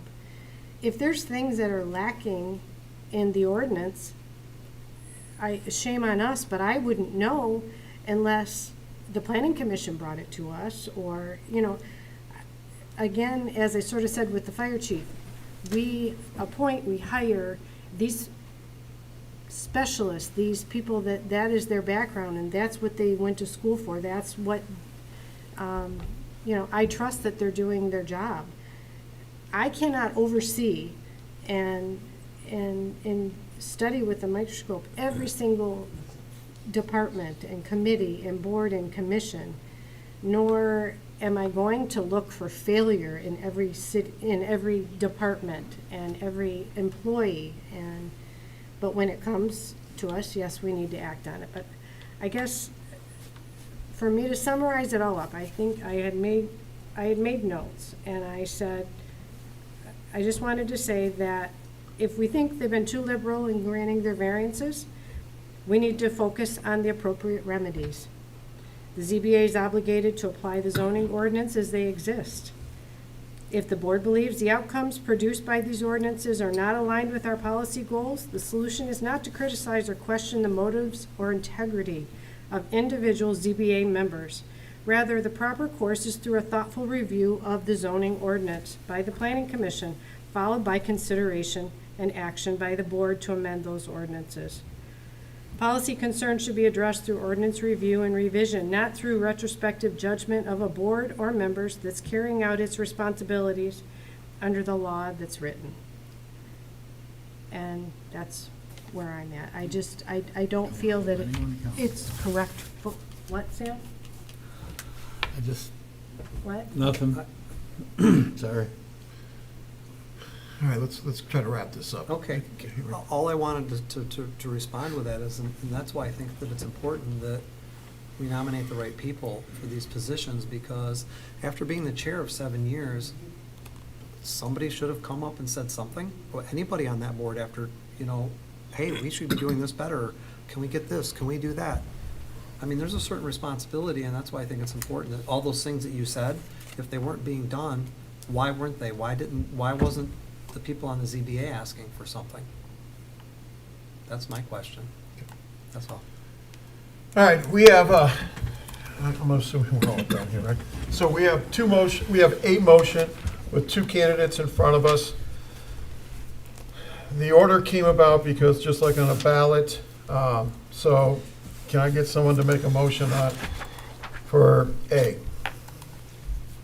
I'll move to reappoint Jim Epnick to the Zoning Board of Appeals with a term set to expire December 31st, 2028. Second.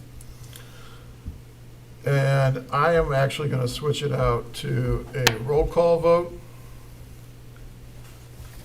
So, Madam Clerk, can I please get a roll call vote? Yeah, just let me make my notes for 1 second. Treasurer Brown. Yes. Trustee Hayward. No. Trustee Morocco. No. Trustee Nalamothu. Yes? Trustee Tedder. No. Supervisor File. Yes. And Clerk Newbeck, yes. Okay. Motion carried. That now means that there's no need for motion B. Is there anything that you would like to add to that? Trustee Hayward? I don't want to appoint somebody to a position that no, I don't have anything to add. Okay. All right. I have a question. Trustee Clerk, Clerk Newbeck? Is that applicant willing to serve? I Did you reached out ask? to them today. They have been on vacation. I have not heard back. So I want to find out. Okay. Okay, I'm not finished. Nope. Okay. I'd like to Clerk make a Newbeck. motion to appoint Alan Auger as an alternate to the ZBA. He was approached and asked if he wanted to be reappointed, and he said he did, and we do have an active application on file. So in the sense that we do not have an answer on the other candidate, I'd like to make a motion to appoint Alan Auger as the alternate. I'll second. I would like to. Is there such a position? Okay, so let me just try to address that real quickly. We do have by statute the right to appoint alternates. That is, I don't believe that's in debate. What's in debate is what authority does the alternate have? So one of the things we're also going to bring forward is a motion to, and I think we've had a conversation with the planning commission. It has to originate there because it's a zoning issue. So we're going to make it a zoning, we're going to make an ordinance to say that the alternate has the right to vote like any other voting member if called upon under the circumstances of a recusal or a absent board member. So that will take roughly, probably to work it through all the way through the cycle, probably about a month and a half. So, but we do have the right to appoint them today. It's kind of almost like an honorary position, for lack of a better term, because they don't have the authority. Our ordinance do not address the authority of that person. And you agree that they don't have the authority even though the Zoning Enabling Act refers to it?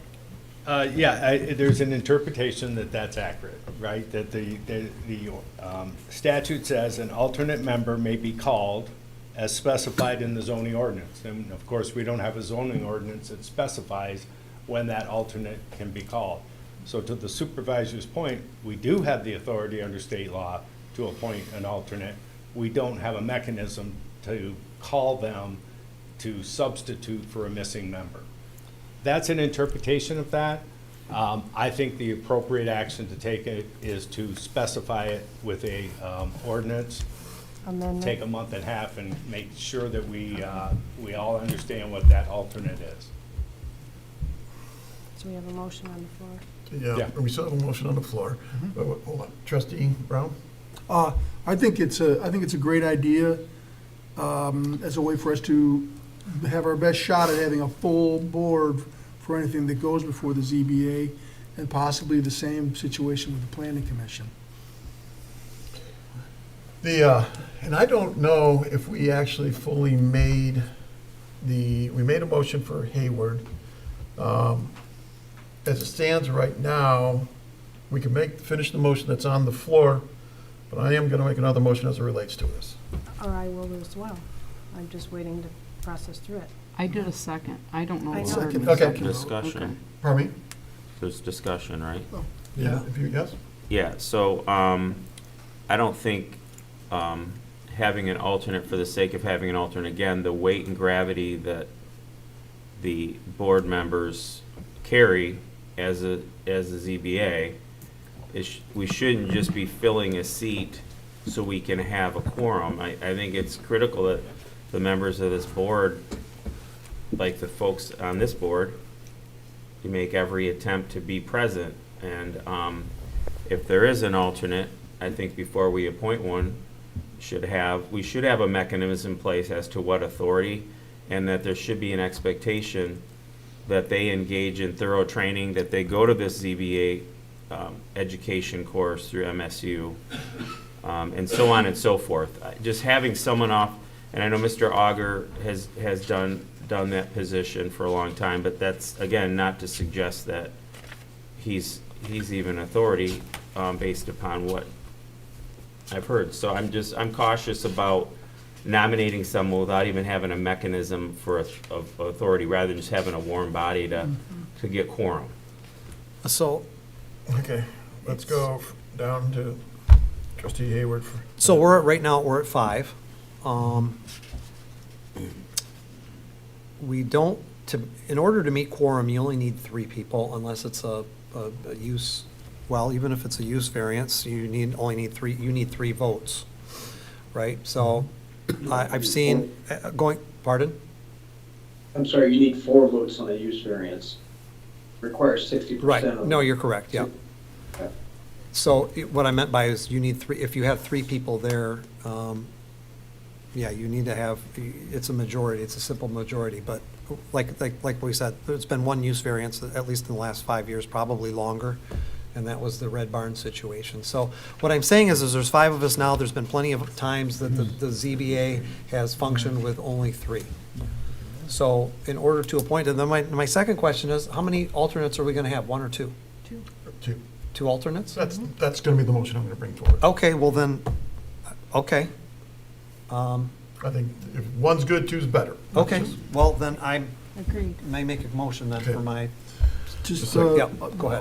off of what, Discussion, so. off of what Jim had pointed out, maybe we also look at, and there's probably some in there already, but if we get in a situation where someone who's on the ZBA misses multiple meetings and someone has to sit in, then what action happens at that point, right? Because I don't want it to turn into, well, maybe I'll miss more because someone will take my place. We don't want that, right? So we have to watch for that. I think you rose that point. It's a variance. I don't understand the urgency of appointing somebody to a position that we haven't created the parameters on.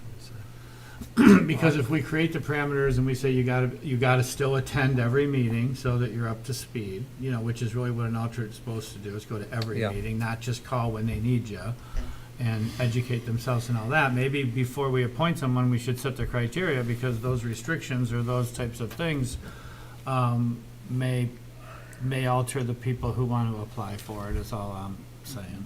We haven't really even set the guidelines yet of what that position entails. Mr. Auger, though, asked to be reappointed to the full position. So Oh, I whether he see was what you're saying. an alternate and was told he had to be there full-time, that's what he requested to be was the full position, not an alternate But position. I think the point is here that I made, and I think a couple other board members have made, is let's establish criteria and then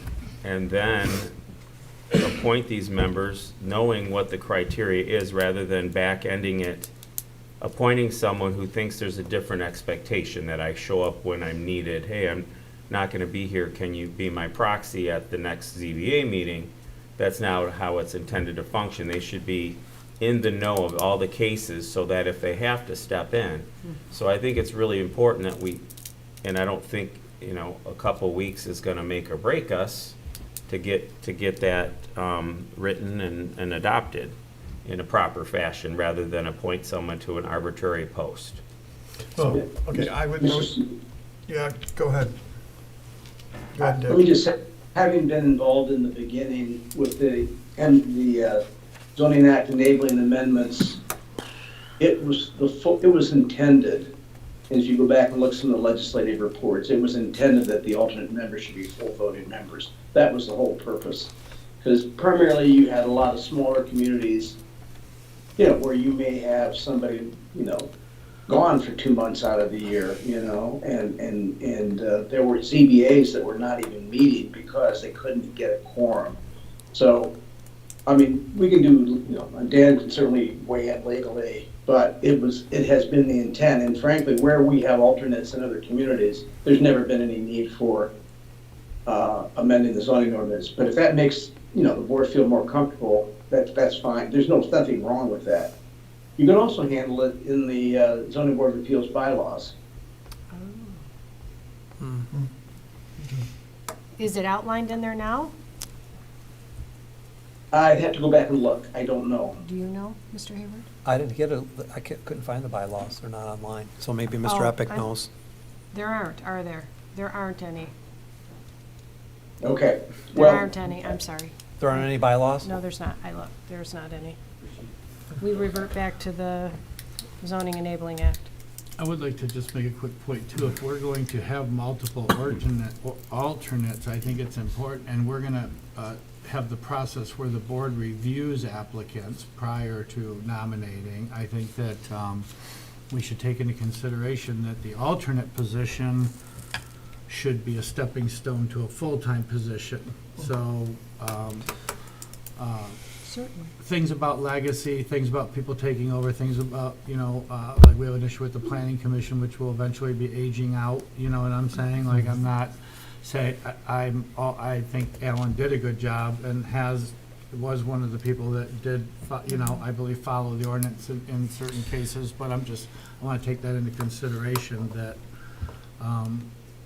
that if we get to the second one, that maybe we take that into consideration, that these are stepping stones for the future ZBAs who would then have experience. I don't want to look for the future of setting it up. So to that end, that's part of the reason why I went with 2. I think there should be 2. One is, I agree with you 100%, we should look to the future and have it being a stepping stone. I think it's a great training ground, everything else, both for our perception of that candidate and that candidate's perception of if they want to do it or not, right? The other side of it, and the reason why I thought 2 would be important, is because we don't also want to lose all that history and domain knowledge. I mean, one of the things that, and I'm going to use this, and it's not because he's online, but I would say, see, look at him, suddenly looked at the monitor as soon as I said that. One of the things I've come to appreciate over the year is the history and the knowledge of the last 30 years, as Mr. Carlisle can bring and give some perspective to things that we don't have. So I thought it might be a nice, easy transition out, if you want to get out to, without disrupting the board completely. They still have that knowledge and that resource. So that's why I was thinking 2 would be good, both an in and an out. But yeah, I agree with your premise on the first part. So All right, with that, we have a motion on the floor, right? with all of that being said, then, as we move forward, I'd be willing to rescind my motion until if the seconder is willing, until we get the proper guidelines in place. I'll rescind as well. Okay. Okay. Motion's Then the rescinded. motion has been rescinded. So what's the next motion? Oh, I gotta find my dang sheet. It's not ordering us some late night White Castle here. Getting close to it. So that. All right. I was just wondering if I could, just for the sake of timing, if the board would be okay with me, just since we're on this subject, if it'd be okay if I just make an announcement about 2 of the candidates that were on the board and that, are not going to be on the board anymore, may not be, just to take 2 seconds, a minute to do that. Is that all right? Absolutely. Okay. So Sam brought up the thing earlier about the fact that Melinda had served on the Planning Commission. To that end, we did want to take an acknowledgement of that. We'll present her with a certificate of appreciation. I think it's something that should be done anytime anybody leaves the board. For whatever reason, serving is it's asking a lot. I think a lot of times people come up to serve and they have all their best intentions, and there's just things they don't know, and it just takes a lot. It takes a lot to do it. I greatly appreciate it. I've learned a lot of what it means to serve on the township, and so I greatly appreciate it, regardless of the philosophies or whatever else. The sheer fact that they put themselves out there, I think, needs to be recognized. So with that, we have a certificate that'll be going to Mrs. Billings for her time on the Planning Commission, and we also have one for Mr. Auger for his time on the ZBA. So I just again want to thank both of them for their time of service. All right, with that, can I please get a motion to go into closed session? I'll make a motion to enter into closed session to discuss the purchase of real property and a legal opinion written pursuant to MCL 15268D and MCL 15.2681E. And it is 10:40 PM. Second. All those in favor? Request a roll call vote. Yeah, roll call vote. It is roll call, hold on. It is roll call. Yeah. Let me catch up. One Yeah. for each. You're going in for 2 purposes, you need 2 motions.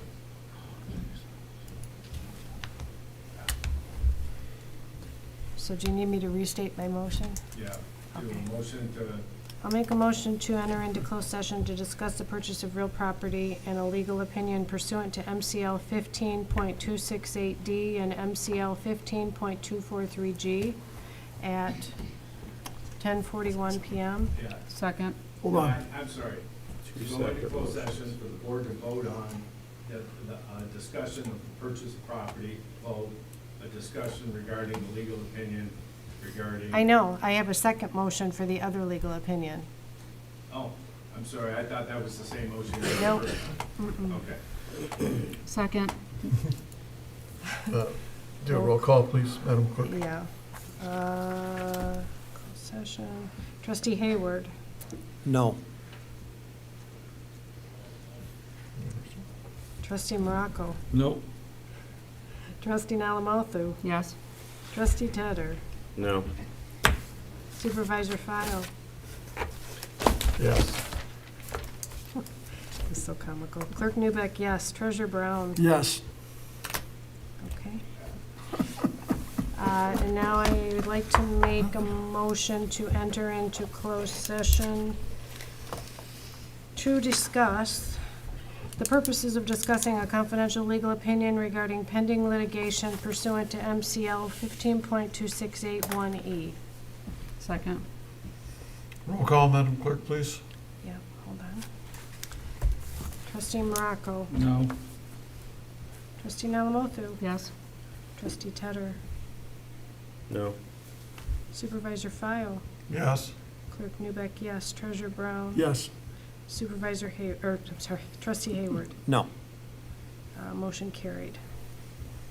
And Motion carried at 10:42. Motion to adjourn? Point of order. Yeah. Motion carried, you said? Me? Yeah. You need a supermajority, you need 5 votes to go into closed session. Oh, Yeah. is that true? Yeah.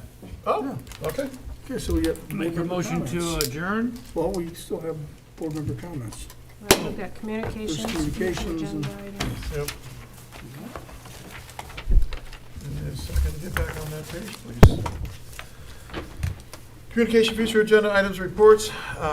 Planning Commission, October 9, 2025. Planning Commission, December 11, 2025. Board member comments. Treasurer Brown. Well, my understanding was the board wanted more information about the projects that are planned, and now they've apparently decided they don't want the information. I'm confused, but I'll just be confused. Well, we can talk about it publicly. Any other? You can't, because it's dealing with real estate. You should know that, nuthead. Any other questions, comments?